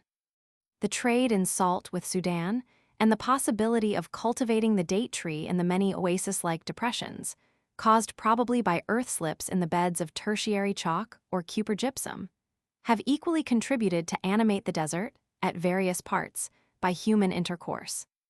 The high temperature of the air, which renders the day's march so oppressive across the Sahara, makes the coolness of the night, of which Denham and Sir Alexander Burns frequently complained in the African and Asiatic deserts, so much the more remarkable. Melloni ascribes this coolness, which is probably produced by the radiation of heat from the ground, not to the great purity of the heavens, irrigiamento calorifico per la grande serenità di cielo nel immensa e deserta pianura del Africa Central, but to the extreme calm and the absence of all movement in the air throughout the whole night. The river Quadra, Wadi Dra, which is almost dry the greater part of the year, and which, according to Renew, is 1/6 longer than the Rhine, flows into the Sahara in 32 degrees north latitude, from the southern declivity of the Atlas of Morocco. It runs at first from north to south, until in 29 degrees north lat, and 5 degrees 8 west long. It deflects at right angles to the west, and traversing the great freshwater lake of Debade, flows into the sea at Cape Nun, in lat. 28 degrees 46 and long, 11 degrees 8. This region, which was first rendered celebrated by the Portuguese discoveries of the 15th century, and whose geography has subsequently been shrouded in the deepest obscurity, is now known on the coast as the country of the Sheikh of Barak, whose dominions are independent of the Emperor of Morocco. It was explored in the months of July and August, 1840, by the French Count, Captain de Bouet-Villames, under the orders of his government. From manuscript and official reports, it would appear that the mouth of the Quadra is at present so much blocked up by sand as to have an open channel of only about 190 feet. The Saguilelhamra, still very little known, which comes from the south and is supposed to have a course of at least 600 miles, flows into the same mouth at a point somewhat farther eastward. The length of these deep, but generally dry, riverbeds is astonishing. They are ancient furrows, similar to those which I observed in the Peruvian desert at the foot of the Cordilleras, between the latter and the shores of the Pacific. In Bowet's manuscript narrative, the mountains which rise to the north of Cape Nun are estimated at the great height of 9,186 feet. It is generally supposed that Cape Nun was discovered in 1433 by the Knight Julianez, dispatched under the order of the celebrated Infante, Henry, Duke of Visio, and founder of the Academy of Sagres, which was presided over by the pilot and cosmographer, Mester Jacome, of Majorca, but the Porcelano Medesio, the work of a Genoese navigator of the year 1351, already contains the name of Cavo di Non. The doubling of this cape was as much dreaded as has been since then the passage round Cape Horn, although it is only 23 north of the parallel of Tenerife and might be reached by a few days' sail from Cadiz. The Portuguese adage, "Quem passa ao cabo de num, o tornará now," could not intimidate the infant, whose heraldic French motto of talent de bien faire well expressed his noble, enterprising, and vigorous character. The name of this cape, which has long been supposed to originate in a play of words on the negative particle, does not appear to me to be of Portuguese origin. Ptolemy placed on the northwest coast of Africa a river Nuyus, in the Latin version Nunii Ostia. Edrisi refers to a town Null or Wadi Nun, somewhat further south, and about 3 days' journey in the interior, named by Leo Africanus Belid de Non. Several European navigators had penetrated far to the south of Cape Nun before the Portuguese squadron under Julianez. The Catalan, Don Jaime Fer, in 1346, as we learn from the Atlas Catalan, published at Paris by Buchan, had advanced as far as the Gold River, Rio do Aro, in 23 degrees 56 north lat. While the Normans, at the close of the 14th century, reached Sierra Leone in 8 degrees 30 north latitude. The merit of having been the first to cross the equator in the Western Ocean incontrovertibly belongs, like so many other great achievements, to the Portuguese. Footnote 17. P7, as a grassy plain resembling many of the steppes of Central Asia. The llanos of Caracas, of the Rio Apure and the Meta, which are the abode of numerous herds of cattle, are, in the strictest sense of the word, grassy plains. The two families of the Cyperaceae and the Graminea, which are the principal representatives of the vegetation, yield numerous forms of paspalum, Paspalum leptostachium, P. lenticulare, of Kalingia, Kalingia monocephala, Rotp. K. odorata, of Panicum, Panicum granuliferum, P. micranthum, of Antiphora, Aristida, Vilfa, and Anthisteria, Anthisteria reflexa, A. foliosa. It is only here and there that any herbaceous dicotyledon, as the low-growing species of Mimosa intermedia and M. dormiens, which are so grateful to the wild horses and cattle, are found interspersed among the Graminea.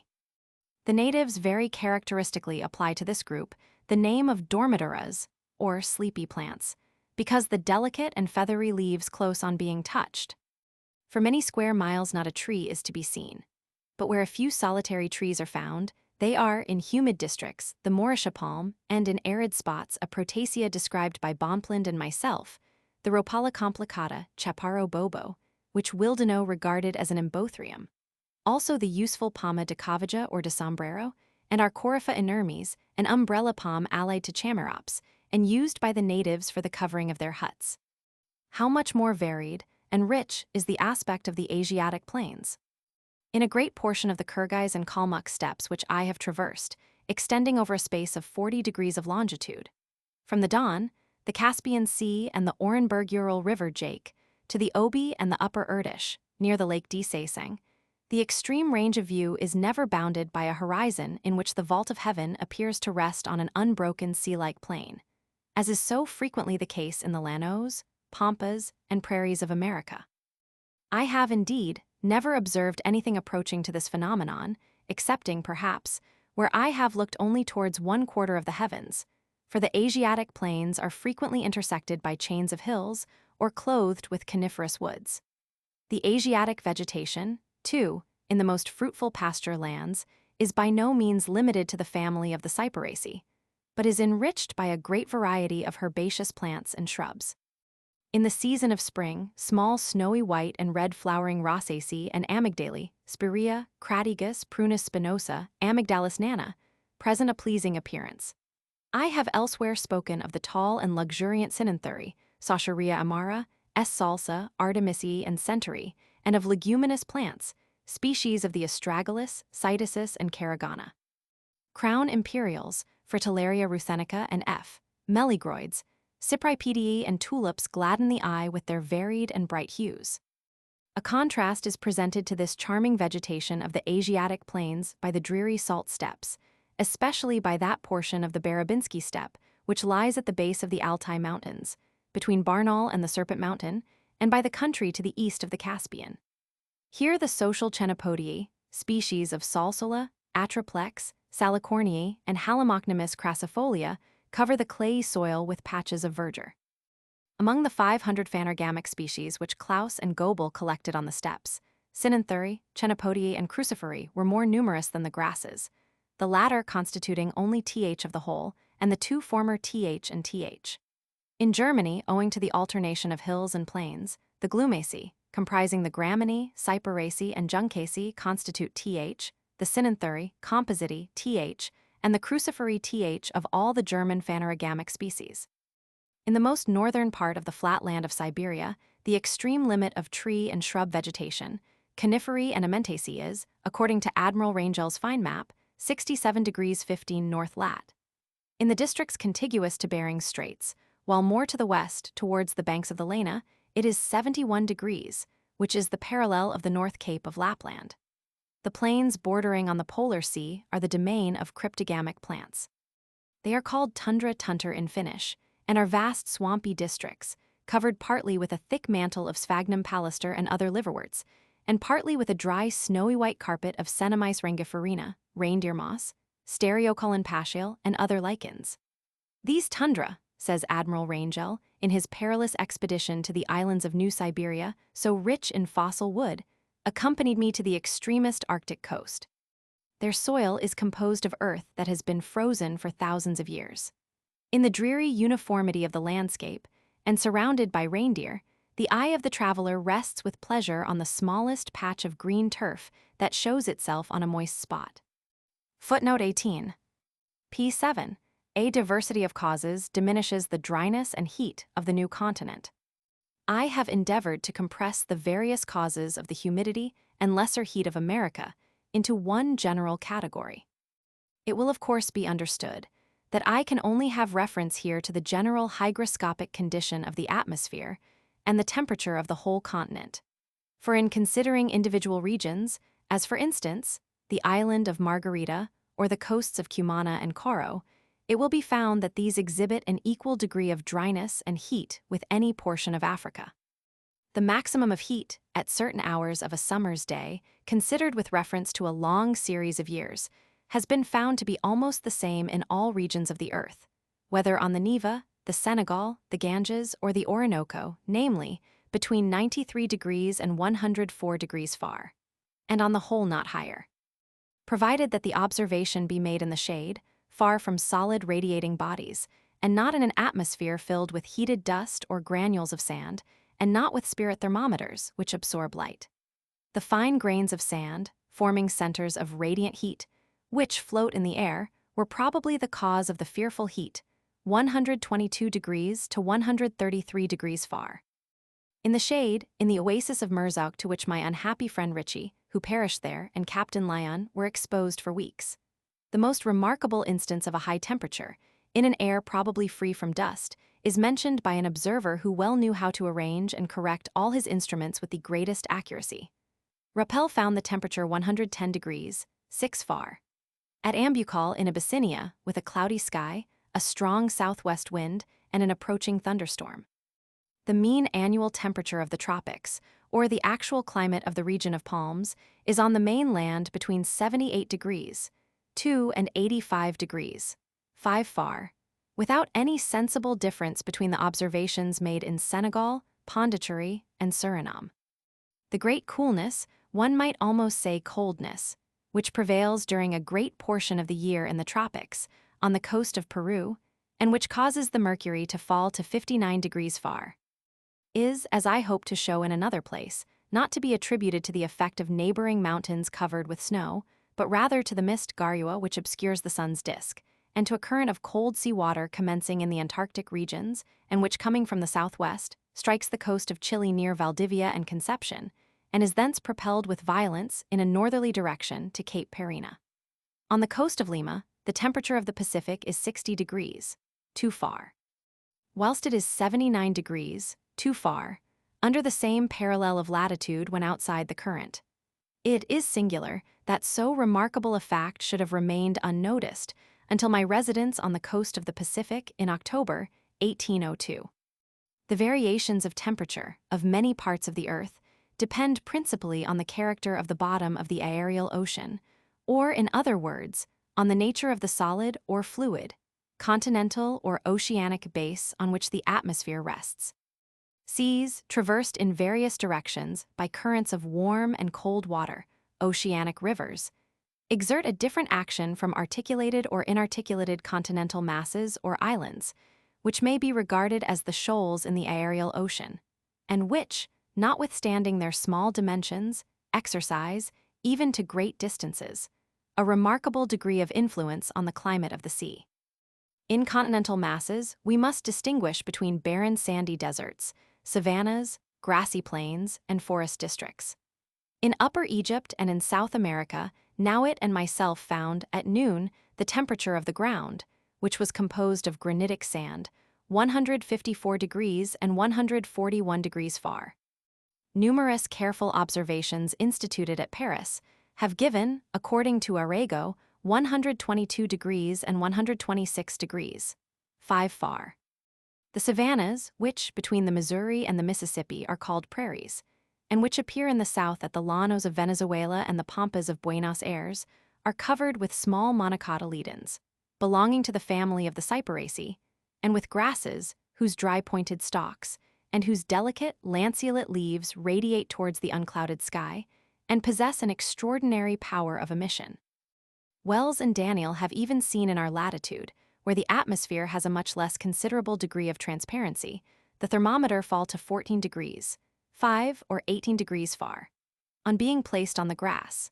Melloni has most ably shown that in a calm, which is a necessary condition of a powerful radiation, and of the formation of dew, the cooling of the stratum of grass is promoted by the falling to the ground of the cooler particles of air, as being the heavier. In the vicinity of the equator, under the cloudy sky of the upper Orinoco, the Rio Negro, and the Amazon, the plains are covered with dense primeval forests. But to the north and south of this woody district, there extend, from the zone of palms and of tall dicotyledonous trees in the northern hemisphere, the llanos of the lower Orinoco, the Meta, and Guaviare, and in the south, the pampas of the Rio de la Plata and of Patagonia. The area thus covered by grassy plains, or savannas in South America, is at least 9 times greater than that of France. The forest region acts in a threefold manner: by the coolness induced by its shade, by evaporation, and by the cooling process of radiation. Forests uniformly composed in our temperate zone of social plants belonging to the families of the coniferae or amentaceae, the oak, beech, and birch, and under the tropics composed of plants not living socially, protect the ground from direct insolation, evaporate the fluids they have themselves produced, and cool the contiguous strata of air by the radiation of heat from their leafy appendicular organs. The leaves are by no means all parallel to one another, and present different inclinations towards the horizon. And according to the laws established by Leslie and Fourier, the influence of this inclination on the quantity of heat emitted by radiation is such that the radiating power of a given measured surface, having a given oblique direction, is equal to the radiating power of a leaf of the size of a projected on a horizontal plane. In the initial condition of radiation of all the leaves which form the summit of a tree, and which partially cover each other, those which are directly presented towards the unclouded sky, will be first cooled.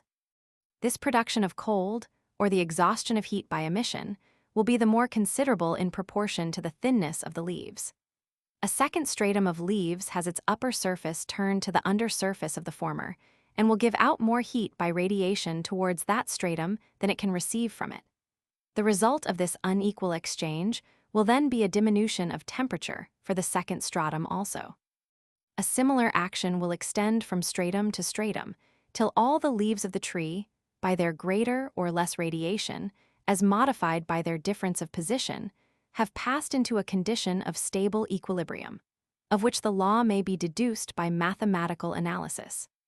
In this manner, in the serene and long nights of the equinoctial zone, the forest air, which is contained in the interstices between the strata of leaves, becomes cooled by the process of radiation. For a tree, a horizontal section of whose summit would hardly measure 2,000 square feet, would, in consequence of the great number of its appendicular organs, the leaves, produce as great a diminution in the temperature of the air as a space of bare land or turf many thousand times greater than 2,000 square feet. I have thus sought to develop somewhat fully the complicated relations which the action of great forest regions exerts on the atmosphere, because they have so often been touched upon in connection with the important question of the climate of ancient Germany and Gaul. As in the Old Continent, European civilization has had its principal seat on the western coast. It could not fail to be early remarked that under equal degrees of latitude the opposite eastern littoral region of the United States of North America was several degrees colder, in mean annual temperature, than Europe, which is, as it were, a western peninsula of Asia, and bears much the same relation to it as Brittany does to the rest of France. The fact, however, escaped notice that these differences decrease from the higher to the lower latitudes, and that they are hardly perceptible below 30 degrees. For the west coast of the new continent, exact observations of the temperature are still almost entirely wanting.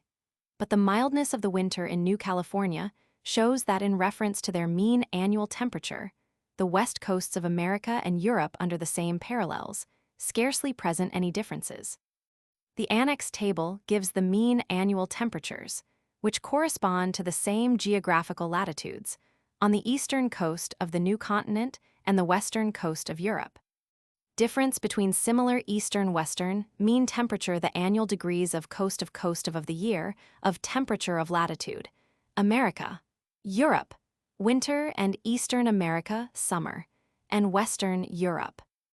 0 degrees, 4 degrees 10, 9, 25 degrees, 7 degrees, 7 degrees, 7 degrees, 5 degrees 41, Gothenburg 46 degrees, 4 degrees, 4 degrees, degrees 34, St. John's 38 degrees, 1 degrees, 1 degrees 30, Buda 50 degrees, 5 degrees, 6 degrees, 8 degrees 50, Paris 51 degrees, 7 degrees, 6 degrees, 1 degrees 39, Halifax 43 degrees, 5 degrees, 0 degrees, 7 degrees, 8 degrees 50, Bordeaux 57 degrees, 2 degrees, 1 degrees, 2 degrees 43, New York 52 degrees, 5 degrees, 9 degrees, 2 degrees 57, Philadelphia 52 degrees, 2 degrees, 7 degrees, 0 degrees 53, Washington 54 degrees, 9 degrees, 3 degrees, 1 degrees, 5 degrees 51, Naples 61 degrees, 0 degrees, 9 degrees, 2 degrees 52, Lisbon 61 degrees, 5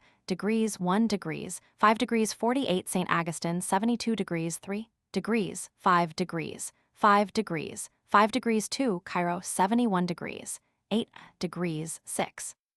In the preceding table, the number placed before the fraction represents the mean annual temperature, the numerator of the fraction, the mean winter temperature, and the denominator, the mean summer temperature. Besides the more marked difference between the mean annual temperatures, there is also a very striking contrast between the opposite coasts in respect to the distribution of heat over the different seasons of the year. And it is indeed this distribution which exerts the greatest influence on our bodily feelings and on the process of vegetation. Dove makes the general remark that the summer temperature of America is lower under equal degrees of latitude than that of Europe. The climate of St. Petersburg, lat. 59 degrees 56, or to speak more correctly, the mean annual temperature of that city is found on the eastern coast of America in lat. 47 degrees 30 or 12 degrees 30 more to the south, and in like manner we find the climate of Königsberg, lat. 54 degrees 43 at Halifax in lat. 44 degrees 39. Toulouse, lat. 43 degrees 36, corresponds in its thermic relations to Washington. It is very hazardous to attempt to obtain any general results respecting the distribution of heat in the United States of North America, since there are 3 regions to be distinguished. 1. The region of the Atlantic states, east of the Alleghenies. 2. The western states, in the wide basin between the Alleghenies and the Rocky Mountains, watered by the Mississippi, the Ohio, the Arkansas, and the Missouri. And 3. The elevated plains between the Rocky Mountains and the Coast Range of New California, through which the Oregon or Columbia River wends its course. Since the commendable establishment by John Calhoun of uninterrupted observations of temperature, made on a uniform plan at 35 military stations, and reduced to diurnal, mensal, and annual means, we have attained more correct climatic views than were generally held in the time of Jefferson, Barton, and Volney. These meteorological stations extend from the point of Florida and Thompson's Island, West Key, lat. 24 degrees 33 to the Council Bluffs on the Missouri. And if we reckon Fort Vancouver, lat. 45 degrees 37, among them, they include a space extending over 40 degrees of longitude. It cannot be affirmed that on the whole the second region has a higher mean annual temperature than the first, or Atlantic. The further advance towards the north of certain plants, on the western side of the Alleghenies, depends partly on the nature of those plants, and partly on the different distribution through the seasons of the year of the same annual amount of heat. The broad valley of the Mississippi enjoys, at its northern extremity, the warming influence of the Canadian lakes, and at the south, that of the Mexican Gulf Stream. These 5 lakes, Lakes Superior, Michigan, Huron, Erie, and Ontario, cover an area of 92,000 square miles. The climate is so much milder and more uniform in the vicinity of the lakes that at Niagara, for instance, in 43 degrees 15 north lat.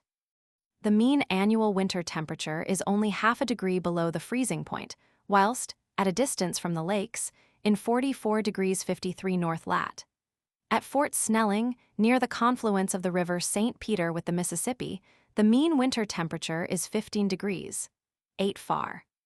At this distance from the Canadian lakes, whose surface is from 5 to upwards of 600 feet above the sea's level, whilst the bottom of Lakes Michigan and Huron is 500 feet below it, recent observations have shown that the climate of the country possesses the actual continental character of hotter summers and colder winters.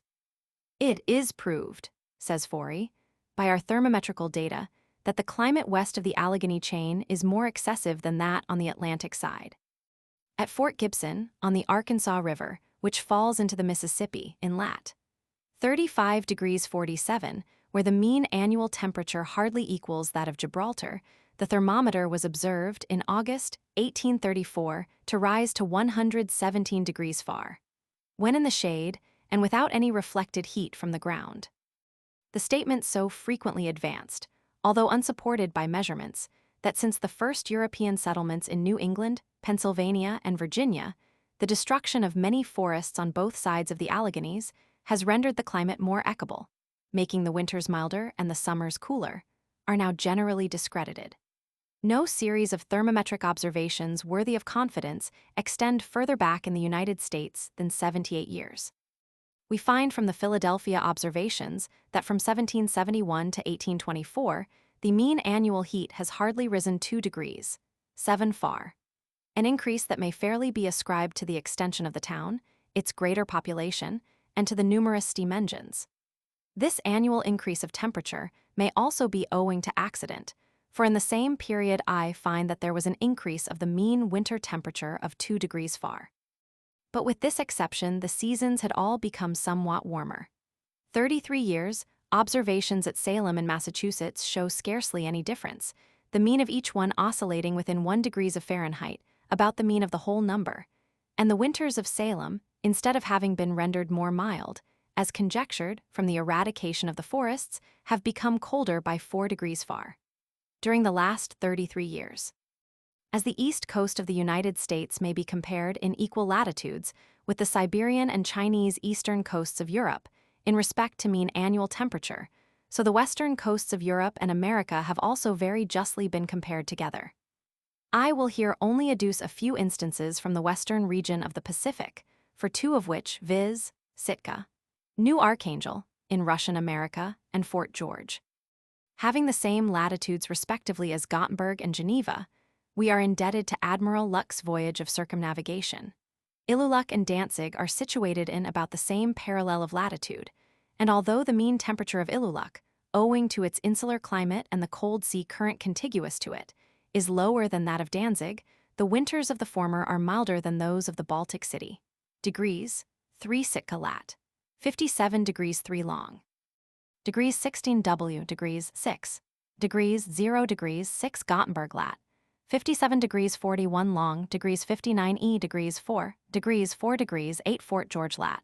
46 degrees 18 long, degrees 58 W degrees 2 degrees 6 Geneva lat. 46 degrees 12 altitude feet degrees, 8 degrees 5 degrees 0 Cherson lat. 46 degrees 38 long. Degrees 39 E degrees 1 degrees 0. Snow is hardly ever seen on the banks of the Oregon or Columbia River, and ice on the river lasts only a few days. The lowest temperature which Mr. Ball ever observed there, in 1838, was 18 degrees, 4 Fahr. A cursory glance at the summer and winter temperatures given above suffices to show that a true insular climate prevails on and near the western coasts. Whilst the winter cold is less considerable than in the western part of the old continent, the summers are much cooler. This contrast is made most apparent when we compare the mouth of the Oregon with Forts Snelling and Howard, and the Council Bluffs in the interior of the Mississippi and Missouri Basin, 44 degrees 46 degrees north lat. Where, to speak with Buffon, we find an excessive or true continental climate, a winter cold, which on some days is 32 degrees or even 37 degrees Fahr. Followed by a mean summer's heat, which rises to 69 degrees and 71 degrees, 4 Fahr. Footnote 19. P8, as if America had emerged later from the chaotic covering of waters. The acute natural inquirer Benjamin Smith Barton expresses himself thus accurately. I cannot but deem it a puerile supposition, unsupported by the evidence of nature, that a great part of America has probably later emerged from the bosom of the ocean than the other continents. I have already elsewhere treated of this subject in a memoir on the primitive nations of America. The remark has been too frequently made by authors of general and well-attested merit that America was in every sense of the word a new continent. The luxuriance of vegetation, the vast mass of waters in the rivers, and the continued activity of great volcanoes confirm the fact, say these writers, that the still agitated and humid earth is in a condition approximating more closely to the chaotic primordial state of our planet than the old continent. Such ideas appeared to me, long before my travels in those regions, no less unphilosophical than at variance with generally acknowledged physical laws. These imaginary representations of an earlier age and a want of repose, and of the increase of dryness and inertia with the increased age of our globe, could only have been framed by those who seek to discover striking contrasts between the two hemispheres, and who do not endeavor to consider the construction of our terrestrial planet from one grand and general point of view. Are we to regard the southern as more recent than the northern part of Italy, simply because the former is almost constantly disturbed by earthquakes and volcanic eruptions? How inconsiderable, moreover, are the phenomena presented by our volcanoes and earthquakes, when compared with the convulsions of nature which the geognosist must conjecture to have occurred in the chaotic condition of our globe, when mountain masses were upheaved, solidified, or cleft asunder. Different causes must also occasion a diversity of effects in the forces of nature in parts of the earth remote from one another. The volcanoes in the new continent, of which I still count about 28, may probably have continued longer active, because the high mountain ridges on which they are erupted in rows upon long fissures are nearer to the sea, and because this vicinity appears to modify the energy of the subterranean fire, in a manner which, with few exceptions, has not yet been explained. Besides, both earthquakes and fire-erupting mountains act periodically. At present, this I wrote 42 years ago, physical disquietude and political repose prevail in the new continent, whilst in the old continent the calm repose of nature is contrasted with the dissensions of different nations. The time may, however, come when this strange contrast between physical and moral forces may change its theater of action from one quarter of the world to another. Volcanoes enjoy centuries of repose between their manifestations of activity, and the idea that in the older country's nature must be characterized by a certain repose and quietude has no other foundation than in the mere caprice of the imagination. There exists no reason for assuming that one side of our planet is older or more recent than the other. Islands, as the Azores and many flat islands of the Pacific, which have been upheaved by volcanoes or been gradually formed by coral animals, are indeed more recent than many plutonic formations of the European central chain. Small tracts of land, as Bohemia and Kashmir, and many of the valleys in the moon, enclosed by a ring of mountains, may continue for a long time under the form of a sea, owing to partial inundations. And after the flowing off of these inland waters, the bottom, on which plants would gradually manifest themselves, might indeed be figuratively regarded as of more recent origin. islands have been connected together into continental masses by upheaval, whilst other parts of the previously existing land have disappeared in consequence of the subsidence of the oscillating ground. But general submersions can, from hydrostatic laws, only be imagined as embracing simultaneously all parts of the Earth. The sea cannot permanently submerge the vast lowlands of the Orinoco and the Amazon without at the same time destroying our Baltic lands. Moreover, the succession and identity of the float strata, and of the organic remains of plants and animals belonging to the primitive world, enclosed in those strata, show that several great depositions have occurred almost simultaneously over the whole Earth. Footnote 20. P8. The southern hemisphere is cooler and more humid than the northern. Chile, Buenos Aires, the southern part of Brazil, and Peru enjoy the cool summers and mild winters of a true insular climate, owing to the narrowness and contraction of the continent towards the south. This advantage of the southern hemisphere is manifested as far as 48 degrees or 50 degrees south lat. But beyond that point, and nearer the Antarctic pole, South America is an inhospitable waste. The different degrees of latitude at which the southern extremities of Australia, including Van Diemen's Island, of Africa, and America, terminate, give to each of these continents its peculiar character. The Straits of Magellan lie between the parallels of 53 degrees and 54 degrees south lat, and notwithstanding this, the thermometer falls to 41 degrees far. In the months of December and January, when the sun is 18 hours above the horizon. Snow falls almost daily in the lowlands, and the maximum of atmospheric heat observed by Churuca in 1788, during the month of December, and consequently in the summer of that region, did not exceed 52 degrees. Too far. The Cabo Pillar, whose turret-like rock is only 1394 feet in height, and which forms the southern extremity of the chain of the Andes, is situated in nearly the same latitude as Berlin. Whilst in the northern hemisphere all continents fall, in their prolongation towards the pole, within a mean limit, which corresponds tolerably accurately with 70 degrees, the southern extremities of America. In Tierra del Fuego, which is so deeply indented by intersecting arms of the sea, of Australia, and of Africa, are respectively 34 degrees, 46 degrees 30, and 56 degrees distant from the South Pole. The temperature of the unequal extents of ocean, which separate these southern extremities from the icy pole, contributes essentially towards the modification of the climate. The areas of the dry land of the two hemispheres separated by the equator are as 3-to-1. But this deficiency of continental masses in the southern hemisphere is greater in the temperate than in the torrid zone, the ratio being in the former at 13-to-1 and in the latter as 5-to-4. This great inequality in the distribution of dry land exerts a perceptible influence on the strength of the ascending atmospheric current, which turns towards the South Pole, and on the temperature of the southern hemisphere generally. Some of the noblest forms of tropical vegetation, as for instance tree ferns, advance south of the equator to the parallels of from 46 degrees to 53 degrees, whilst to the north of the equator, they do not occur beyond the Tropic of Cancer.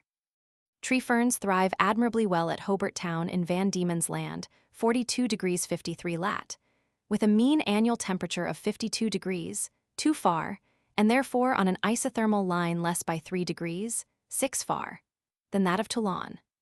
Rome, which is almost 1 degree of latitude further from the equator than Hobart Town, has an annual temperature of 59 degrees, 7 far. A winter temperature of 46 degrees, 6 far, and a summer temperature of 86 degrees far. Whilst in Hobart Town, these three means are respectively 52 degrees, 42 degrees, 1 and 63 degrees far. In Dusky Bay, New Zealand, tree ferns thrive in 46 degrees 8 lat, and in the Auckland and Campbell Islands in 53 degrees lat. In the archipelago of Tierra del Fuego, having a mean winter temperature of 33 degrees far, and a mean summer temperature of only 50 degrees far. In the same latitude as Dublin, Captain King found vegetation thriving most luxuriantly in large woody-stemmed trees of fuchsia and veronica. Whilst this vigorous vegetation, which, especially on the western coast of America, in 38 degrees and 40 degrees south lat, has been so picturesquely described by Charles Darwin, suddenly disappears south of Cape Horn, on the rocks of the southern Orkney and Shetland Islands, and of the Sandwich Archipelago. These islands, but scantily covered with grass, moss, and lichens, terres de desolation, as they have been called by French navigators, lie far to the north of the Antarctic polar circle, whilst in the northern hemisphere, in 70 degrees lat. On the extremest verge of Scandinavia, fir trees reach a height of more than 60 feet. If we compare Tierra del Fuego, and more particularly Port Famine in the Straits of Magellan, 53 degrees 38 lat, with Berlin, which is situated 1 degree nearer the equator, we shall find for Berlin 47 degrees, 338 degrees 3, and for Port Famine 42 degrees, 634 degrees 0, far. I subjoin the few certain data of temperature, which we at present possess of the temperate zones of the southern hemisphere, and which may be compared with the temperatures of northern regions, in which the distribution of summer heat and winter cold is so unequal. I make use of the convenient mode of notation already explained, in which the number standing before the fraction indicates the mean annual temperature, the numerator the winter, and the denominator the summer temperature. South mean annual winter places, latitude and summer temperatures. Degrees, 5 Sydney and Parramatta, New Holland, degrees 50 degrees 6, degrees 5 Cape Town, Africa. Degrees 55 degrees 7, degrees 2, degrees 5 Buenos Aires, degrees 17 degrees 4, degrees 0, degrees 4 Montevideo, degrees 54 degrees 5, degrees 1 Hobart Town, Van Diemen's Land, degrees 45 degrees 5, degrees 0, degrees 7 Port Famine, Straits of Magellan, degrees 38 degrees 6, degrees 0. Footnote 21. P9, one connected sea of sand. As we may regard the social erica as furnishing one continuous vegetable covering spread over the Earth's surface, from the mouth of the Scheldt to the Elbe, and from the extremity of Jutland to the Harz Mountains, so may we likewise trace the sea of sand continuously through Africa and Asia, from Cape Blanco to the further side of the Indus, over an extent of 5,600 miles. The sandy region mentioned by Herodotus, which the Arabs call the Desert of Sahara, and which is interrupted by oases, traverses the whole of Africa like a dried arm of the sea. The valley of the Nile is the eastern boundary of the Libyan Desert. Beyond the Isthmus of Suez and the porphyritic, cyanitic, and greenstone rocks of Sinai begins the desert mountain plateau of Nejd, which occupies the whole interior of the Arabian Peninsula and is bounded to the west and south by the fruitful and more highly favored coastlands of Hedjaz and Hadramaut. The Euphrates forms the eastern boundary of the Arabian and Syrian desert. The whole of Persia, from the Caspian Sea to the Indian Ocean, is intersected by immense tracts of sand, Bajabin, among which we may reckon the soda and potash deserts of Kerman, Seistan, Baludzkistan, and Mekran. The last of these barren wastes is separated by the Indus from the desert of Molten. Footnote 22. P9, the western portion of Mount Atlas. The question of the position of the Atlas of the ancients has often been agitated in our own day. In making this inquiry, ancient Phoenician traditions are confounded with the statements of the Greeks and Romans regarding Mount Atlas at a less remote period. The elder Professor Eidler, who combined a profound knowledge of languages with that of astronomy and mathematics, was the first to throw light on this obscure subject, and I trust I may be pardoned if I insert the communications with which I have been favored by this enlightened observer. The Phoenicians ventured at a very early period in the world's history to penetrate beyond the Straits of Gibraltar. They founded Gades and Tardessus on the Spanish, and Lixus, together with many other cities on the Mauritanian coasts of the Atlantic Ocean. They sailed northward along these shores to the CATARACTS, from whence they obtained tin, and to the Prussian coasts where they procured amber found there, whilst southward they penetrated as far as Madeira and the Cape de Verde Islands. Amongst other regions, they visited the archipelago of the Canary Isles, where their attention was arrested by the Peak of Tenerife, whose great height appears to be even more considerable than it actually is from the circumstance of the mountain projecting directly from the sea. Through their colonies established in Greece, especially under Cadmus in Boeotia, the Greeks were made acquainted with the existence of this mountain, which soared high above the region of clouds, and with the fortunate islands on which this mountain was situated, and which were adorned with fruits of all kinds and particularly with the golden orange. By the transmission of this tradition through the songs of the bards, Homer became acquainted with these remote regions, and he speaks of an Atlas to whom all the depths of ocean are known, and who bears upon his shoulders the great columns which separate from one another the heavens and the earth, and of the Elysian plains, described as a wondrously beautiful land in the west. Hesiod expresses himself in a similar manner regarding Atlas, whom he represents as the neighbor of the Hesperides. The Elysian plains, which he places at the western limits of the earth, he terms the islands of the blessed. Later poets have still further embellished these myths of Atlas, the Hesperides, their golden apples, and the islands of the blessed, which are destined to be the abode of good men after death, and have connected them with the expeditions of the Tyrian god of commerce, Melicertes, the Hercules of the Greeks. The Greeks did not enter into rivalship with the Phoenicians and Carthaginians in the art of navigation until a comparatively late period. They indeed visited the shores of the Atlantic, but they never appear to have advanced very far. It is doubtful whether they had penetrated as far as the Canary Isles and the Peak of Teneriffe, but be this as it may, they were aware that Mount Atlas, which their poets had described as a very high mountain situated on the western limits of the earth, must be sought on the western coast of Africa. This, too, was the locality assigned to it by their later geographers Strabo, Ptolemy, and others. As however no mountain of any great elevation was to be met with in the northwest of Africa, much perplexity was entertained regarding the actual position of Mount Atlas, which was sought sometimes on the coast, sometimes in the interior of the country, and sometimes in the vicinity of the Mediterranean or further southward.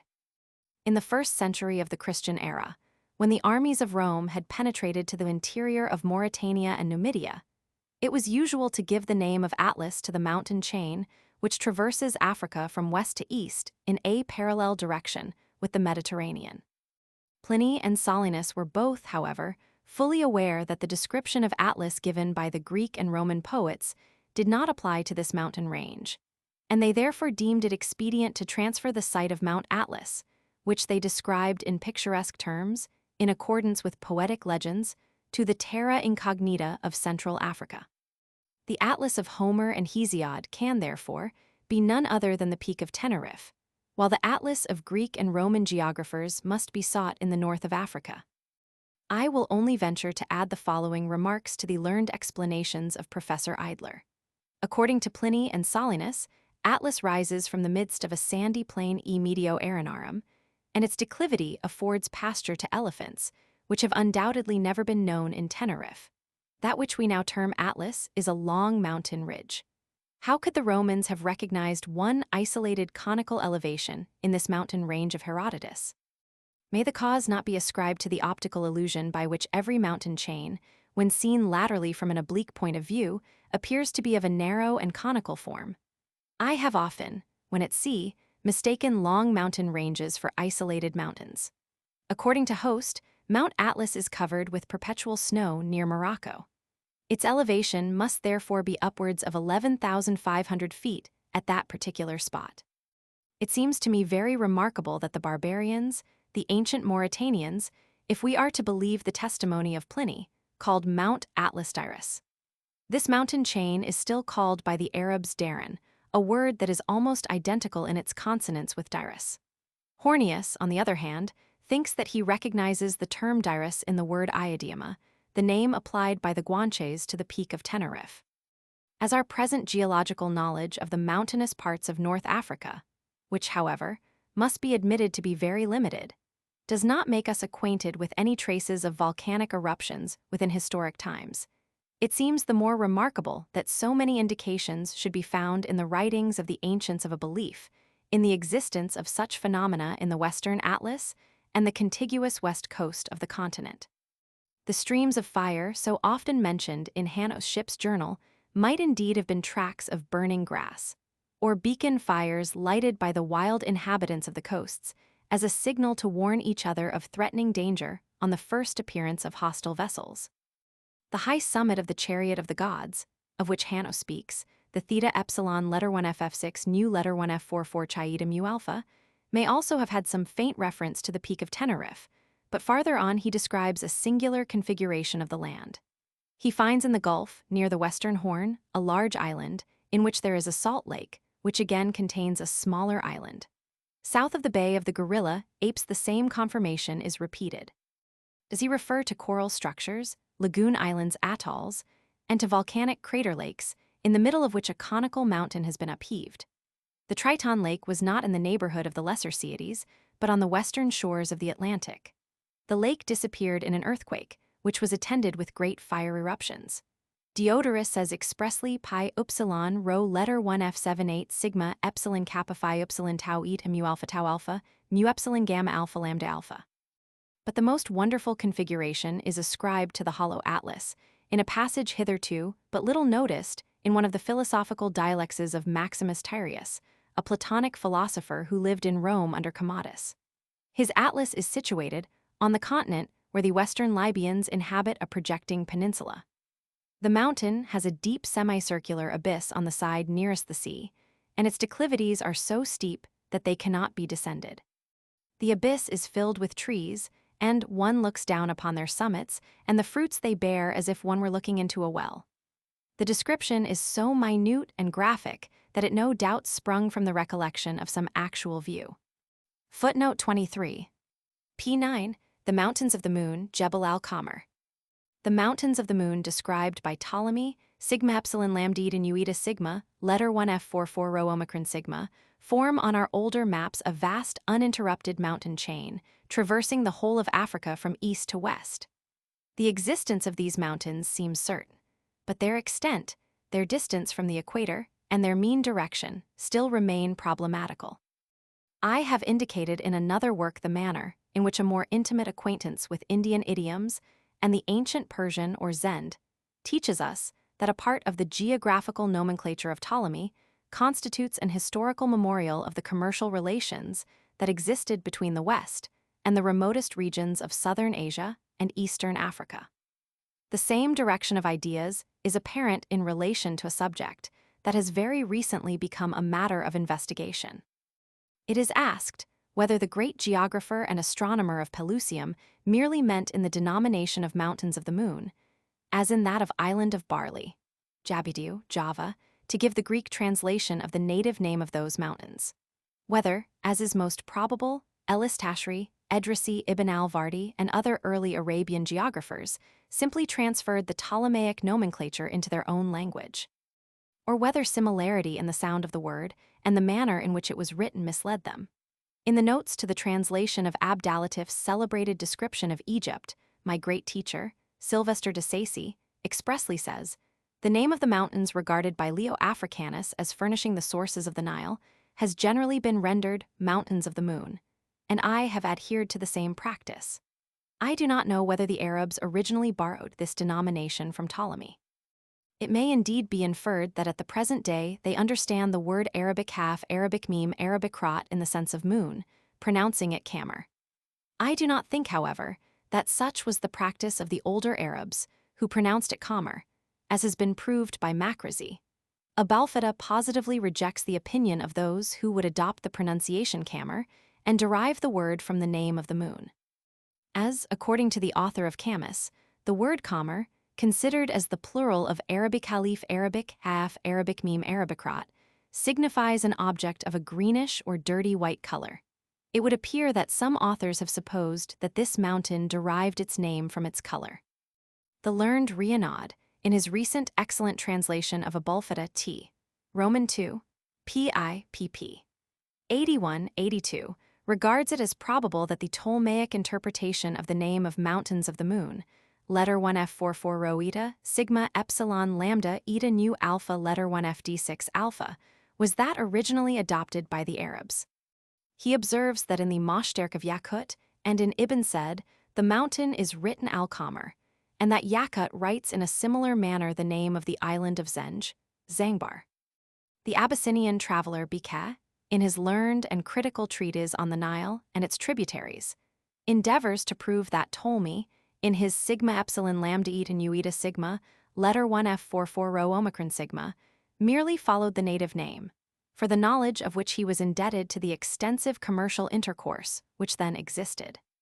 He says, Ptolemy knew that the Nile rises in the mountainous district of Mosi, and in the languages which are spoken over a great part of southern Africa, as, for instance, in Congo, Manju, and Mozambique, the word Mosi signifies the moon.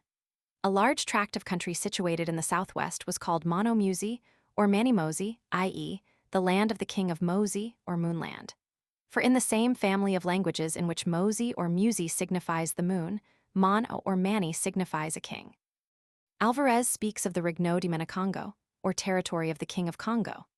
Because opponent Ayrton seeks the sources of the White Nile Bahr el Abiad, not as do Arnaud, Wern, and Biquet, near the equator or south of it in 31 degrees 22 E long. From Greenwich, but far to the northeast, as does Anton Dabidi, in the Gajeb and Jib of Enira Iniara, therefore in the high mountains of Habj, in 7 degrees 20 north lat, and 35 degrees 22 east long.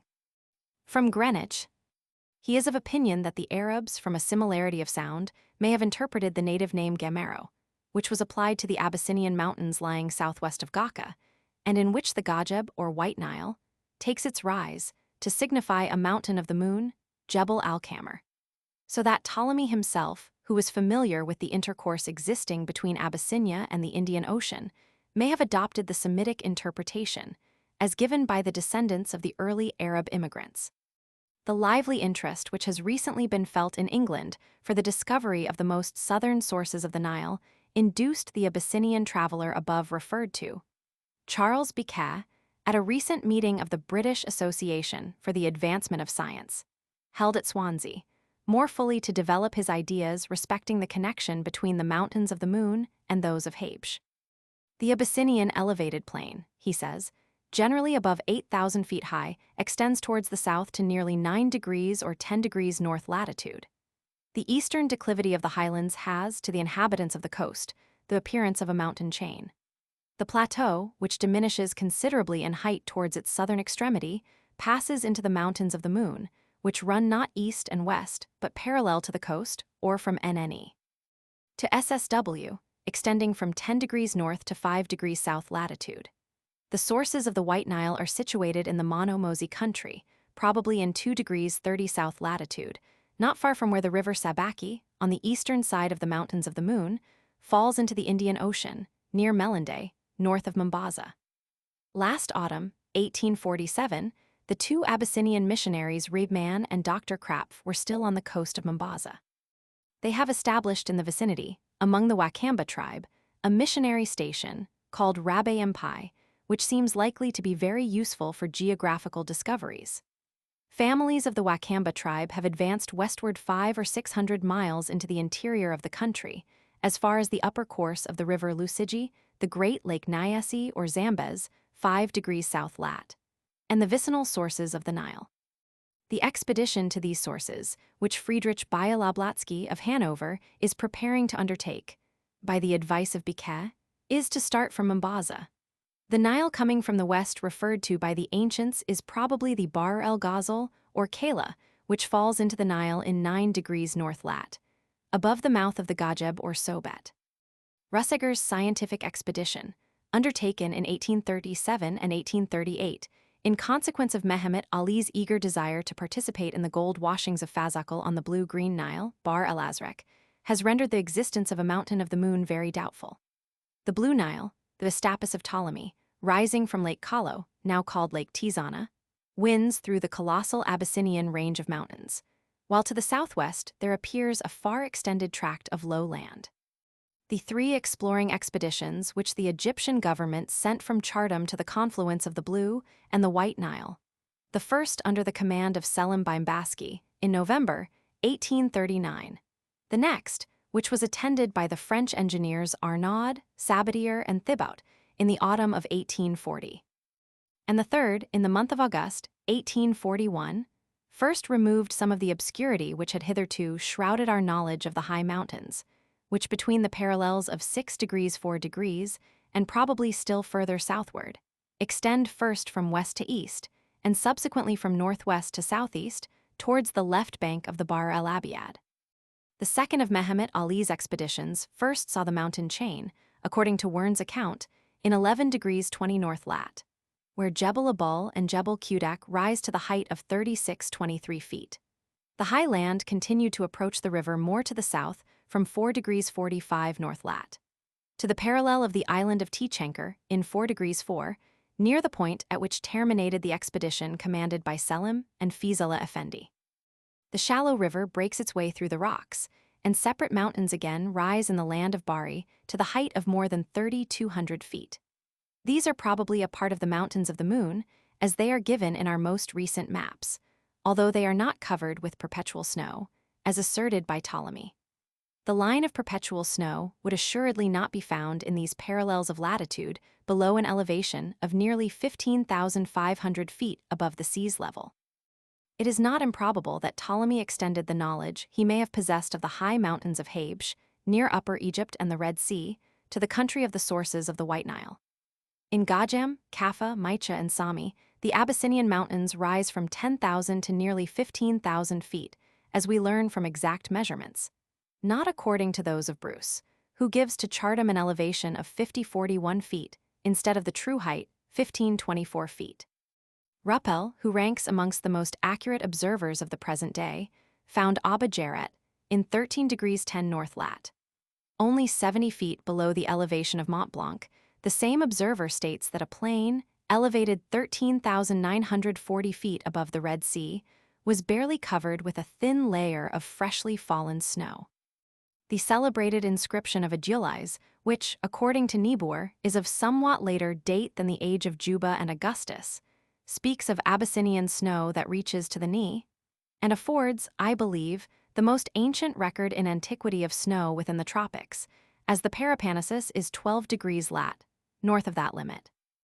Zimmermann's map of the district of the Upper Nile shows the dividing line where the basin of the great river terminates in the southeast, and which separates it from the domain of the rivers belonging to the Indian Ocean, viz., from the Dora, which empties itself north of Magadoxo, from the Teb on the amber coast of Agda, from the Goskop, whose abundant waters are derived from the confluence of the Jibu and the Zebai, and which must be distinguished from the Gajeb, rendered celebrated since 1839 by Anton Dabidi, Biquet, and the missionary Krapf. In a letter to Karl Ritter, I hailed with the most lively joy the appearance of the combined results of the recent travels of Biquet, Krapf Eisenberg, Russegger, Rappel, Abidi, and Wern, as ably and comprehensively brought together in 1843 by Zimmermann. If a prolonged span of life, I wrote to him, bring with it many inconveniences to the individual himself, and some to those about him, it yields a compensation in the mental enjoyment, afforded by comparing the earlier state of our knowledge with its more recent condition, and of seeing the growth and development of many branches of science that had long continued torpid, or whose actual fruits hypercriticism may even have attempted to set aside. This genial enjoyment has from time to time fallen to our lot in our geographical studies, and more especially in reference to those portions of which we could hitherto only speak with a certain timid hesitation. The internal configuration and articulation of a continent depends in its leading characters on several plastic relations, which are usually among the latest to be elucidated. A new and excellent work of our friend, Karl Zimmermann, on the district of the Upper Nile and of the eastern portions of Central Africa has made me more vividly sensible of these considerations. This new map indicates, in the clearest manner, by means of a special mode of shading, all that still remains unknown, and all that by the courage and perseverance of travelers of all nations, among which our own countrymen happily play an important part, has already been disclosed to us. We may regard it as alike important and useful that the actual condition of our knowledge should, at different periods, be graphically represented by men well acquainted with the existing and often widely scattered materials of knowledge, and who not merely delineate and compile, but who know how to compare, select, and, where it is practicable, test the routes of travelers by astronomical determinations of place. Those who have contributed as much to the general stock of knowledge as you have done have indeed an especial right to expect much, since their combinations have greatly increased the number of connecting points. Yet I scarcely think that when, in the year 1822, you executed your great work on Africa, you could have anticipated so many additions as we have received. It must be admitted that in some cases we have only acquired a knowledge of rivers, their direction, their branches, and their numerous synonyms according to various languages and dialects. But the courses of rivers indicate the configuration of the surface of the earth and exert a threefold influence. They promote vegetation, facilitate general intercourse, and are pregnant with the future destiny of man. The northern course of the White Nile and the southeastern course of the Great Goskop show that both rivers are separated by an elevation of the surface of the earth. Although we are as yet but imperfectly acquainted with the manner in which such an elevation is connected with the highlands of Habshe, or how it may be prolonged in a southerly direction beyond the equator. Probably, and this is also the opinion of my friend Karl Ritter, the Lupata Mountains, which, according to the excellent Wilhelm Peters, extend to 26 degrees south lat, are connected by means of the mountains of the moon with this northern swelling of the Earth's surface, the Abyssinian highlands. Lupata, according to the last-named African traveler, signifies, in the language of Tet, closed when used as an adjective. This mountain range, which is only intersected by some few rivers, would thus be the closed or barred. The Lupata chain of the Portuguese writers, says Peters, is situated about 90 leagues from the mouth of the Zambeze and has an elevation of little more than 2,000 feet. This mural chain has a direction due north and south, although it frequently deflects to the east or the west. It is sometimes interrupted by plains. Along the coast of Zanzibar, the traders in the interior appear to be acquainted with this long, but not very high range, which extends between 6 degrees and 26 degrees south lat. To the factory of Lorenzo Marx on the Rio de Espirito Santo, in the De Lagoa Bay of the English. The further the Lupata chain extends to the south, the nearer it approaches the coast, until at Lorenzo Marx it is only 15 leagues distant from it. Footnote 24. P10. The consequence of the great rotatory movement of the waters.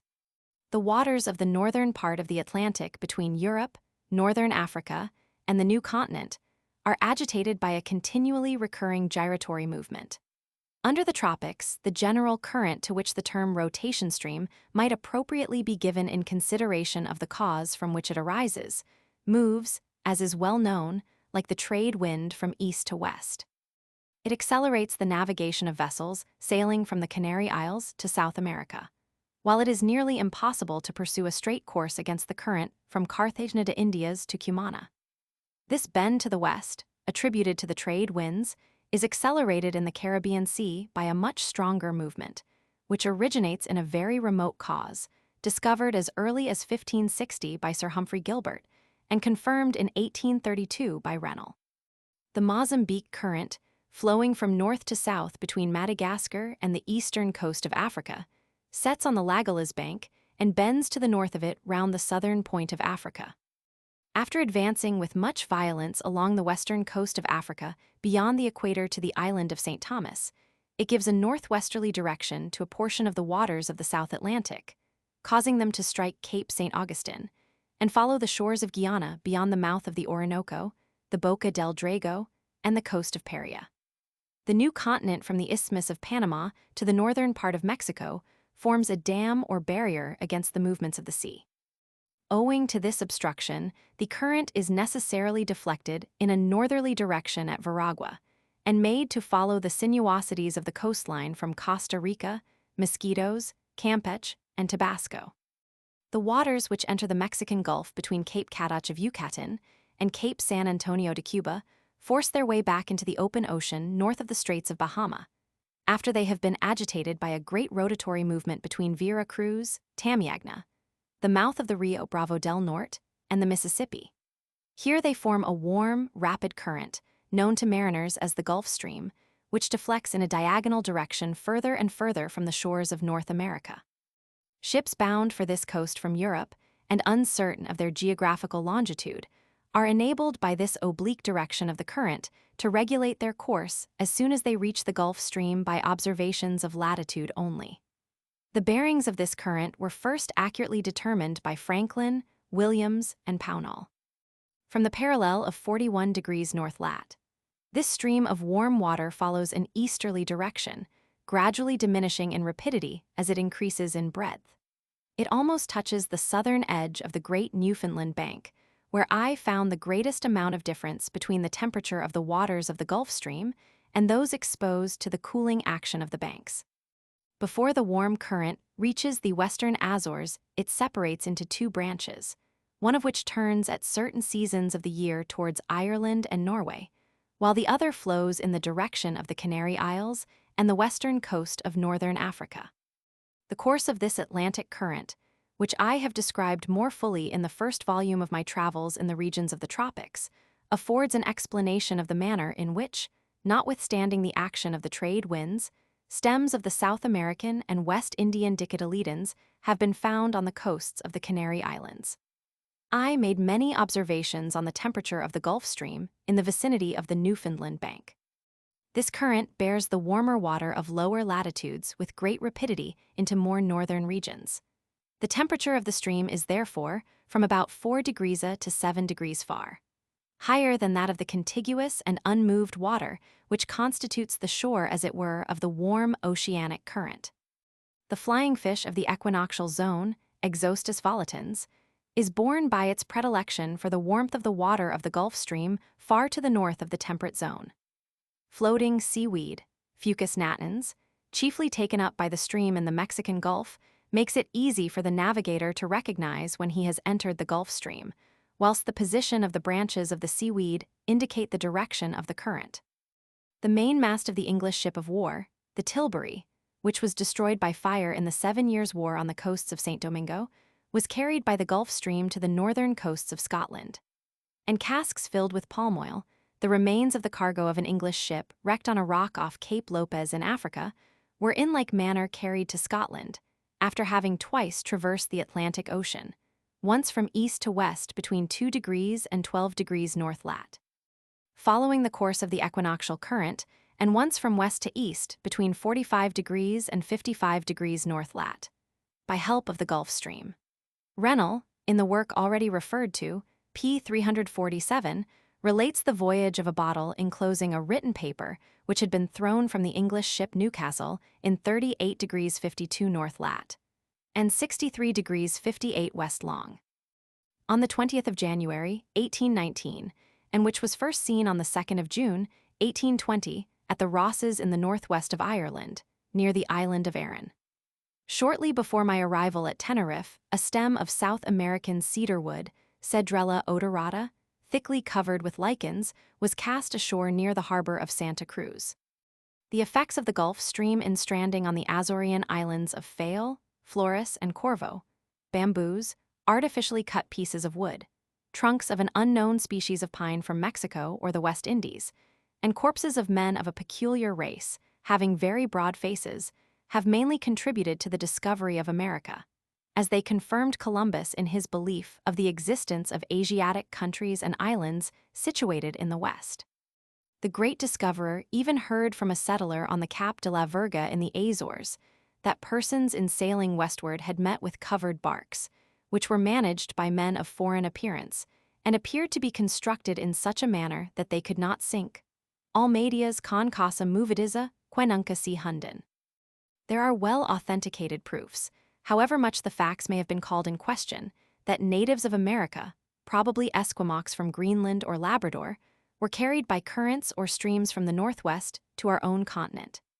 James Wallace relates that in the year 1682, a Greenlander in his canoe was seen on the southern extremity of the island of Edda by many persons, who could not, however, succeed in reaching him. In 1684, a Greenland fisherman appeared near the island of Westram.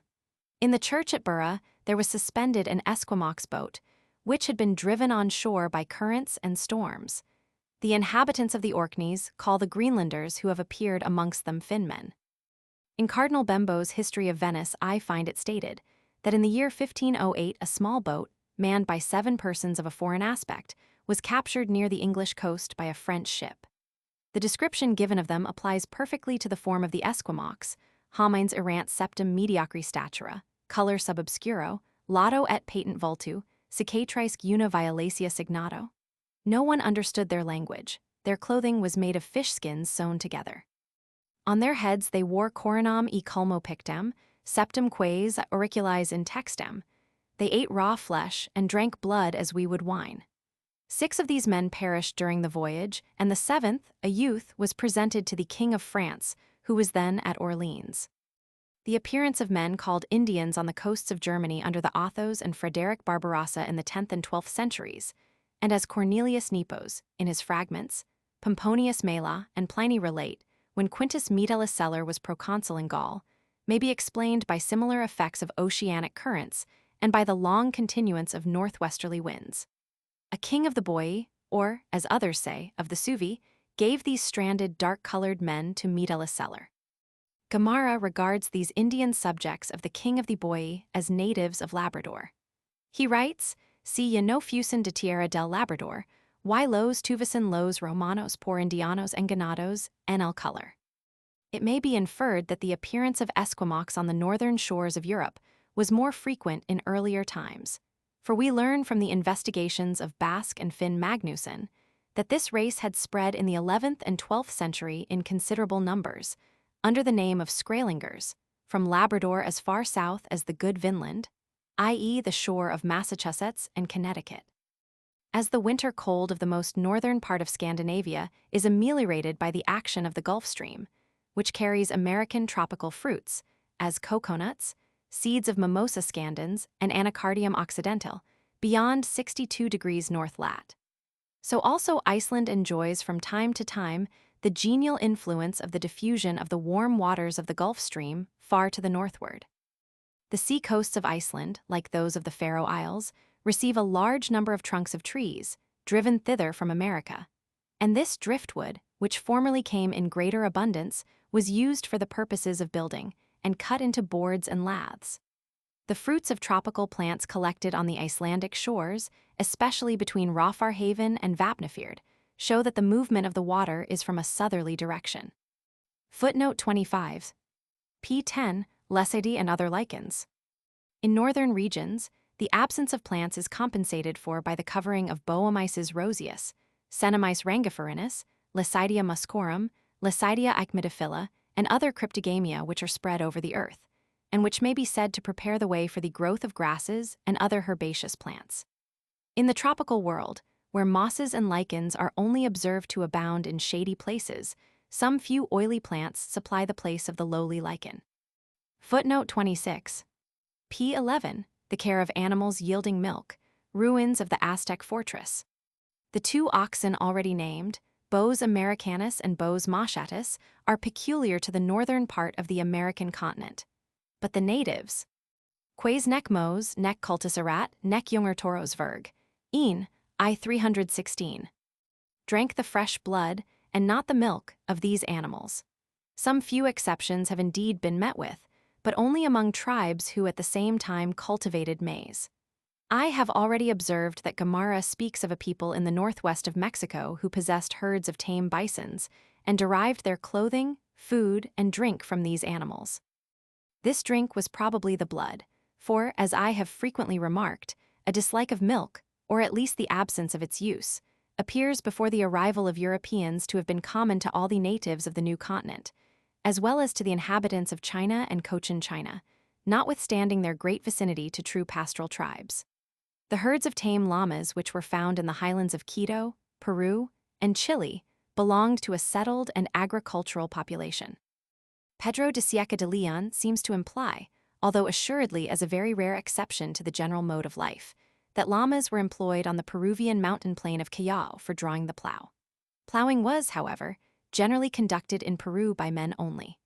Barton has made it appear probable that the American buffalo had from an early period been reared among some West Canada tribes on account of its flesh and hide. In Peru and Quito, the llama is nowhere found in its original wild condition. According to the statements made to me by the natives, the llamas on the western declivity of the Chimborazo became wild at the time when Liccan, the ancient residence of the rulers of Quito, was laid in ashes. In central Peru, in the Ceja de la Montana, cattle have in like manner become completely wild, a small but daring race that often attacks the Indians. The natives call them vacas del monte or vacas cimarronas. Cuvier's assertion that the llama had descended from the guanaco, still in a wild state, which had unfortunately been extensively propagated by the admirable observer, Mayen, has now been completely refuted by Tishuti. The llama, the paco or alpaca, and the guanaco are three originally distinct species of animals. The guanaco, Huanaco in the Quichua language, is the largest of the three, and the alpaca, measured from the ground to the crown of the head, the smallest. The llama is next to the guanaco in height. Herds of llamas, when as numerous as I have seen them on the elevated plateaus between Quito and Riobamba, are a great ornament to the landscape. The Moramaro of Chile appears to be a mere variety of the llama. The different species of camel-like sheep found still wild at elevations of from 13,000 to upwards of 16,000 feet above the level of the sea are the vicuna, the guanaco, and the alpaca. Of these, the two latter species are also found tame, although this is but rarely the case with the guanaco. The alpaca does not bear a warm climate as well as the llama. Since the introduction of the more useful horse, mule, and ass, the latter of which exhibits great animation and beauty in tropical regions, the llama and alpaca have been less generally reared and employed as beasts of burden in the mining districts. But their wool, which varies so much in fineness, is still an important branch of industry among the inhabitants of the mountains. In Chile, the wild and the tame guanaco are distinguished by special names, the former being called luin and the latter chilihuque. The wide dissemination of the wild guanacos from the Peruvian Cordilleras to Tierra del Fuego, sometimes in herds of 500 heads of cattle, has been facilitated by the circumstance that these animals can swim with great facility from island to island, and are not therefore impeded in their passage across the Patagonian channels or fjords. South of the river Gila, which together with the Rio Colorado pours itself into the Californian Gulf, Mar de Cortez, lie in the midst of the dreary steppe the mysterious ruins of the Aztec palace, called by the Spaniards Las Casas Grandes. When, about the year 1160, the Aztecs first appeared in Anahuac, having migrated from the unknown land of Aztlan, they remained for a time on the borders of the Gila River. The Franciscan monks, Garces and Font, who saw the Casas Grandes in 1778, are the last travelers who have visited these remains. According to their statement, the ruins extended over an area exceeding 16 square miles. The whole plain was covered with the broken fragments of ingeniously painted earthenware vessels. The principal palace, if the word can be applied to a house formed of unburnt clay, is 447 feet in length and 277 feet in breadth. The Tiye of California, a delineation of which is given by the Padre Venegas, appears to differ but inconsiderably from the Ovis musimen of the Old Continent. The same animal has also been seen in the Stony Mountains near the source of the River of Peace, and differs entirely from the small white and black-spotted goat-like animal found on the Missouri and Arkansas. The synonym of antelope furcifer, A. temimizama, Smith, and Ovis montana is still very uncertain. Footnote 27. P11. The culture of farinaceous grasses. The original habitat of the farinaceous grasses, like that of the domestic animals which have followed man since his earliest migrations, is shrouded in obscurity. Jacob Grimm has ingeniously derived the German name for corn, Getreide, from the Old German Getrigide, Getriged. It is as it were the tame fruit, frugs, from mentum, that has fallen into the hands of man, as we speak of tame animals in opposition to those that are wild. It is a most striking fact that on one half of our planet there should be nations who are wholly unacquainted with the use of milk and of the meal yielded by narrow-eared grasses, Hordeaceae and Avanaceae, whilst in the other hemisphere nations may be found in almost every region who cultivate cereals and rear milch cattle. The culture of different cereals is common to both hemispheres, but while in the new continent we meet with only one species, maize, which is cultivated from 52 degrees north to 46 degrees south lat. We find that in the Old World the fruits of cereals, wheat, barley, spelt, and oats, have been everywhere cultivated from the earliest ages recorded in history. The belief that wheat grew wild in the Leontine Plains, as well as in other parts of Sicily, was common to several ancient nations, and is mentioned as early as Diodorus Siculus. Cereals were also found in the alpine meadow of Anna. Diodorus says expressly, "The inhabitants of the Atlantis were unacquainted with the fruits of cereals, owing to their having separated from the rest of mankind before those fruits were made known to mortals." Sprengel has collected several interesting facts, from which he is led to conjecture that the greater number of our European cereals originally grew wild in northern Persia and India. He supposes, for instance, that summer wheat was indigenous in the land of the Musicani, a province of northern India. Barley, Antiquissimum fermentum, as Pliny terms it, and which was also the only cereal known to the Guanches of the Canaries, originated, according to Moses of Corn, on the banks of the Araxes or Kur in Georgia, and according to Marco Polo in Balasham in northern India, and spelt originated in Hamadan. My intelligent friend and teacher, Link, has however shown in a comprehensive and critical treatise that these passages are open to much doubt. In a former essay of my own, I expressed doubts regarding the existence of wild cereals in Asia and considered them to have become wild.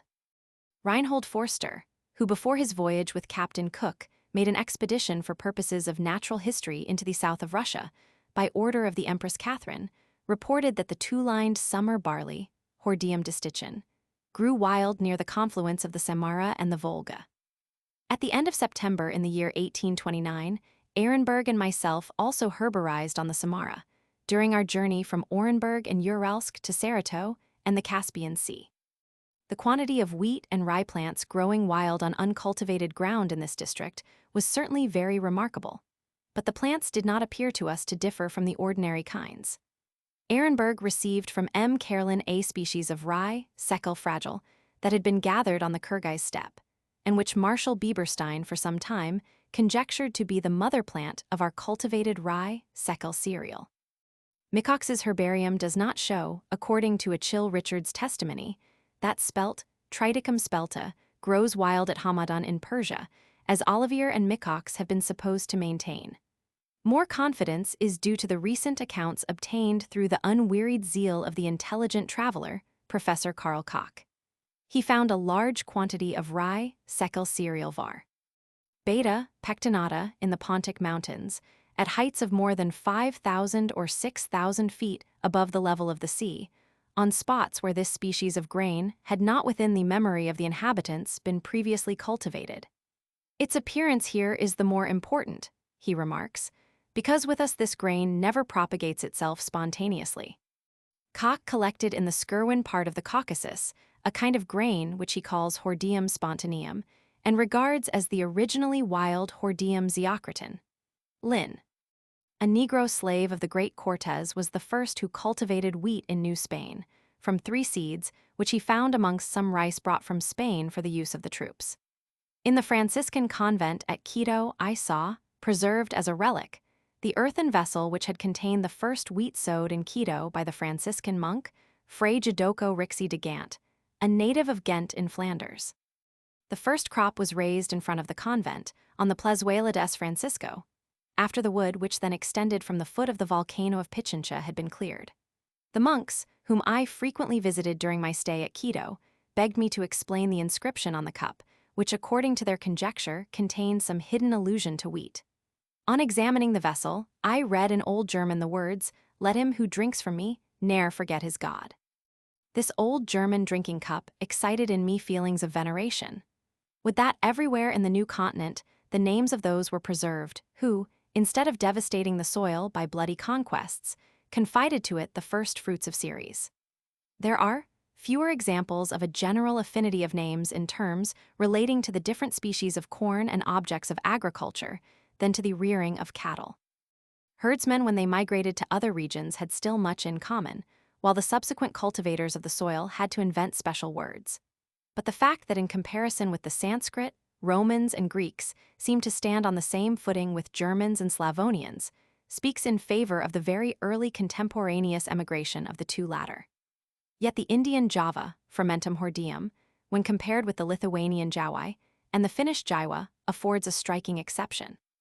Footnote 28. P11, preferring to keep within a cooler climate. Throughout the whole of Mexico and Peru, we find the trace of human civilization confined to the elevated tablelands. We saw the ruins of palaces and baths on the sides of the Andes, at an elevation of from 10,230 to 11,510 feet. None but northern tribes migrating from the north towards the equator could have remained from preference in such a climate. Footnote 29. P12, the history of the peopling of Japan.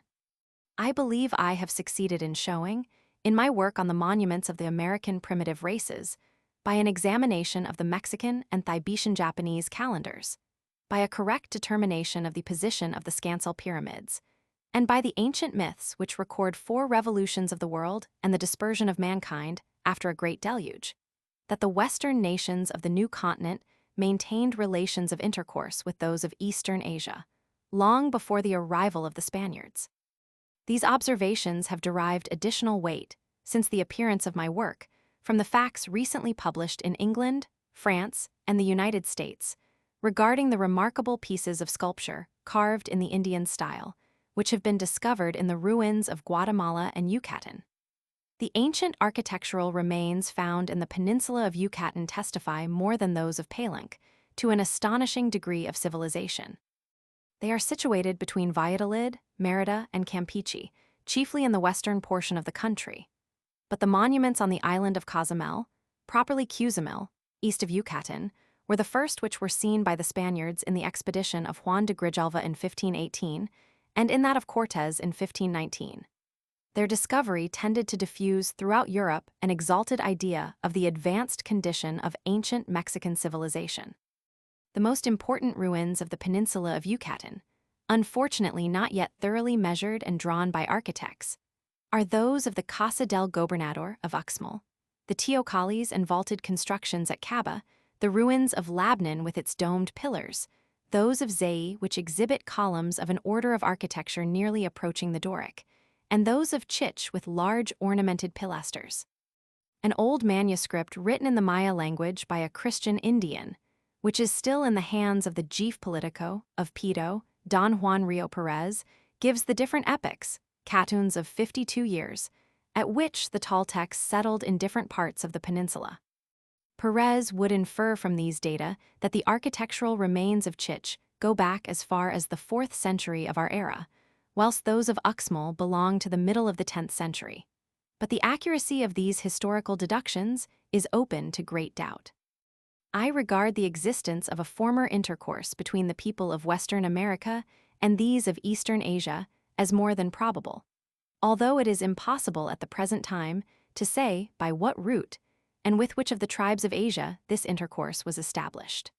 A small number of individuals of the cultivated hierarchical castes may perhaps have sufficed to effect great changes in the social condition of Western America. The fabulous accounts formerly current regarding Chinese expeditions to the new continent refer merely to expeditions to Fusang or Japan. It is, however, possible that Japanese and Saiyanpai may have been driven by storms from the Korea to the American coasts. We know as matters of history that bonzes and other adventurers navigated the eastern Chinese seas in search of a remedial agent capable of making man immortal. Thus, under Tisking Kai Wangtai, 300 young couples were dispatched to Japan in the year 209 before our era, who, instead of returning to China, settled on the island of Nippon. May not accident have led to similar expeditions to the Fox Islands, to Alaska, or New California? As the western coasts of the American continent incline from northwest to southeast, and the eastern coasts of Asia from northeast to southwest, the distance between the two continents in the milder zone, which is most conducive to mental development, 45 degrees lat, would appear too considerable to admit of an accidental settlement having been made in this latitude. We must therefore assume that the first landing took place in the ungenial climate of 55 degrees and 65 degrees, and that cultivation, like the general advance of population in America, progressed by gradual stations from north to south. It was even believed in the beginning of the 16th century that the fragments of ships from Katyō, i.e. from Japan or China, had been found on the coasts of the northern Dorado, called also Quivira and Ciboura. We know as yet too little of the languages of America entirely to renounce the hope that, amid their many varieties, some idiom may be discovered that has been spoken with certain modifications in the interior of South America and Central Asia, or that might at least indicate an ancient affinity. Such a discovery would undoubtedly be one of the most brilliant to which the history of the human race can hope to attain. But analogies of language are only deserving of confidence where mere resemblances of sound in the roots are not alone the object of research. But attention is also directed to the organic structure, the grammatical forms, and those elements of language which manifest themselves as the product of the intellectual power of man. Footnote 30. p. 12. Many other forms of animal life. The steppes of Caracas abound in flocks of the so-called Cervus mexicanus. This stag, when young, is spotted and resembles the roe. We have frequently met with perfectly white varieties, which is a very striking fact when the high temperature of this zone is taken into consideration. The Cervus mexicanus is not found on the declivities of the Andes in the equatorial region, at an elevation exceeding from 4,476 to 5,115 feet, but another white deer, which I could scarcely distinguish by any one specific characteristic from the European species, ascends to an elevation of nearly 13,000 feet. The cavia capybara is known in the province of Caracas by the name of chigwire. This unfortunate animal is pursued in the water by the crocodile and on land by the tiger or jaguar.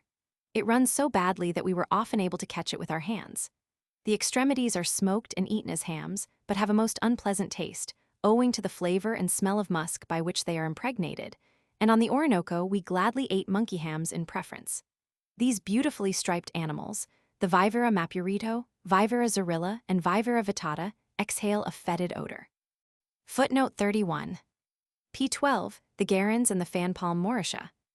The small coast tribe of the Garans, called in British Guiana the Waras or Guaranos, and by the Caribs Uarayu, inhabit not only the swampy delta and the river network of the Orinoco, more particularly the banks of the Manamo Grande and the Cano Macuro, but also extend, with very slight differences in their mode of living, along the seashore, between the mouths of the Essequibo and the Boca de Navios of the Orinoco. According to the testimony of Schomburg, the admirable observer referred to in the note, there are still about 1,700 Waros or Guaranos living in the vicinity of Cumaca and along the banks of the Barrenness River, which empties itself into the Gulf of the Boca de Navios. The social habits of the tribes settled in the delta of the Orinoco were known to the great historian Cardinal Bembo, the contemporary of Christopher Columbus, Amerigo Vespucci, and Alonso de Ojeda. He says quibustum in locis propter paludes in cali domus in arboribus edificant. It is hardly probable that instead of the Guaranos at the mouth of the Orinoco, Bembo should here allude to the natives of the country near the mouth of the Gulf of Maracaibo, where Alonso de Ojeda, in August 1499, when accompanied by Vespucci and Juan de la Cosa, found a population having their dwellings fondata sopra el aqua cum Venezia, built like Venice on the water. Vespucci, in the account of his travels, in which we meet with the first traces of the etymology of the name of the province of Venezuela. Little Venice, as used for the province of Caracas, speaks only of houses built on a foundation of piles and makes no mention of habitations in trees. Sir Walter Raleigh bears a subsequent and incontrovertible evidence to the same fact, for he says expressly in his description of Guiana that on his second voyage in 1595, when in the mouth of the Orinoco, he saw the fire of the Tivitites and Quarots, so he calls the Garans, high up in the trees. There is a drawing of the fire in the Latin edition of this work, and Raleigh was the first who brought to England the fruit of the Mauritia palm, which he very justly compared, on account of its scales, to fir cones. Father José Gumilla, who twice visited the Garans as a missionary, says, indeed, that this tribe have their dwelling in the palm groves of the morasses. But while he speaks more definitely of pendant habitations supported by high pillars, makes no mention of platforms attached to still growing trees. Hillhouse and Sir Robert Schomburg are of opinion that Bembo, through the relations of others, and Raleigh, by his own observation, were deceived into this belief in consequence of the high tops of the palm trees being lighted up in such a manner by the fires below them, that those sailing by thought the habitations of the Garans were attached to the trees themselves. We do not deny, says Schomburg, that in order to escape the attacks of the mosquitoes, the Indian sometimes suspends his hammock from the tops of trees, but on such occasions no fires are made under the hammock. According to Martius, the beautiful palm, Mauritia flexuosa quieteva, or Ida palm, belongs, together with calamus, to the family of the Lepidocariae or Coryphae. Linnaeus has described it very imperfectly, as he erroneously considered it to be devoid of leaves. The trunk is 26 feet high, but it probably does not attain this height in less than 120 or even 150 years. The Mauritia extends high up the declivity of the Duida, north of the Esmeralda Mission, where I found it in great beauty. It forms, in moist places, fine groups of a fresh and shining verdure, reminding us of that of our alders.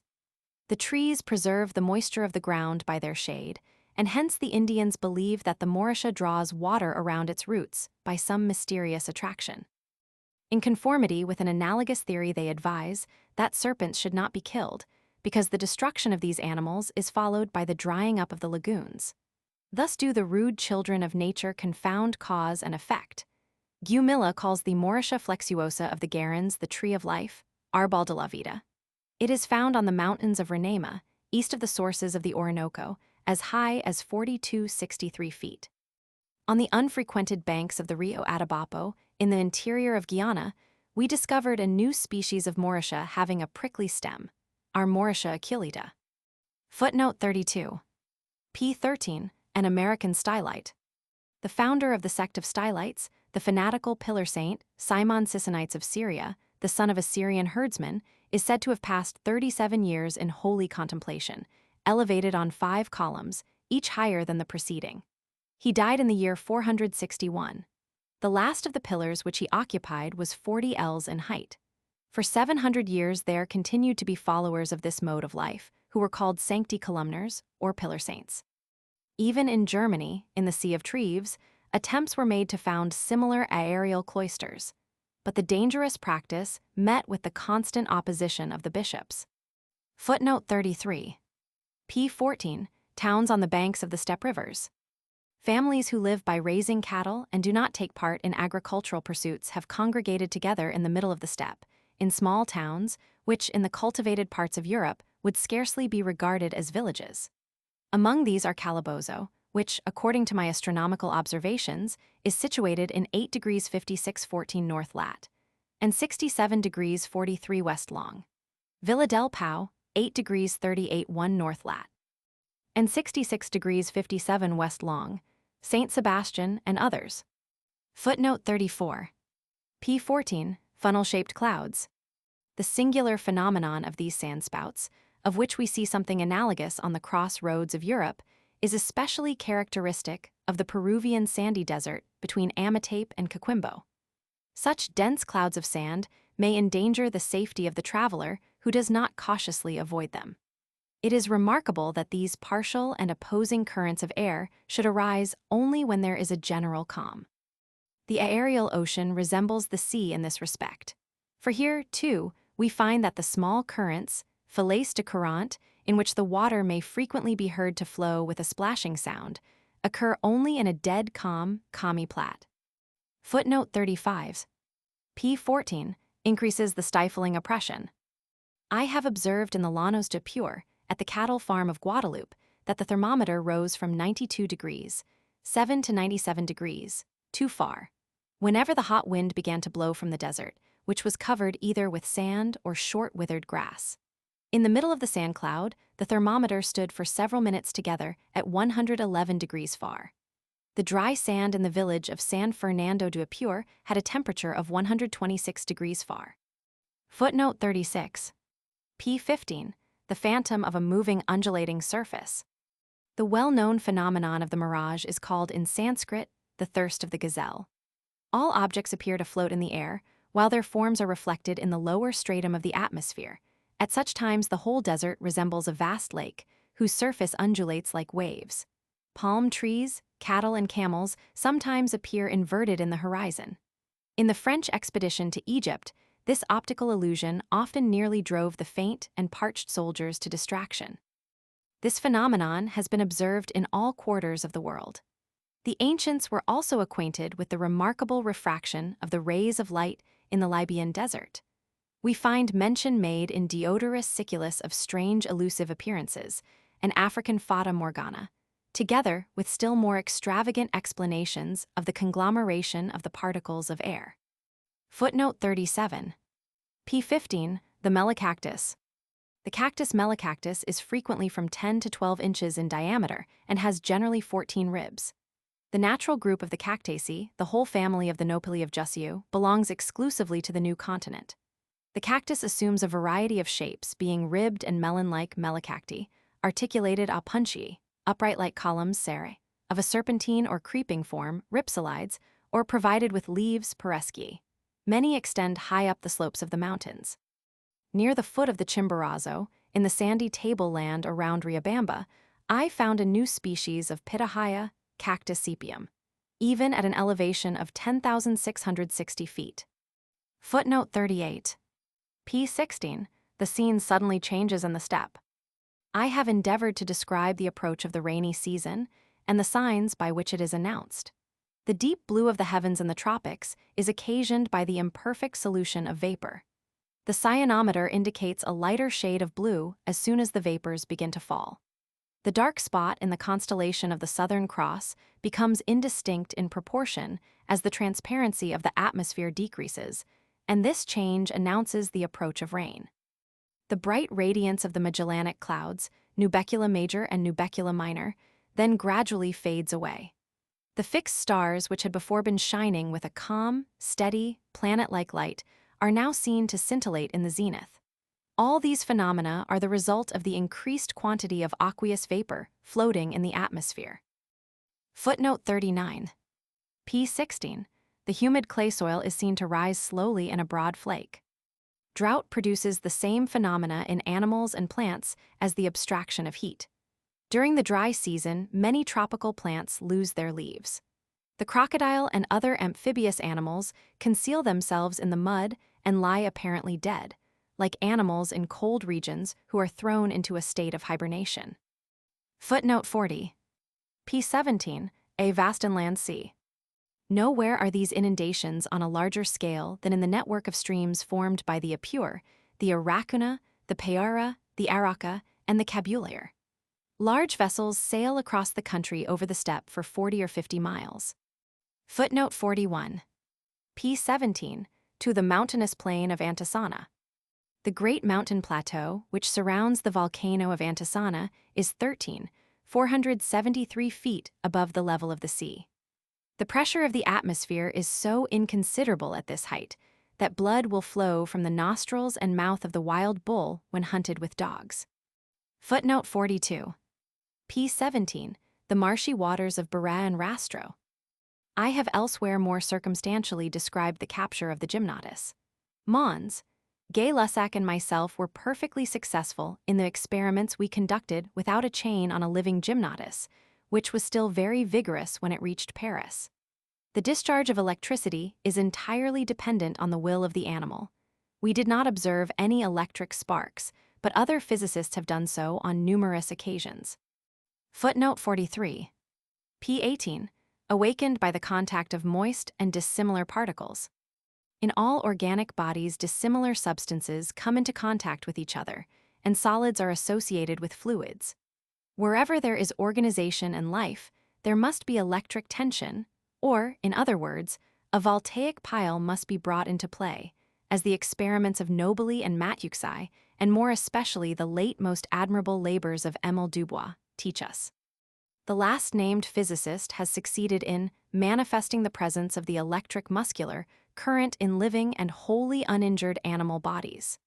He shows that the human body, through the medium of a copper wire, can at will cause the magnetic needle at a distance to deflect first in one direction and then in another. I have myself witnessed these movements produced at will, and have thus unexpectedly seen much light thrown on phenomena, to which I had laboriously and ardently devoted so many years of my earlier life. Footnote 44. P19. The myth of Osiris and Typhon. Respecting the struggle of two human races, the Arabian shepherd tribes of Lower Egypt and the cultivated agricultural races of Upper Egypt, on the subject of the fair-haired prince baby or Typhon, who founded Pelusium, and on the dark-complexioned Dionysos or Osiris, I would refer to Zyga's older and almost universally discarded views as set forth at p. 577 of his masterly work, De Origine et Usu Obliscorum. Footnote 45.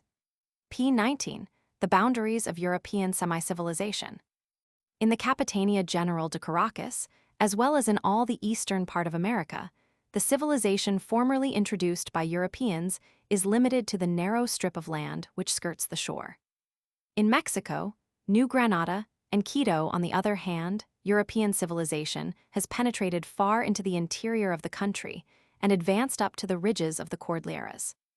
There existed already in the 15th century an earlier stage of civilization among the inhabitants of the last-named region.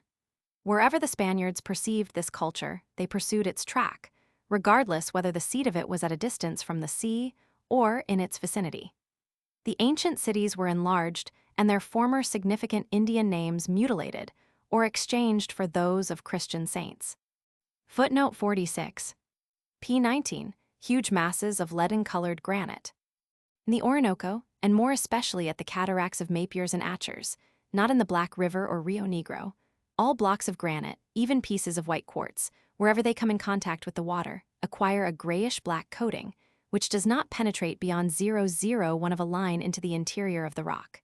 The traveler might almost suppose that he was looking at basalt or fossils colored with graphite. Indeed, the crust does actually appear to contain manganese and carbon.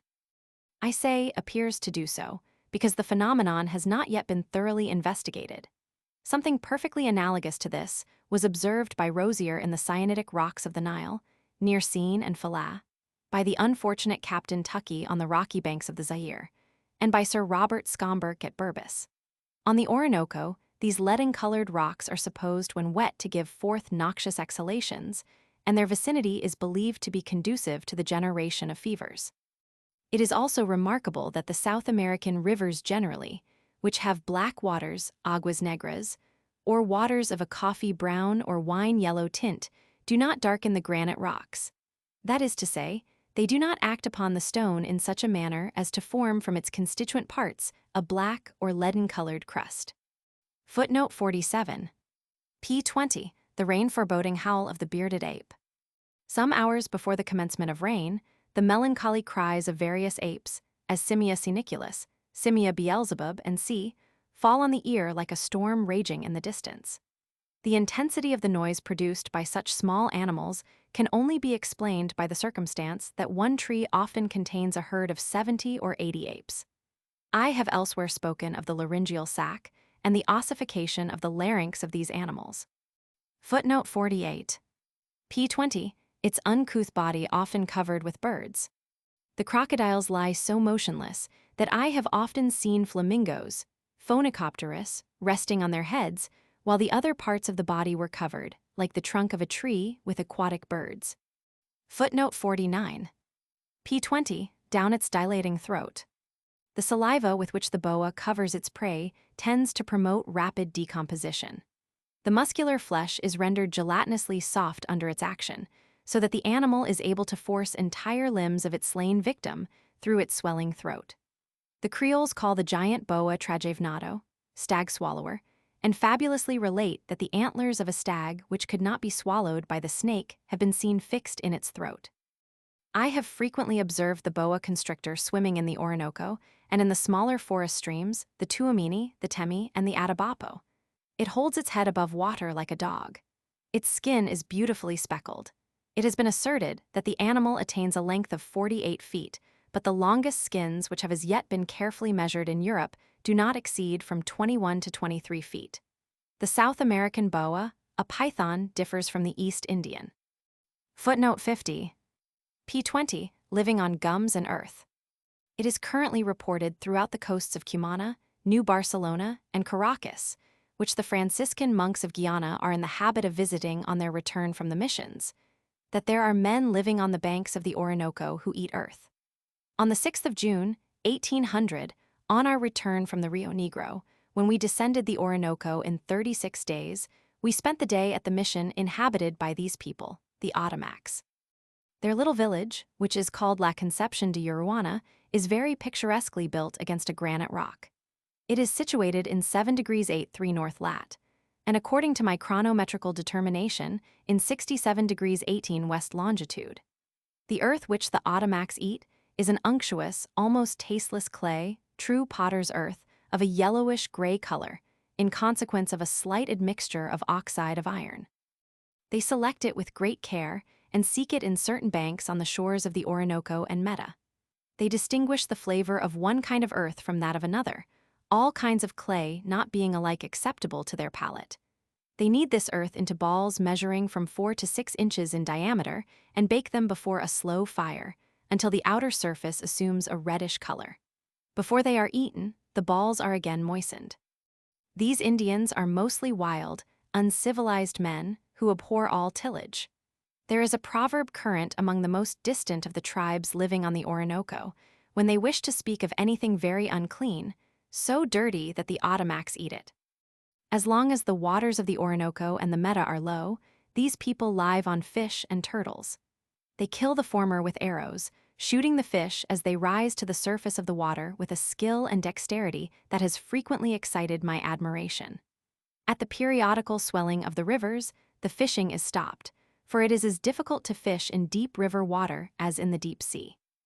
It is during these intervals, which last from 2 to 3 months, that the Ottomacs are observed to devour an enormous quantity of earth.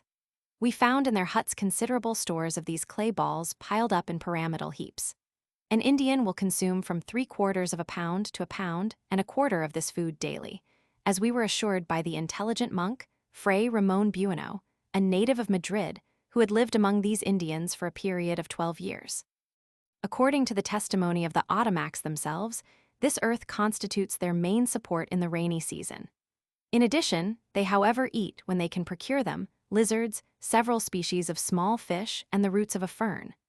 But they are so partial to clay that even in the dry season, when there is an abundance of fish, they still partake of some of their earth balls, by way of a bon bouche after their regular meals. These people are of a dark, copper-brown color, have unpleasant tartar-like features, and are stout, but not protuberant. The Franciscan who had lived amongst them as a missionary assured us that he had observed no difference in the condition and well-being of the Ottomacs during the periods in which they lived on earth. The simple facts are therefore as follows. The Indians undoubtedly consume large quantities of clay without injuring their health. They regard this earth as a nutritious article of food, that is to say, they feel that it will satisfy their hunger for a long time. This property they ascribe exclusively to the clay, and not to the other articles of food which they contrive to procure from time to time in addition to it. If an Ottomac be asked what are his winter provisions, the term winter in the torrid parts of South America implying the rainy season, he will point to the heaps of clay in his hut. These simple facts do not, however, by any means decide the questions: whether clay can actually be a nutritious substance, whether earths can be assimilated in the human body, whether they only serve as ballast, or merely distend the walls of the stomach and thus appease the cravings of hunger. These are questions which I cannot venture to decide. It is singular that Father Gumilla, who is generally so credulous and uncritical, should have denied the fact of earth being eaten by and for itself. He maintains that the clay balls are largely mixed with maize flour and crocodile's fat. But the missionary Fray Ramon Bueno and our friend and fellow traveler, the lay brother Fray Juan Gonzalez, who perished at sea off the coast of Africa, at the time we lost a portion of our collections, both assured us that the Ottomacs never mixed their clay cakes with crocodile's fat, and we heard nothing in Uruana of the admixture of flour. The earth which we brought with us, and which was chemically investigated by M. Vauquelin, is quite pure and unmixed. May not Gumilla, by confounding heterogeneous facts, have intended to allude to a preparation of bread from the long pod of a species of ingá? As this fruit is certainly buried in the earth, in order to hasten its decomposition, it appears to me especially remarkable that the Ottomacs should not lose their health by eating so much earth. Has this tribe been habituated for generations to this stimulus? In all tropical countries, men exhibit a wonderful and almost irresistible desire to devour earth, not the so-called alkaline or calcareous earth, for the purpose of neutralizing acidity, but unctuous, strong-smelling clay.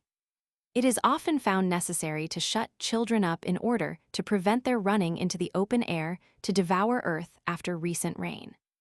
The Indian women who are engaged on the river Magdalena, in the small village of Banco, in turning earthenware pots, continually fill their mouths with large lumps of clay, as I have frequently observed, much to my surprise. Wolves eat earth, especially clay, during winter. It would be very important, in a physiological point of view, to examine the excrements of animals and men that eat earth. Individuals of all other tribes, excepting the Ottomacs, lose their health if they yield to this singular propensity for eating clay. In the mission of San Borja, we found the child of an Indian woman, which, according to the statement of its mother, would hardly eat anything but earth. It was, however, much emaciated and looked like a mere skeleton. Why is it that in the temperate and cold zones, this morbid eagerness for eating earth is so much less frequently manifested, and is indeed limited almost entirely to children and pregnant women, whilst it would appear to be indigenous to the tropical lands of every quarter of the earth? In Guinea, the Negroes eat a yellowish earth, which they call caoutchouc, and when they are carried as slaves to the West Indies, they even endeavor there to procure for themselves some similar species of food, maintaining that the eating of earth is perfectly harmless in their African home. The caoutchouc of the American islands, however, deranges the health of the slaves who partake of it, for which reason the eating of earth was long since forbidden in the West Indies, notwithstanding which a species of red or yellowish tough, untough rouge-jaune adder, was secretly sold in the public market of Martinique in the year 1751. The Negroes of Guinea say that in their own country they habitually eat a certain earth, the flavor of which is most agreeable to them, and which does not occasion them any inconvenience. Those who have addicted themselves to the excessive use of caoutchouc are so partial to it, that no punishment can prevent them from devouring this earth. In the island of Java, between Sourabia and Samarang, Les Billardières saw small square reddish cakes publicly sold in the villages. The natives called them Tana Ampo. Tana signifies earth in Malay and Javanese, and on examining them more closely, he found that they were cakes made of a reddish clay and intended for eating. The edible clay of Samarang has recently, 1847, been sent by Monique to Berlin in the shape of rolled tubes like cinnamon, and has been examined by Ehrenberg. It is a freshwater formation deposited in tertiary limestone and composed of microscopic polygastrica, Gallionella, Navicula, and of Phytolitharia. The natives of New Caledonia, to appease their hunger, eat lumps as large as the fist of friable steatite, in which Vauquelin detected an appreciable quantity of copper. In Papuan and many parts of Peru, calcareous earth is sold in the streets as an article of food for the Indians. This is eaten together with the coca, the leaves of the Erythroxylon peruvianum. We thus find that the practice of eating earth is common throughout the whole of the torrid zone among the indolent races who inhabit the most beautiful and fruitful regions of the earth. But accounts have also come from the north, through Berzelius and Retzius, from which we learn that in the most remote parts of Sweden hundreds of cartloads of earth containing infusoria are annually consumed by the country people as bread meal, more from fancy, like the smoking of tobacco, than from necessity. In some parts of Finland, a similar kind of earth is mixed with the bread. It consists of empty shells of animalcules, so small and soft that they break between the teeth without any perceptible noise, filling the stomach without yielding any actual nourishment. Chronicles and archives often make mention during times of war of the employment as food of infusorial earth, which is spoken of under the indefinite and general term of mountain meal. Such, for instance, was the case in the 30 Years' War, at Kamen in Pomerania, Muskau in the Lositz, and Klaken in the Dessau territory, and subsequently in 1719 and 1733 at the fortress of Wittenberg. Footnote 51. p. 20. Images graven in rocks. In the interior of South America, between the parallels of 2 degrees and 4 degrees north lat, lies a wooded plain enclosed by 4 rivers, the Orinoco, the Atabapo, the Rio Negro, and the Cassiquire. Here we find granitic and syenitic rocks, which, like those of Caycara and Uruana, are covered with colossal symbolical figures of crocodiles, tigers, utensils of domestic use, signs of the sun and moon, and see this remote portion of the earth is at present wholly uninhabited throughout an extent of more than 8,000 square miles. The neighboring tribes, who occupy the lowest place in the scale of humanity, are naked wandering savages, who could not possibly have carved hieroglyphics in stone. A whole range of these rocks covered with symbolical signs may be traced from Rupanyuri, Essequibo, and the mountains of Pacarema to the banks of the Orinoco and of the Yupara, extending over more than 8 degrees of longitude. These carvings may belong to very different periods of time, for Sir Robert Schomburgk even found on the Rio Negro representations of a Spanish galleot, which must necessarily have been of a date subsequent to the beginning of the 16th century. and that in a wilderness where the inhabitants were probably as rude then as they now are. But it must not be forgotten, as I have already elsewhere observed, that nations of very different descent, but in similarly uncivilized conditions, possessed of the same disposition to simplify and generalize outlines, and urged by identical inherent mental tendencies, may be led to produce similar signs and symbols. At the meeting of the Society of Antiquaries in London, a memoir was read on the 17th of November, 1836, by Sir Robert Schomburgk, on the religious traditions of the Macusi Indians who inhabit the upper Mahu and a portion of the Pacorama Mountains, and who have therefore not changed their habitation for a century, since the journey of the intrepid Hortsman. The Macusis, says Sir Robert Schomburgk, believe that the only being who survived a general deluge repeopled the earth by converting stones into human beings. This myth, which is the fruit of the lively imagination of these tribes, and which reminds us of that of Deucalion and Pyrrha, shows itself in a somewhat modified form among the Tamanacs of the Orinoco.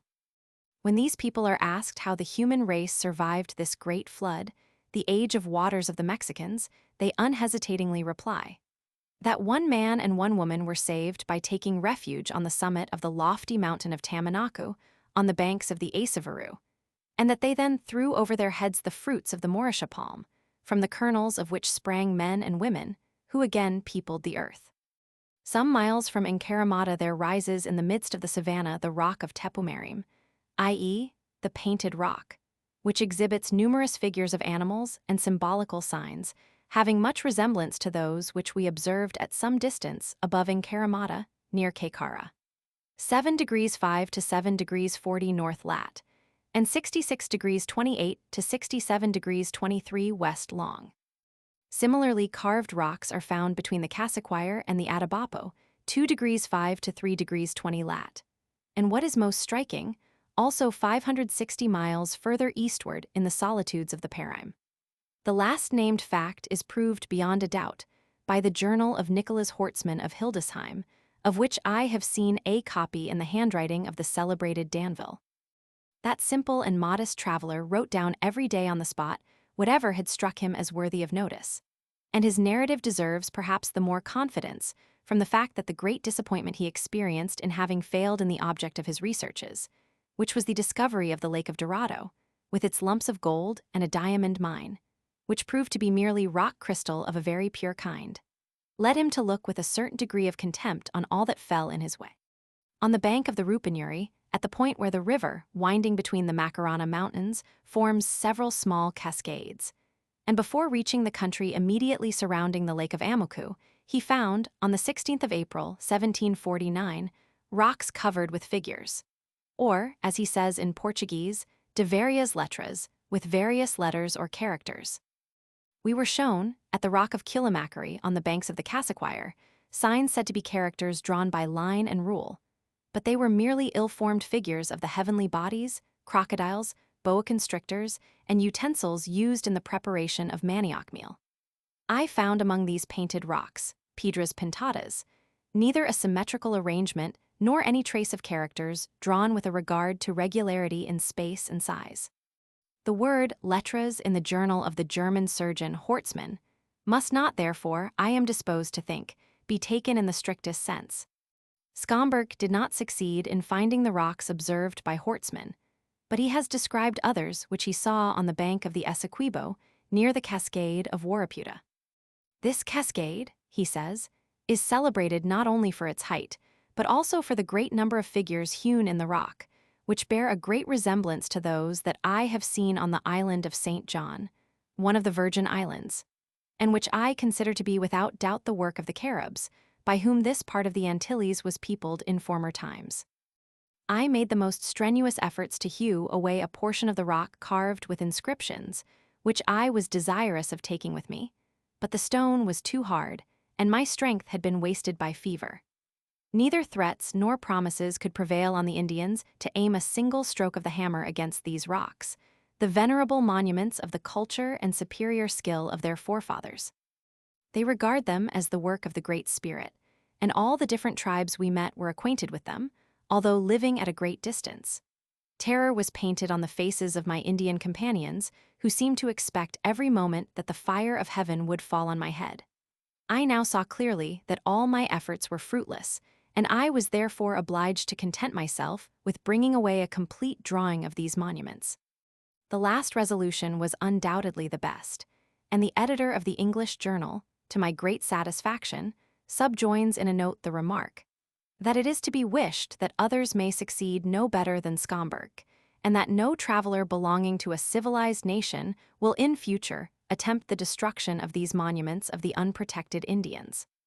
The symbolical signs which Sir Robert Schomburg found in the fluvial valley of the Essequibo, near the rapids of Warraputa, resemble, indeed, according to his observation, the genuine Carib carvings of one of the smaller Virgin Islands, St. John. But notwithstanding the wide extent of the Carib invasions, and the ancient power of that fine race, I cannot believe that this vast belt of carved rocks which intersects a great portion of South America from west to east is actually to be ascribed to the Caribs. These remains seem rather to be traces of an ancient civilization, which may have belonged to an epoch when the tribes, whom we now distinguish by various names and races, were still unknown. The veneration which is everywhere shown by the Indians for these rude carvings of their predecessors proves that the present races have no idea of the execution of similar works. Nay, more than this, between Encaramada and Caycara, on the banks of the Orinoco, many of these hieroglyphic figures are found sculptured on the sides of rocks at a height which can now only be reached by means of extremely high scaffolding.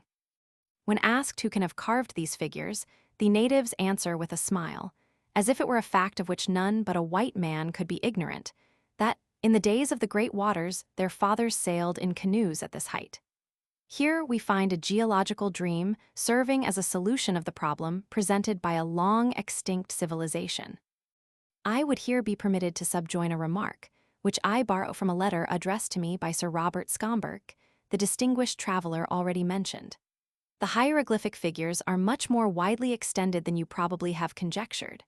During my expedition, the object of which was the exploration of the river Corentin, I not only observed several gigantic figures on the rock of Timry, 4 degrees 30 north lat, and 57 degrees 30 west long, but I also discovered similar ones in the vicinity of the great cataracts of the river Corentin in 4 degrees 21-30 north lat, and 57 degrees 55-30 west long. These figures have been executed more carefully than any others which I met with in Guyana. They are about 12 feet in height and appear to represent human figures. The headgear is extremely remarkable. It surrounds the entire head, spreads far out, and is not unlike the glory represented round the heads of saints. I left drawings of these images in the colony, which I hope some day to be able to lay collectively before the public. I have seen less complete figures on the Cayuini, a river which, flowing from the northwest, empties itself into the Essequibo in 2 degrees 16 north lat. And I subsequently found similar figures on the Essequibo itself in 1 degrees 40 north lat. These figures, therefore, as appears from actual observations, extend from 7 degrees 10 to 1 degrees 40 north lat, and from 57 degrees 30 to 66 degrees 30 west long. The zone, or belt, of the sculptured rocks, as far as it has yet been investigated, thus extends over an area of 192,000 square miles, and includes within its circuit the basins of the Corentin, Essequibo, and Orinoco, a circumstance that enables us to judge of the former population of this portion of the continent. Remarkable relics of a former culture, consisting of granitic vessels ornamented with beautiful representations of labyrinths, and the earthenware forms resembling the Roman masks, have been discovered among the wild Indians on the Mosquito Coast. I had them engraved in the picturesque atlas appended to the historical portion of my travels. Antiquarians are astonished at the resemblance of these El Greco vessels to those which embellish the palace of Mitla, near Oaxaca, in New Spain. The large-nosed race, who are so frequently sculptured in relief on the palenque of Guatemala and in Aztec pictures, I have never observed in Peruvian carvings. Klaproth recollects having noticed that the Chacas, a horde of northern Mongolia, had similar large noses. It is universally known that many races of the North American, Canadian, and copper-colored Indians have fine aquiline noses, which constitute an essential physiognomical mark of distinction between them and the present inhabitants of New Granada, Quito, and Peru. Are the large-eyed, fair-skinned natives of the northwest coast of America, of whom Marchand speaks as living in 54 degrees and 58 degrees north lat. Descended from the Yuzuns, an Alano-Gothic race of Central Asia. Footnote 52. P20 deal certain death with a poisoned thumbnail. The Ottomacs frequently poison their thumbnails with curare. The mere impress of the nail proves fatal should the curare become mixed with the blood. We have in our possession the creeping plant, from the juice of which the curare is prepared in the Esmeralda Mission on the upper Orinoco, but unfortunately we did not find the plant when in blossom. From its physiognomy, it seems to be allied to strychnos. Since I wrote the above notice of the curare, or urari, as the plant and poison were called by Raleigh, the brothers Robert and Richard Schomburgk have rendered important service to science by making us accurately acquainted with the nature and mode of preparing this substance, which I was the first to bring to Europe in any considerable quantity. Richard Schomburgk found this creeping plant in flower in Guyana, on the banks of the Pomeroon and Sururu, in the territory of the Caribs, who are, however, ignorant of the mode of preparing the poison. His instructive work gives the chemical analysis of the juice of the strychnos toxifera, which, notwithstanding its name and organic structure, contains, according to Boussingault, no trace of strychnine. Virchow's and Munter's interesting physiological experiments show that the curare or urari poison does not appear to destroy by resorption from without, but chiefly when it is absorbed by the animal substance after the separation of the continuity of the latter. That curare does not belong to tetanic poisons, and that it especially produces paralysis, i.e., a cessation of voluntary muscular movement, while the function of the involuntary muscles, as the heart and intestines, continues unimpaired. On the cataracts of the Orinoco, near Achers and Mapiers. In the preceding section, which I made the subject of an academical lecture, I have delineated those boundless plains, whose natural character is so variously modified by climatic relations, that what in one region appear as barren treeless wastes or deserts, in another are steppes or far-stretching prairies. With the llanos of the southern portion of the new continent may be contrasted the fearful sandy deserts in the interior of Africa, and these again with the steppes of Central Asia, the habitation of those world-storming herdsmen, who, once pouring forth from the east, spread barbarism and devastation over the face of the earth. While on that occasion, 1806, I ventured to combine many massive features in one grand picture of nature, and endeavored to entertain a public assembly with subjects, somewhat in accordance with the gloomy condition of our minds at that period. I will now, confining myself to a more limited circle of phenomena, portray in brighter tints the cheerful picture of a luxuriant vegetation and fluvial valleys with their foaming mountain torrents. I will describe two scenes of nature from the wild regions of Guyana, Achers and Mapiers, the far-famed cataracts of the Orinoco, which, previously to my own travels, had been visited by few Europeans. The impression which is left on the mind by the aspect of natural scenery is less determined by the peculiar character of the region than by the varied nature of the light through which we view, or mountain or plain, sometimes beaming beneath an azure sky, sometimes enveloped in the gloom of lowering clouds. Thus, too, descriptions of nature affect us more or less powerfully, in proportion as they harmonize with the condition of our own feelings. For the physical world is reflected with truth and animation on the inner susceptible world of the mind. Whatever marks the character of a landscape, the profile of mountains, which in the far and hazy distance bound the horizon, the deep gloom of pine forests, the mountain torrent, which rushes headlong to its fall through overhanging cliffs, all stand alike in an ancient and mysterious communion with the spiritual life of man. From this communion arises the nobler portion of the enjoyment which nature affords. Nowhere does she more deeply impress us with a sense of her greatness. Nowhere does she speak to us more forcibly than in the tropical world, beneath the Indian sky, as the climate of the torrid zone was called in the early period of the Middle Ages. While I now, therefore, venture to give a delineation of these regions, I am encouraged to hope that the peculiar charm which belongs to them will not be unfelt. The remembrance of a distant and richly endowed land, the aspect of a free and powerful vegetation, refreshes and strengthens the mind. Even as our soaring spirit, oppressed with the cares of the present, turns with delight to contemplate the early dawn of mankind and its simple grandeur. Western currents and tropical winds favor the passage over that Pacific arm of the sea, which occupies the vast valley stretching between the new continent and Western Africa.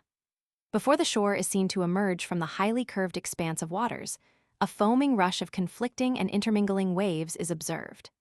The mariner who is unacquainted with this region would suspect the vicinity of shoals, or a wonderful burst of fresh springs, such as occur in the midst of the ocean among the Antilles. On approaching nearer to the granitic shores of Guyana, he sees before him the wide mouth of a mighty river, which gushes forth like a shoreless sea, flooding the ocean around with fresh water. The green waves of the river, which assume a milky white hue as they foam over the shoals, contrast with the indigo blue of the sea, which marks the waters of the river in sharp outlines. The name Orinoco, which the first discoverers gave to this river, and which probably owes its origin to some confusion of language, is unknown in the interior of the country. For in their condition of animal rudeness, savage tribes only designate by peculiar geographical names those objects which might be confounded with others. Thus the Orinoco, the Amazon, and the Magdalena are each simply termed the river, the Great River, and the Great Water, whilst those who dwell on the banks of even the smallest streams distinguish them by special names. The current produced by the Orinoco between the South American continent and the asphaltic island of Trinidad is so powerful that ships, with all their canvas spread and a westerly breeze in their favor, can scarcely make way against it. This desolate and fearful spot is called the Bay of Sadness, Golfo Triste, and its entrance the Dragon's Mouth, Boca del Drago. Here isolated cliffs rise tower-like in the midst of the rushing stream. They seem to mark the old rocky barrier which, before it was broken through by the current, connected the island of Trinidad with the coast of Paria. The appearance of this region first convinced the bold navigator Columbus of the existence of an American continent. Such an enormous body of fresh water, concluded this acute observer of nature, could only be collected from a river having a long course. The land, therefore, which supplied it must be a continent and not an island. As, according to Arrian, the companions of Alexander, when they penetrated across the snow-crowned summits of Peloponnesus, believed that they recognized in the crocodile-teeming Indus a part of the Nile, so Columbus, in his ignorance of the similarity of physiognomy which characterizes all the products of the climate of palms, imagined that the new continent was the eastern coast of the far-projecting Asia. The grateful coolness of the evening air, the ethereal purity of the starry firmament, the balmy fragrance of flowers, wafted to him by the land breeze, all led him to suppose, as we are told by Herrera in the Decades, that he was approaching the Garden of Eden, the sacred abode of our first parents. The Orinoco seemed to him one of the four rivers, which, according to the venerable tradition of the ancient world, flowed from paradise to water and divide the surface of the earth, newly adorned with plants.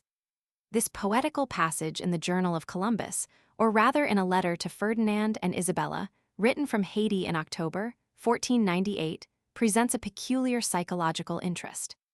It teaches us anew that the creative fancy of the poet manifests itself in the discoverer of a world, no less than in every other form of human greatness. When we consider the great mass of water poured into the Atlantic Ocean by the Orinoco, we are naturally led to ask which of the South American rivers is the greatest, the Orinoco, the Amazon, or the La Plata. The question is as indeterminate as the idea of greatness itself. The Rio de la Plata has undoubtedly the widest mouth, its width measuring 92 miles across. But this river, like those of Great Britain, is comparatively of but inconsiderable length. Its shallowness, too, is so great as to impede navigation at Buenos Aires. The Amazon, which is the longest of all rivers, measures 2880 miles from its rise in the lake of Lauricacha to its estuary. Yet its width in the province of Jaén de Bracamoros, near the cataract of Rentama, where I measured it at the foot of the picturesque mountain of Patachuma, is scarcely equal to that of the Rhine at Mayence. The Orinoco is narrower at its mouth than either the La Plata or the Amazon, while its length, according to my astronomical observations, does not exceed 1120 geographical miles. But in the interior of Guyana, 560 miles from its estuary, I found that at high water the width of the river measured upwards of 17,265 feet.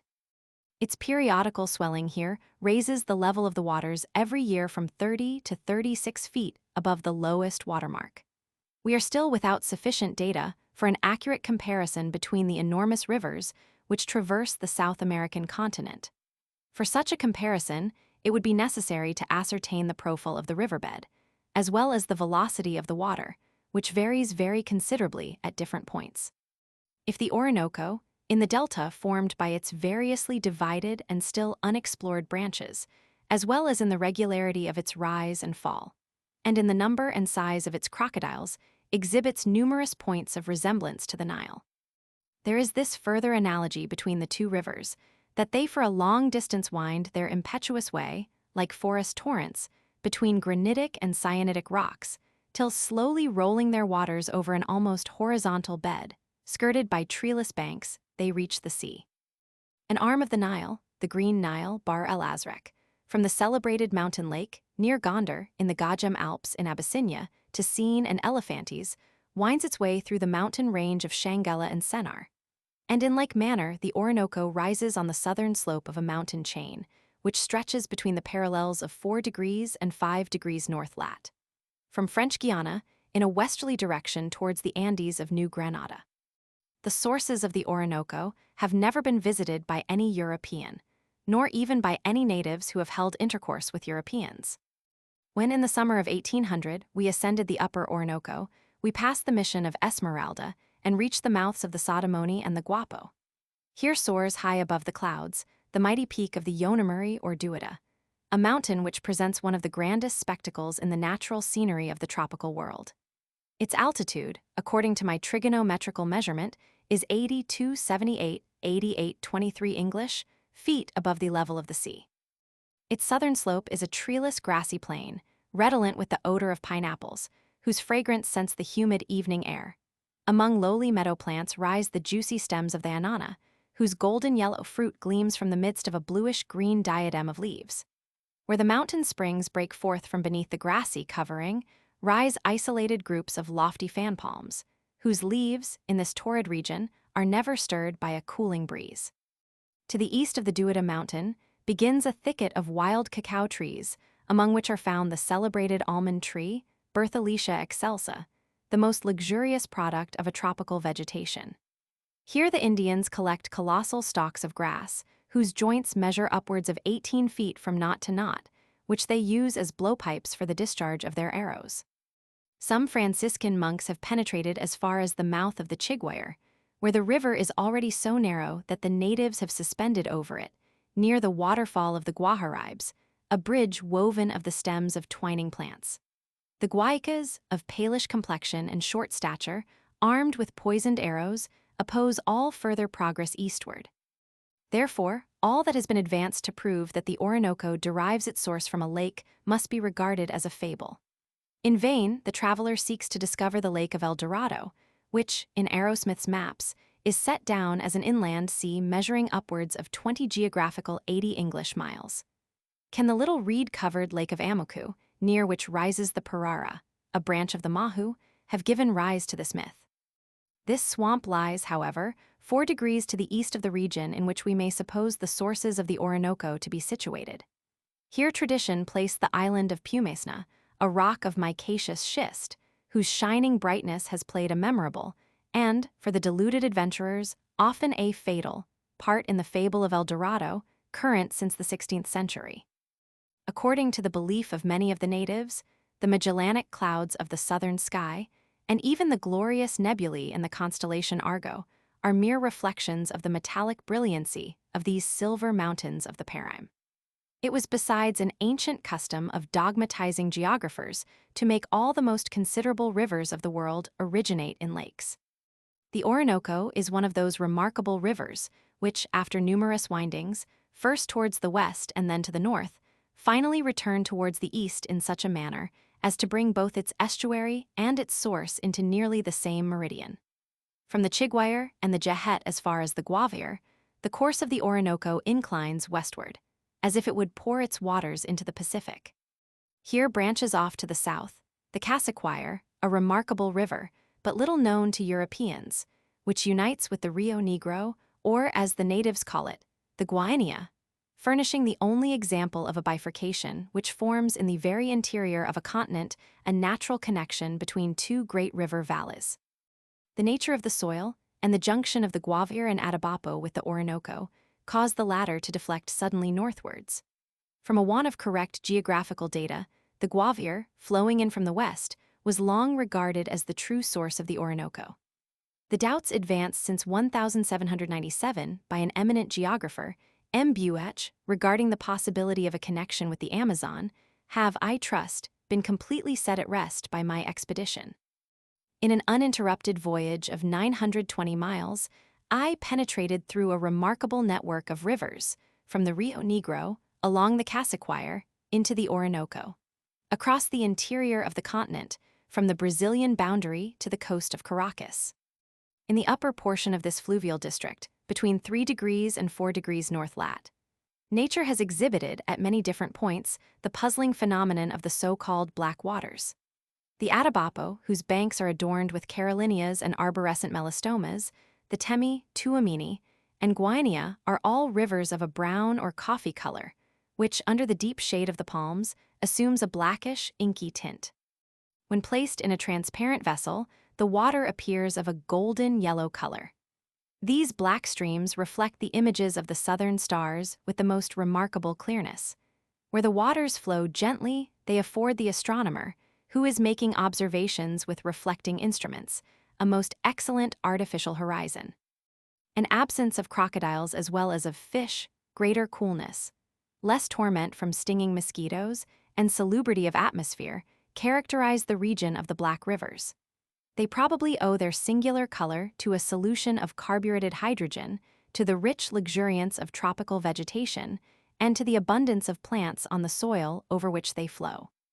Indeed, I have observed that on the western declivity of the Chimborazo, towards the shores of the Pacific, the overflowing waters of the Rio de Guayaquil gradually assume a golden yellow, approaching to a coffee color, after they have covered the meadows for several weeks.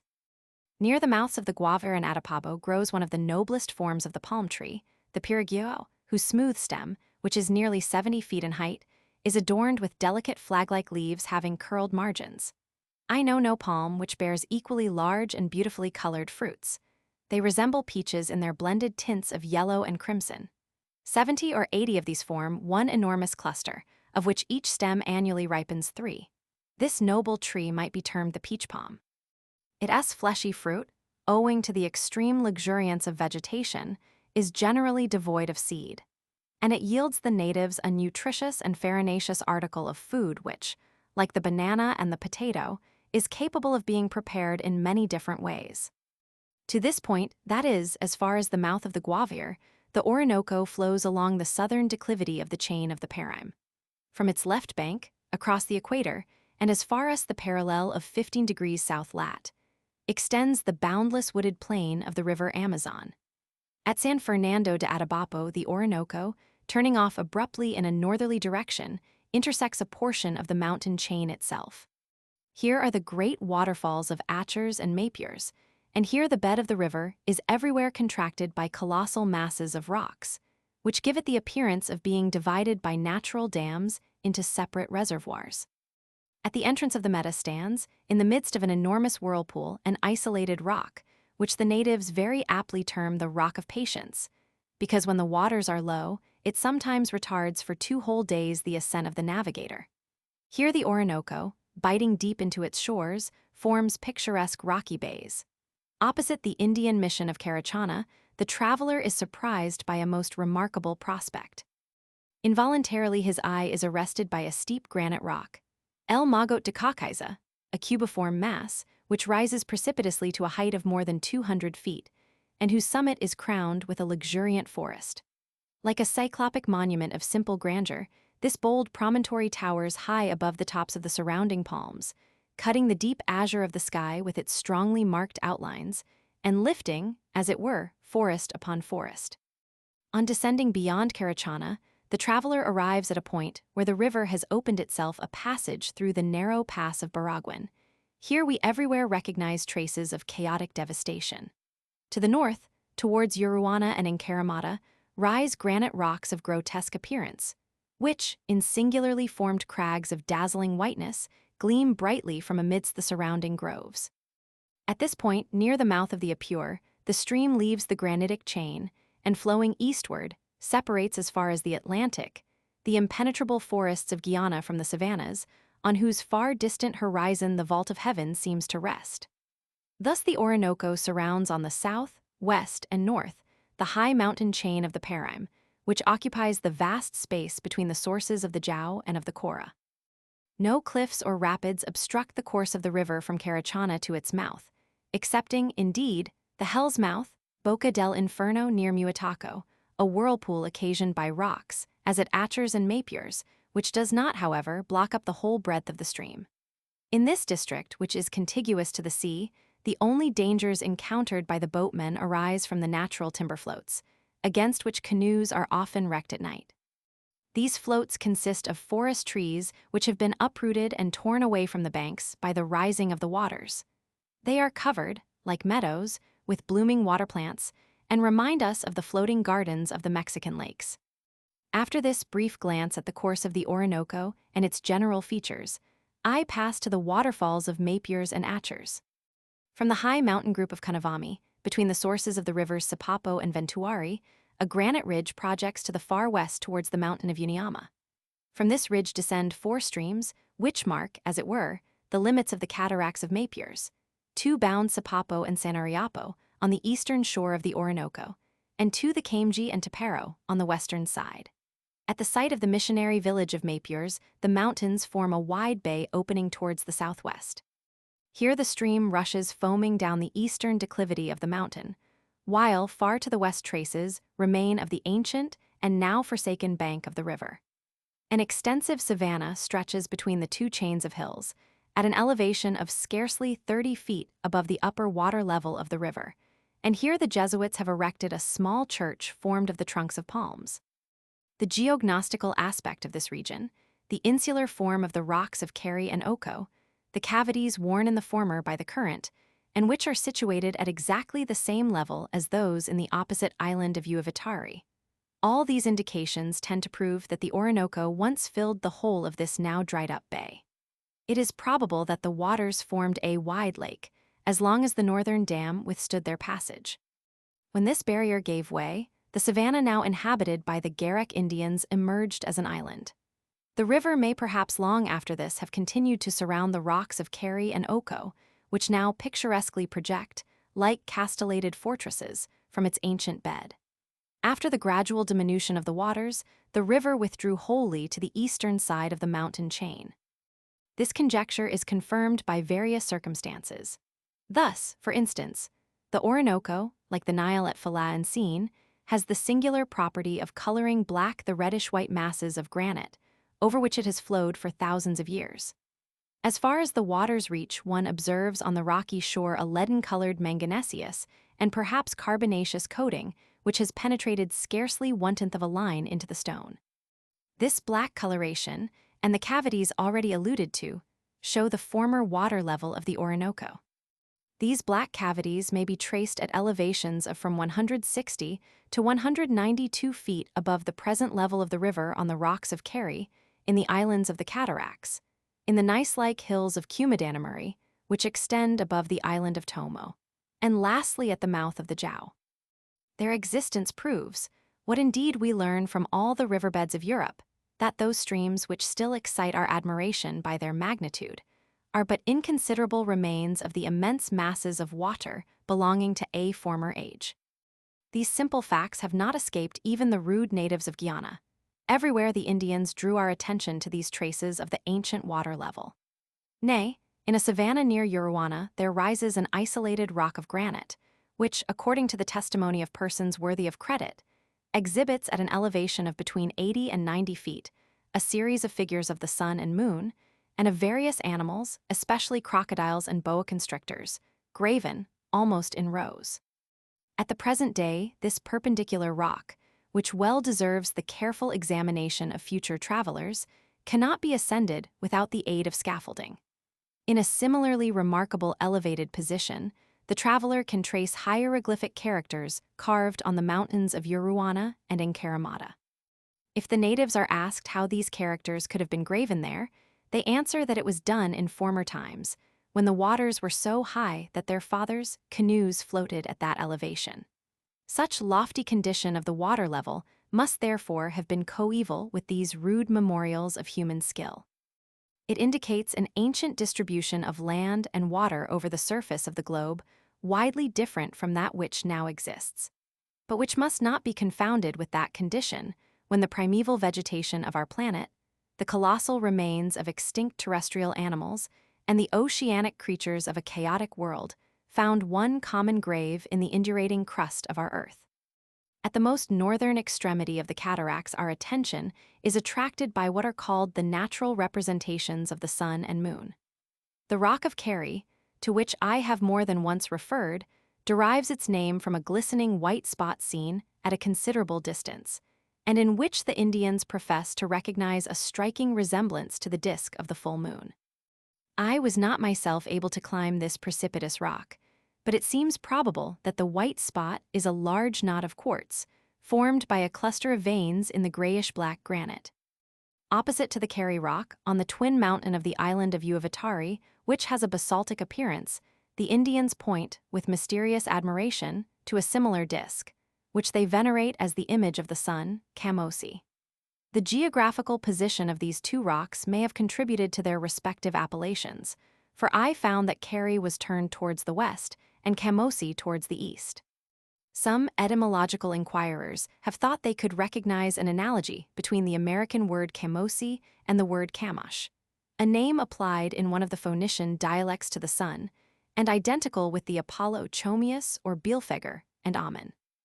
The lofty falls of Niagara, which are 150 feet in height, derive their origin, as is well known, from the combined precipitation of one enormous mass of water.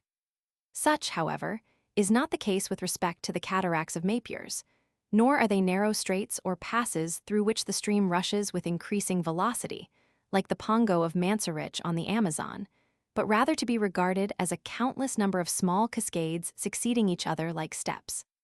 The Roddel, as the Spaniards term this kind of cataract, is formed by an archipelago of islands and rocks, which so contract the bed of the river that its natural width of more than 8,500 feet is often reduced to a channel scarcely navigable to the extent of 20 feet.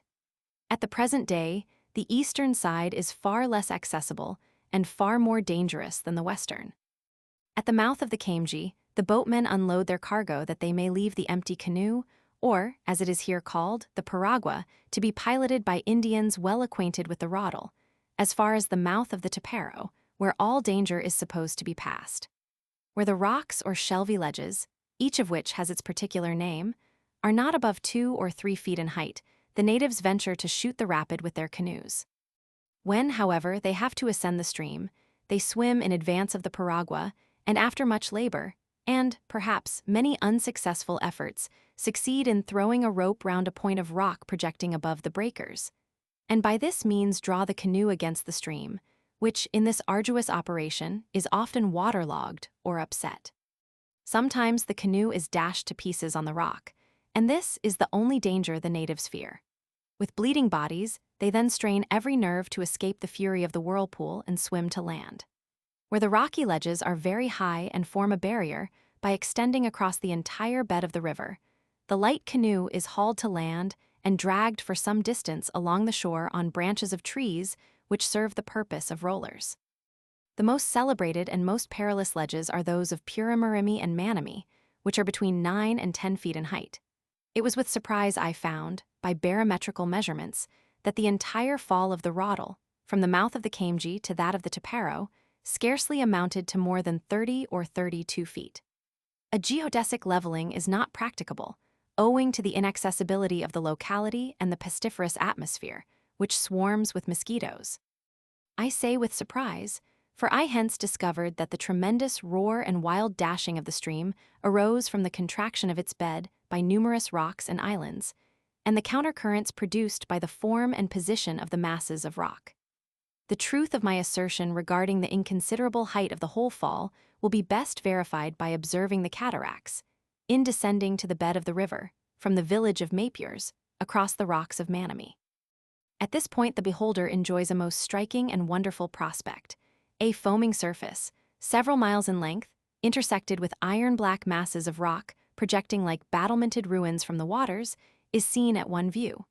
Every islet and every rock is adorned with luxuriant forest trees. A perpetual mist hovers over the watery mirror, and the summits of the lofty palms pierce through the clouds of vapory spray. When the rays of the glowing evening sun are refracted in the humid atmosphere, an exquisite optical illusion is produced. Colored bows appear, vanish, and reappear, while the ethereal picture dances, like an ignis fatuus, with every motion of the sportive breeze. During the long rainy seasons, the falling waters carry down quantities of vegetable mold, which accumulating, form islands of the naked rocks, adorning the barren stone with blooming beds of melastomes and droceras, silver-leaved mimicry, and a variety of ferns. They recall to the mind of the European those groups of vegetation which the inhabitants of the Alps term cordils, blocks of granite bedecked with flowers which project solitarily amid the glaciers of Savoy. In the blue distance, the eye rests on the mountain chain of Cunavami, a far-stretching chain of hills which terminates abruptly in a sharply truncated cone. We saw this conical hill, called by the Indians Calatamini, glowing at sunset as if in crimson flames. This appearance daily returns. No one has ever been in the immediate neighborhood of this mountain. Possibly its dazzling brightness is produced by the reflecting surface of decomposing talc or mica schist. During the 5 days that we passed in the neighborhood of the cataracts, we were much struck by the fact that the roar of the rushing torrent was 3 times as great by night as by day. The same phenomenon is observed in all European waterfalls. To what can we ascribe this effect in a solitude where the repose of nature is undisturbed? Probably to ascending currents of warm air, which, producing an unequal density of the elastic medium, obstruct the propagation of sound by displacing its waves, causes which cease after the nocturnal cooling of the Earth's surface. The Indians showed us traces of ruts caused by wheels. They speak with wonder of the horned cattle, oxen, which at the period of the Jesuit missions used to draw the trucks that conveyed the canoes along the left shore of the Orinoco, from the mouth of the Camji to that of the Tepero. The canoes at that time were transported without the discharge of their cargoes, and were not as now injured by being constantly dragged over sharp-pointed rocks or stranded. The topographical plan which I have sketched of the locality shows that a canal might be opened between the Camji and the Tepero. The valley in which these 2 abundantly watered rivers flow is a gentle level, and the canal, of which I suggested a plan to the Governor-General of Venezuela, would become a navigable arm of the Orinoco and supersede the old and dangerous bed of the river. The Roddle of Achers is exactly similar to that of Mapiers, like which it consists of a cluster of islands between which the river forces itself a passage, extending from 18,000 to 24,000 feet. Here, too, a forest of palm trees rises from the midst of the foaming surface of the waters. The most celebrated ledges of the cataract are situated between the islands of Aviguri and Javarivani, between Surapamana and Uarapuri. When M. Bomplind and myself were returning from the banks of the Rio Negro, we ventured to pass the latter, that is the lower half, of the Roddle of Achers in our loaded canoe. We several times disembarked to climb over rocks, which, like dikes, connected one island with another. At one time the water shoots over these dikes, at another it falls into their cavities with a deafening hollow sound. In some places considerable portions of the bed of the river are perfectly dry, in consequence of the stream having opened for itself a subterranean passage. In this solitude, the golden-colored rock manakin, Pipra rupicola, builds its nest. This bird, which is as pugnacious as the East India cock, is one of the most beautiful birds of the tropics, and is remarkable for its double movable crest of feathers with which its head is decorated. In the Roddle of Canocari, the dike is formed of piled-up granitic boulders. We crept into the interior of a cavern, whose humid walls were covered with confervae and phosphorescent byssus. The river rushed over our heads with a terrible and stunning noise. By accident, we had an opportunity of contemplating this grand scene longer than we desired. The Indian boatmen had left us in the middle of the cataract to take the canoe round a small island, at the other extremity of which, after a considerable circuit, we were to re-embark. For an hour and a half, we remained exposed to a fearful thunderstorm. Night was approaching, and we in vain sought shelter in the fissures of the rocks.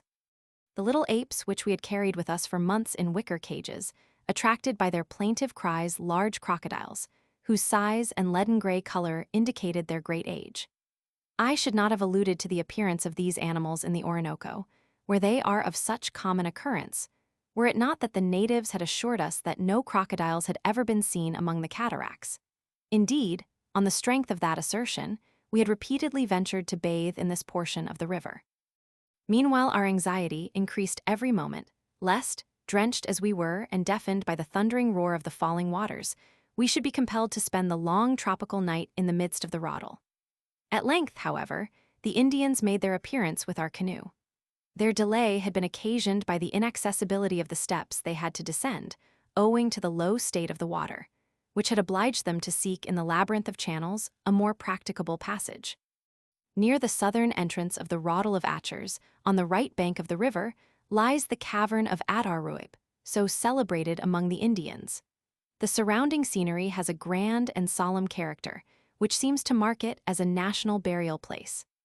With difficulty, and not without danger of being precipitated into the depths below, we clambered a steep and perfectly bare granite rock, on whose smooth surface it would be hardly possible to keep one's footing were it not for large crystals of feldspar, which, defying the action of weather, project an inch or more from the mass. On gaining the summit, a wide prospect of the surrounding country astonishes the beholder. From the foaming bed of the river rise hills richly crowned with woods, while beyond its western bank, the eye rests on the boundless savanna of the Meta. On the horizon loom like threatening clouds the mountains of Uniama. Such is the distant view, but immediately around all is desolate and contracted. In the deep ravines of the valley moves no living thing save where the vulture and the whirring goatsucker wink their lonely way, their heavy shadows gleaming fitfully past the barren rock. The cauldron-shaped valley is encompassed by mountains, whose rounded summits bear huge granite boulders, measuring from 40 to more than 50 feet in diameter. They appear poised on only a single point of their surface, as if the slightest shock of the earth would hurl them down. The further side of this rocky valley is thickly wooded. It is in this shady spot that the cave of the Adarruib is situated. Properly speaking, however, it is not a cave, but a vault formed by a far projecting and overhanging cliff, a kind of bay hollowed out by the waters when formerly at this high level. This spot is the grave of an extinct tribe. We counted about 600 well-preserved skeletons, placed in as many baskets, formed of the stalks of palm leaves. These baskets, called by the Indians map-ears, are a kind of square sack varying in size according to the age of the deceased. Even newborn children have each their own map-ear. These skeletons are so perfect that not a rib or a finger is wanting. The bones are prepared in 3 different ways. Some are bleached, some dyed red with onoto, the pigment of the Bixa orellana. Others, like mummies, are anointed with fragrant resin and wrapped in banana leaves. The Indians assured me that the corpse was buried during several months in moist earth, which gradually destroyed the flesh, and that after being disinterred, any particles of flesh still adhering to the bones were scraped off with sharp stones. This practice is still continued among many tribes of Guyana. Besides these baskets or map-ears, we saw many urns of half-burnt clay, which appear to contain the bones of whole families. The largest of these urns are upwards of 3 feet in height and nearly 6 feet in length, of an elegant oval form and greenish color, with handles shaped like crocodiles and serpents, and the rims bordered with flowing scrolls and labyrinthine figures. These ornaments are precisely similar to those which cover the walls of the Mexican palace at Mitla. They are found in every clime and every stage of human culture, among the Greeks and Romans, no less than on the shields of Otaheitans and other South Sea Islanders, in all regions where a rhythmical repetition of regular forms delights the eye. The causes of these resemblances, as I have explained elsewhere, are rather to be referred to psychical conditions and to the inner nature of our mental qualifications than as affording evidence in favor of a common origin and the ancient intercourse of nations. Our interpreters could give us no certain information regarding the age of these vessels, but that of the skeletons did not in general appear to exceed 100 years. There is a legend amongst the Garak Indians that the brave Atchers, when closely pursued by the cannibal Caribs, took refuge on the rocks of the CATARACTS, a mournful place of abode in which this oppressed race perished, together with its language. In the most inaccessible portion of the Roddle other graves of the same character are met with. Indeed, it is probable that the last descendants of the Atchers did not become extinct until a much more recent period. There still lives, and it is a singular fact, an old parrot in Mapiers which cannot be understood, because, as the natives assert, it speaks the language of the Atchers. We left the cave at nightfall, after having collected, to the extreme annoyance of our Indian guides, several skulls and the perfect skeleton of an aged man. One of these skulls has been delineated by Blumenbach in his admirable craniological work. But the skeleton, together with a large portion of our natural history collections, especially the entomological, was lost by shipwreck off the coast of Africa on the same occasion when our friend and former traveling companion, the young Franciscan monk, Juan Gonzalez, lost his life. As if with a presentiment of this painful loss, we turned from the grave of a departed race with feelings of deep emotion. It was one of those clear and deliciously cool nights so frequent beneath the tropics. The moon stood high in the zenith, encircled by a halo of colored rings, her rays gilding the margins of the mist, which in well-defined outline hovered like clouds above the foaming flood. Innumerable insects poured their red phosphorescent light over the herb-covered surface, which glowed with living fire, as though the starry canopy of heaven had sunk upon the grassy plain. Climbing bignonia, fragrant vanillas, and golden-flowered banisterias adorned the entrance of the cave, while the rustling palm leaves waved over the resting place of the dead. Thus pass away the generations of men, thus perish the records of the glory of nations.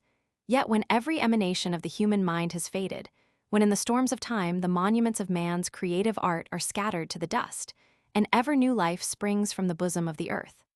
Unceasingly, prolific nature unfolds her germs, regardless though sinful man, ever at war with himself, tramples beneath his foot the ripening fruit. Illustrations and additions. Footnote 111. p. 390. On the ridge of the Andes or Antis. The Inca Garcilaso, who was well acquainted with the native language of his country, and who loved to trace etymologies, invariably calls the chain of the Andes Las Montañas de los Antis. He states positively that the great mountain chain, eastward of Cusco, derives its name from the race of the Antis and from the province Anti, which was situated to the east of the capital of the Incas. The quaternary divisions of the Peruvian Empire, according to the 4 cardinal points, reckoning from Cusco, did not derive their names from the very circumstantial words, having reference to the sun, which in the Quichua language signify east, west, north, and south. Intip Luxananpada, Intip Yakananpada, Intip Chaduda Chayananpada, Intip Chopanchau Chayananpada. Those divisions were named from provinces and races of people, provincias Lamadas Anti, Kunti, Chincha Waikala, situated to the east, west, north, and south, with reference to the city of Cusco, which was the center of the empire. The 4 divisions of the Inca theocracy were accordingly named Antisuyu, Kuntasuyu, Chinchasuyu, and Kalasuyu, the word suyu signifying strip or part. Notwithstanding the great distance between them, Quito belonged to Chinchasuyu, and in proportion as the Incas, by their religious wars, extended their faith, their language, and their despotic government, these sayas acquired greater dimensions and became more unequal in magnitude. With the names of the provinces was thus associated an indication of their position, and to name those provinces, observes Garcilaso, was the same as to say to the east or to the west. Nombrar aquellos partidos era lo mismo que decir al orient o cute al ponient. The snow chain of the Andes was regarded as an eastern chain. La provincia anti de nombra e cute las montanas de los Antis. Lamarin a la part del oriente antisuyu, por la cual también laman anti e cute toda aquella gran cordillera de Sierra Nevada, que pasa al oriente del Peru, por dar e cute entender, que está al oriente. Comentarios reals, PIPP. 47, 122. Later writers have supposed the name of the Andes chain to be derived from the word anta, which, in the Quechua language, signifies copper. That metal was indeed of the highest importance to a people who, for their edge tools or cutting instruments, employed not iron, but a sort of copper mixed with tin. But still, the name of Copper Mountains would scarcely have been extended over so vast a chain. Professor Bushman has justly observed that the final A is retained in the word anta when it forms part of a compound. And Garcilaso expressly adduces as an example anta, copper, and Antamarca, province of copper. Moreover, in the ancient language of the Inca Empire, the Quechua, words and their compounds are so simple in formation that the conversion of A into I out of the question, so that anta, copper, and anti or anti, the country or an inhabitant of the Andes or the mountain chain itself, must be regarded as words totally distinct from each other. In dictionaries of the Quechua language, with explanations in Spanish, the word anti or anti has the following interpretations: La Tierra de los Andes, El Indio, Hombre de los Andes, La Sierra de los Andes. The original signification or derivation of the word is buried in the darkness of past ages. Besides Antisuyu, some other compounds of which anti or anti forms a part are Antiaruna, the native inhabitant of the Andes, Antiunkai or Antionkai, the sickness of the Andes, Mal de los Andes pestifero. Footnote 112. p. 390, the Countess de Chinchon. This lady was the wife of the Viceroy Don Geronimo Fernandez de Cabrera, Bobadilla y Mendoza, Conde de Chinchon, who governed Peru from 1629 to 1639. The cure of the vice-queen took place in the year 1638. A tradition which is current in Spain, but which I have frequently heard contradicted in Loxa, names Juan López de Canizares, corregidor of the Cabildo de Loxa, as the person by whom the quina, cinchona bark was first brought to Lima and universally recommended as a medicine. In Loxa, I have heard it affirmed that the salutary properties of the tree were long previously, though not generally, known in the mountainous regions. Immediately after my return to Europe, I expressed doubts whether the discovery had really been made by the natives in the vicinity of Loxa, for the Indians in the neighboring valleys, where intermittent fevers are very prevalent, have an aversion to the quina bark. The story which sets forth that the natives learned the virtues of the cinchona from the lions, who cure themselves of intermittent fever by gnawing the bark of the quina tree, appears to be merely a monkish fiction and wholly of European origin. No such disease as the lion's fever is known in the New Continent, for the so-called Great American Lion, Felis concolor, and the small mountain lion, the puma, whose footmarks I have seen on the snow, are never tamed, consequently never become the subjects of observation. Nor are the various species of the feline race, in either continent, accustomed to gnaw the bark of trees. The name Countess's powder, Pulvis comitici, originated in the circumstance of the bark having been dealt out as a medicine by the Countess de Chinchon. But this name was subsequently metamorphosed into Cardinal S, or Jesuit's powder, because Cardinal de Lugo, Procurator General of the Order of the Jesuits, made known the medicine whilst he was on a journey through France, and recommended it the more urgently to Cardinal Mazarin, as the brethren of the order were beginning to carry on a profitable trade in the South American quina bark, which they contrived to obtain through their missionaries. It is scarcely necessary to mention that Protestant physicians suffered themselves sometimes to be influenced by religious intolerance and hatred of the Jesuits, in the long controversy that was maintained respecting the good or evil effects of the fever bark. Footnote 113. p. 393, Aposentos de Mulilo. The aposentos are dwellings or inns. They are called in the Quichua language tampu, whence the Spanish term tambo and inn. On the subject of these aposentos see Sieca's Chronica del Peru, cap. 41 ed. de 1544, p. 108, and My Views des Cordillers, pl. Roman 24. Footnote 114. p. 394, the Fortress of the Canner. This fortress is situated near Turch, and at an elevation of about 10,640 feet. Not far distant from the Fortaleza del Canner is situated the celebrated Ravine of the Sun, called the Intiguaicu in the Quechua language Hueco. In this ravine there are some rocks on which the natives imagine they see the image of the sun, and a bench called the Ngachangana in Kachankana, the Incas play. I made drawings of both. Views Discord, PL Roman 18, et Roman 19. Footnote 115. P. 394, causeways covered with cemented gravel. See Velasco's Historia de Quito, 1844, TI P. 126-128, and Prescott's History of the Conquest of Peru, Volume IP 157. Footnote 116. P. 395, Flights of Steps. See Pedro Sancho and Ramusio, Volume Roman 3. Fall, 404, and the extracts from manuscript letters of Hernando Pizarro, of which Mr. Prescott, the great historical writer now at Boston, has so advantageously availed himself, Volume IP 444. El Camino de las Sierras y Cosa de Ver, porque en verdad en tierra tan fragosa en la cristiandad no se han visto tan hermosos caminos, toda la mayor parte calzada. Footnote 117. P. 396. Greeks, Romans, and c. present examples of these contrasts. The Greeks, says Strabo, lib. VP 235, Cassob, in building their cities sought to produce a happy result by aiming at the union of beauty and solidity.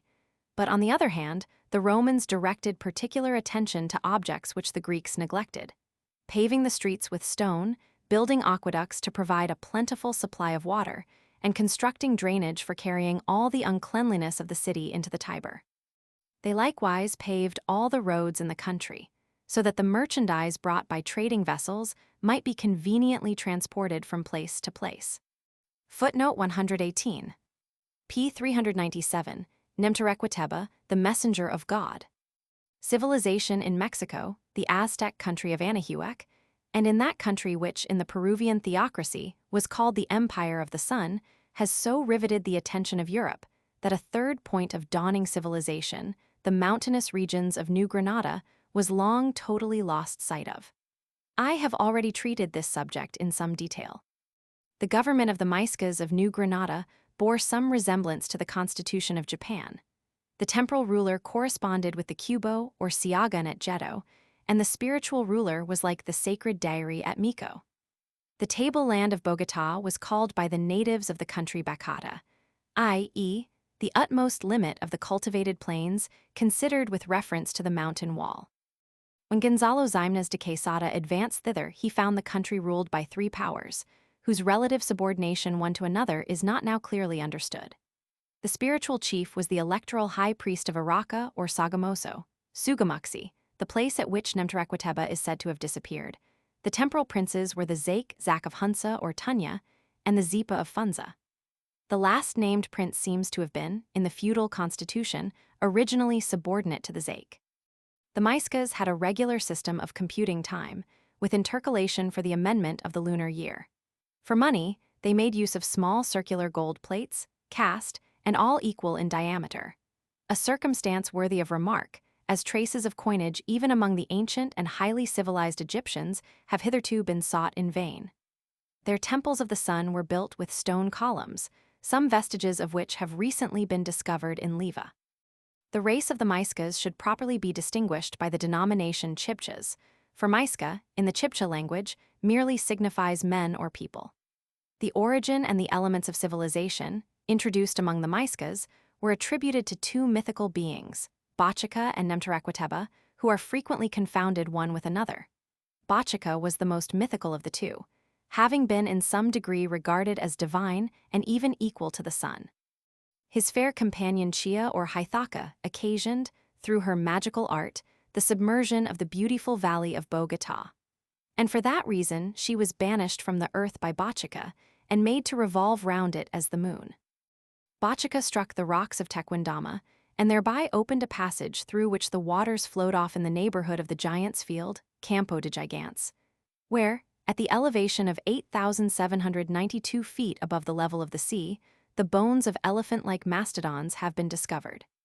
It is stated by Captain Cochrane and by Mr. John Ranking that animals like the mastodons still live in the Andes, and that they cast their teeth. Nemterequeteba, surnamed Chinzapagua, El Enviado de Dios, the envoy of God, was regarded as a human being. He is represented as a bearded man who came from the east, from Pasca, and who disappeared at Sogamoso. The foundation of the sanctuary of Araka is sometimes ascribed to Nemterekwateba and sometimes to Bachika. The latter, it would appear, also bore the name of Nemterekwateba, and therefore that the one should have been confounded with the other on such unhistoric ground is a circumstance easily accounted for.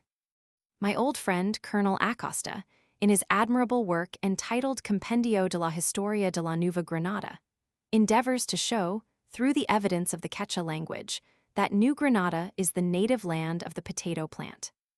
In the Compendio, p. 185, he observes that as the potato Solanum tuberosum is known in Usme by the indigenous name Yomi, and not by the Peruvian name, and as it was found by Quesada, cultivated in the province of Vélez in 1537, a period when its introduction from Chile, Peru, and Quito must have been improbable, the plant may be regarded as indigenous to New Granada.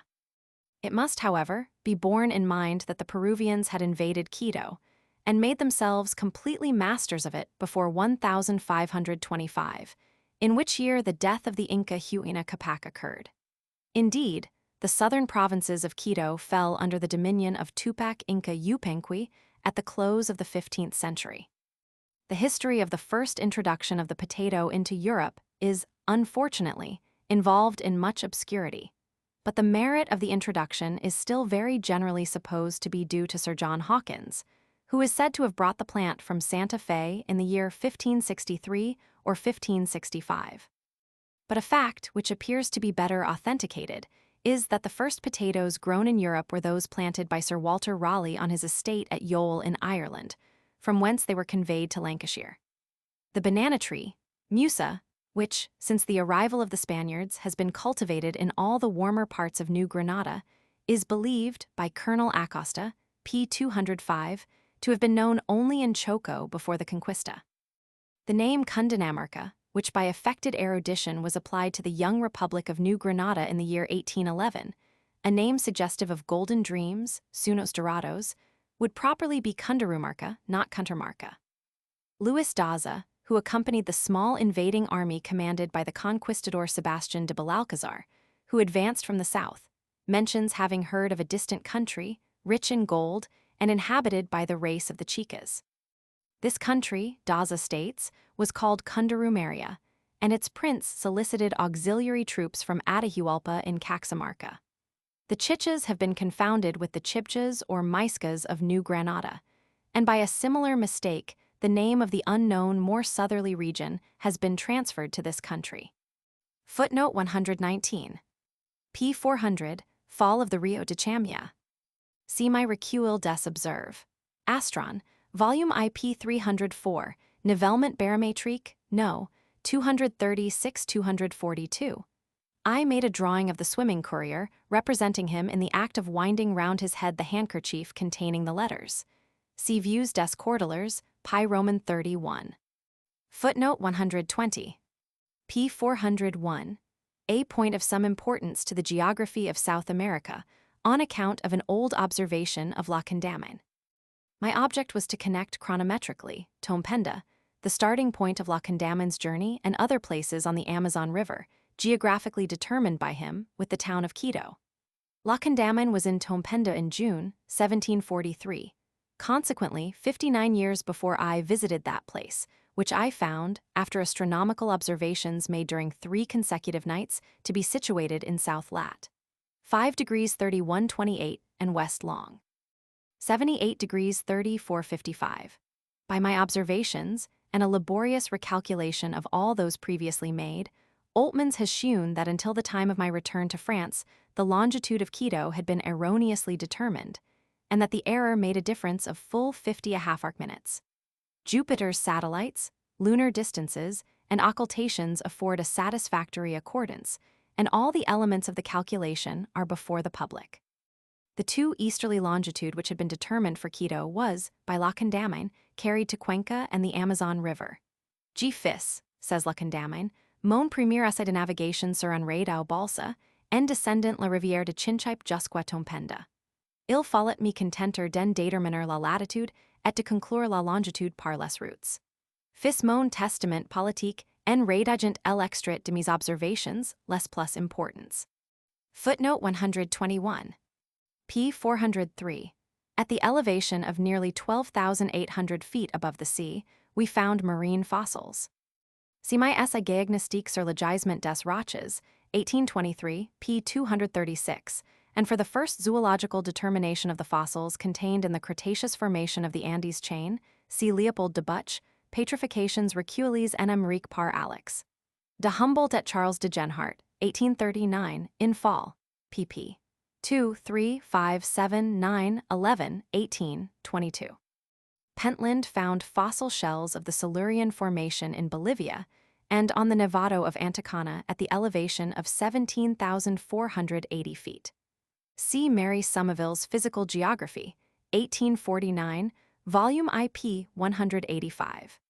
Footnote 122. p. 407.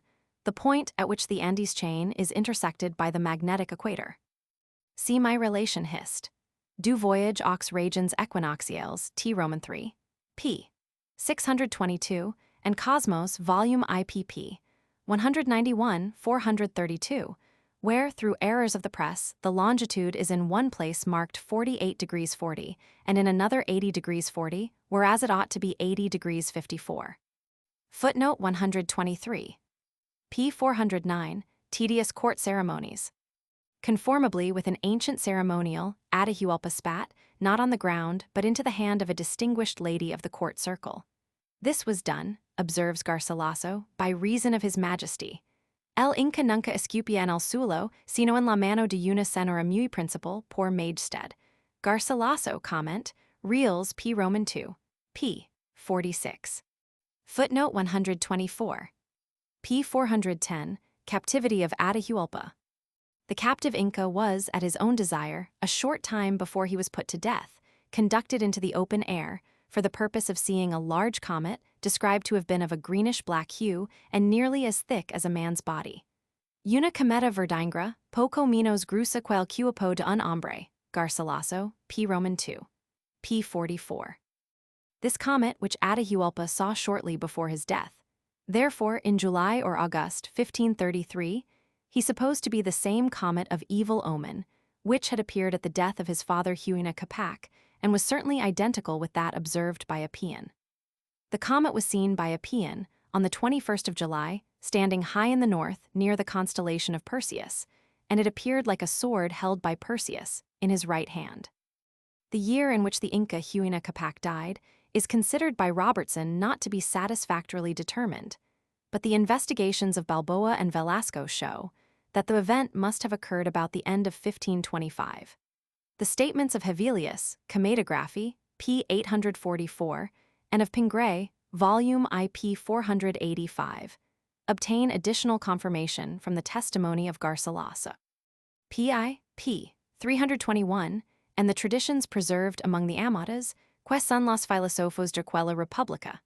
I may here add the remark that Oviedo is certainly incorrect in stating in the yet unpublished continuation of his Historia de las Indias that the name of the Inca was not Atahualpa, but Atabalava. See Prescott's Conquest of Peru, volume IP 498. Footnote 125. p. 410, Ducados de Oro, 3,838,000 golden ducats. The sum mentioned in the text is that stated by Garcilaso de la Vega. On this subject, however, Padre Blas Valera and Gomera give different accounts. Moreover, it is difficult to ascertain the precise value of the Ducado Castellano or Peso de Oro. The intelligent historian, Prescott, has had the opportunity of consulting a manuscript bearing the promising title of Acta de Repartition del Rescate de Atahualpa, Act of Assessment for the Ransom of Atahualpa. The Peruvian booty shared by the brothers Pizarro and by Almagro appears to be too highly estimated by Prescott, who says it amounted to 3,500,000 L. sterling, but the ransom money, the treasures of the different temples of the sun, and of the Huertas de Oro were all included in that amount. Footnote 126. p. 412. The great Huayna Capac, who, for a child of the sun, was somewhat disposed to free thinking. The nightly disappearance of the sun excited, in the mind of the Inca, many philosophically doubts respecting the government of the world by that luminary. Among the Incas' remarks on this subject, as recorded by Padre Bias Valera, are the following. Many maintain that the sun lives and is the creator and maker of all things, el gestor de todas las cosas.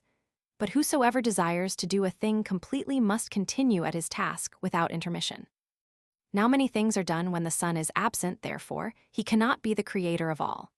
It may also be doubted whether the sun be really living, for though always moving round in a circle, he is never weary, no si cansa. If the sun were a living thing, he would, like ourselves, become weary, and if he were free, he would, doubtless, sometimes move into parts of the heavens in which we never see him. The sun is like an ox bound by a rope, being obliged always to move in the same circle, como una res atada que semper hace un mismo circo, or like an arrow which can only go where it is sent, and not where it may itself wish to go. Garcilaso, comment, Reals, p. I. Lib. Roman 8. Cap.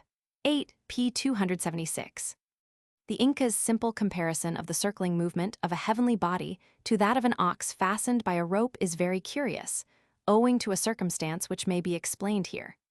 Huayna Capac died at Quito in 1525, 7 years prior to the invasion of the Spaniards, and his empire was divided between Huascar and Atahualpa. Now, in the native language of Peru, the name Huascar signifies rope, and Atahualpa means a cock or a fowl. Instead of Rey's Huayna Capac probably used the word signifying, in his native language, animal generally. But even in Spanish, the word Rey's is not applied exclusively to oxen, but is employed to denote cattle of all kinds. How far the Padre, with the view of weaning the natives from the dynastic service of the Inca, may have mingled passages from his own sermons with the heresies of the Inca, we need not here inquire. That it was deemed very important to keep these doubts from the knowledge of the lower classes of the people is evident, from the very conservative policy and the state maxims of the Inca Roca, the conqueror of the province of Charcas. This Inca founded schools exclusively for the higher classes, and under heavy penalties, prohibited instruction being given to the common people, lest it should render them presumptuous and cause them to disturb the state. No es lícito quan senen e acute los hijos de las plebeios las ciencias, porque la gente baja no se eleve y ensoberbezca y menoscabe la república. Garcilaso, PIP 276. Thus the theocracy of the Incas may be said to have resembled the slave states in the free land of the North American Union. Footnote 127. p. 415, Expected Restoration of the Inca Rule. I have treated this subject at length in another work. Sir Walter Raleigh had heard of an old prophecy current in Peru, which foretold that from Inglaterra those in gas should be again in time to come restored and delivered from the servitude of the said conquerors. I am resolute that if there were but a small army afoot in Guiana marching towards Manoa, the chief city of Inga, he would yield her majesty by composition, so many £100,000 yearly, as should both defend all enemies abroad and defray all expenses at home, and that he would besides pay a garrison of 3,000 or 4,000 soldiers very royally to defend him against other nations. The Inca will be brought to tribute with great gladness. A restoration project, which promised to be highly satisfactory to both parties, but unfortunately for the success of the scheme, the dynasty which was to be restored and which was to pay for the restoration was wanting. Footnote 128. p. 418. The Adventurous Expedition of Vasco Nuñez de Balboa. I have, in another work, mentioned the fact that Columbus, long before his death, full 10 years prior to Balboa's expedition, was aware of the existence of the South Sea and its near proximity to the eastern coast of Veragua. Columbus was led to the knowledge of this fact, not by theoretical speculations on the configuration of Eastern Asia, but by positive and local information obtained from the inhabitants themselves, information which he collected on his fourth voyage, 11th May, 1502, to the 7th November, 1504.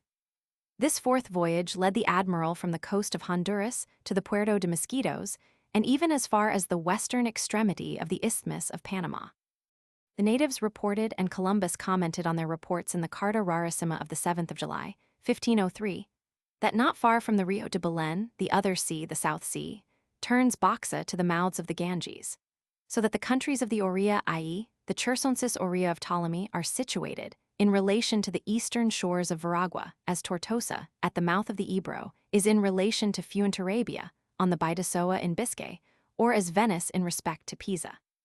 But although Balboa first saw the South Sea from the heights of the Sierra de Quercua on the 25th of September, it was several days later before Alonso Martin de Don Benito, who had discovered a passage from the mountains of Quercua to the Gulf of San Miguel, embarked on the South Sea in a canoe.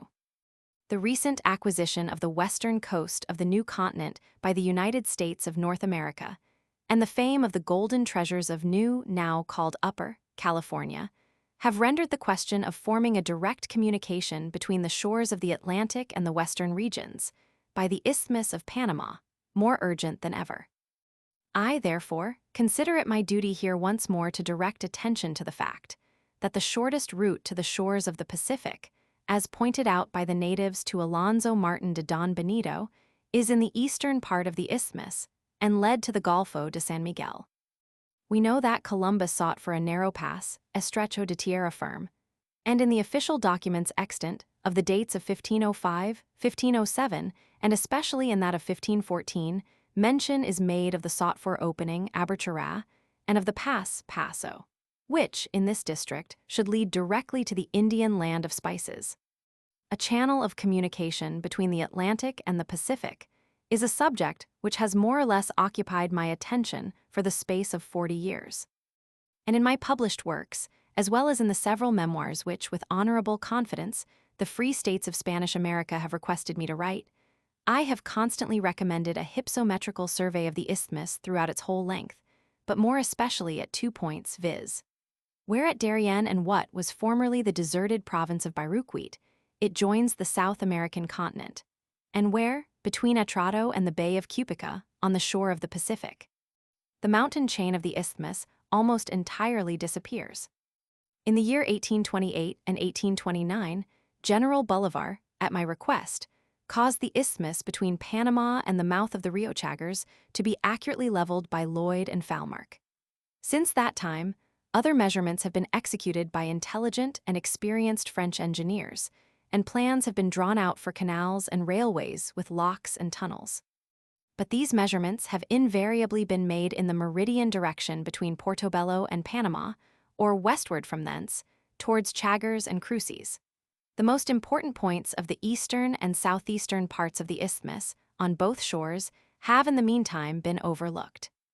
Until those parts shall be described geographically, according to accurate, but easily obtained, chronometrical determinations of latitude and longitude, and hypsometrically, with reference to their superficial conformation, by barometrical measurements and elevations, I see no reason to alter the views I have always entertained on this subject.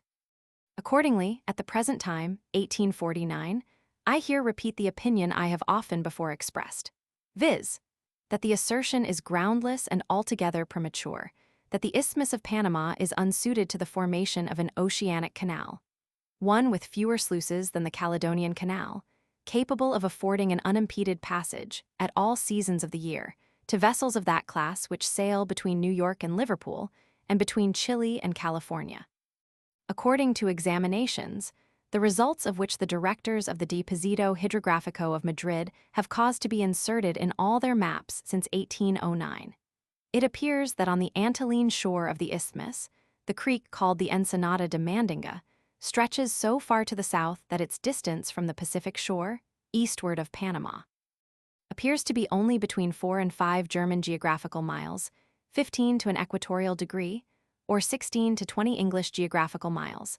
On the Pacific coast also, the deep Golfo de San Miguel, into which falls the Rio Tira, with its tributary the river Chucanac, runs far into the isthmus. The river Chucunc, too, in the upper part of its course, runs within 16 geographical miles of the Antillean shore of the isthmus, westward of Cape Tiburon. For upwards of 20 years I have been repeatedly consulted on the problem of the Isthmus of Panama, by companies having ample pecuniary means at their disposal. But in no instance has the simple advice I have given been followed.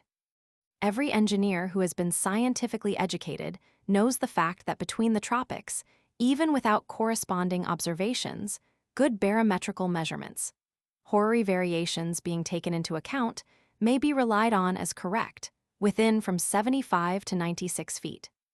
Besides, it would be easy to establish, for the space of a few months, one on each shore, 2 fixed barometric stations, and frequently to compare the portable instruments used in the preliminary leveling with each other and with those at the fixed stations. The point demanding the most attentive examination is that where the range of mountains between the isthmus and the main continent of South America sinks into hills.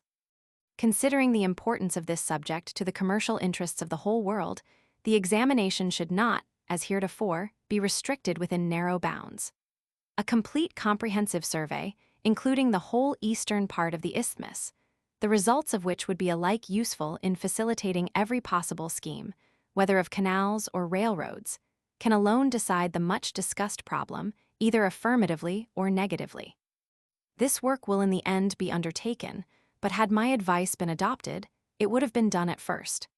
Footnote 129. p. 418. Impressions excited by the accidental circumstances of life. In Cosmos, I have adverted to the incitements to the study of nature, Volume Roman 2, p. 371, Bones edition. Footnote 130. p. 420. Of importance in determining the longitude of Lima. At the time of my expedition, the longitude of Lima, as determined by Malaspina and marked in the maps published by the Deposito Hidrográfico de Madrid, was 5H 1653. The transit of Mercury over the Sun's disk, on the 9th of November, 1802, which I observed at Callao, the port of Lima, from the round tower of the fort of San Felipe, gave for Callao, by the mean of the contact of both limbs, 5H 1816.5. By the external contact only, 5H 1818, 79 degrees 34'30. This result, obtained from the transit of Mercury, has been confirmed by Lartigue and Duperrey, and by observations made during Capt. Fitzroy's expeditions of the Adventurer and the Beagle. Lartigue fixed the longitude of Callao at 5H 1758, Duperrey made it 5H 1816, and Capt. Fitzroy 5H 1815. After having calculated the longitudinal difference between Callao and the convent of San Juan de Dios at Lima, by carrying chronometers from the one place to the other during 4 journeys, I found that the observations of the transit of Mercury determined the longitude of Lima to be 5H 1751, 79 degrees 27'45 W from Paris, or 77 degrees 63 W from Greenwich. See my Recueiled Observations Astron, Volume Roman 2, p. 397 and Relation Hist, T. Roman 3, p. 592. Potsdam, June, 1849. The end.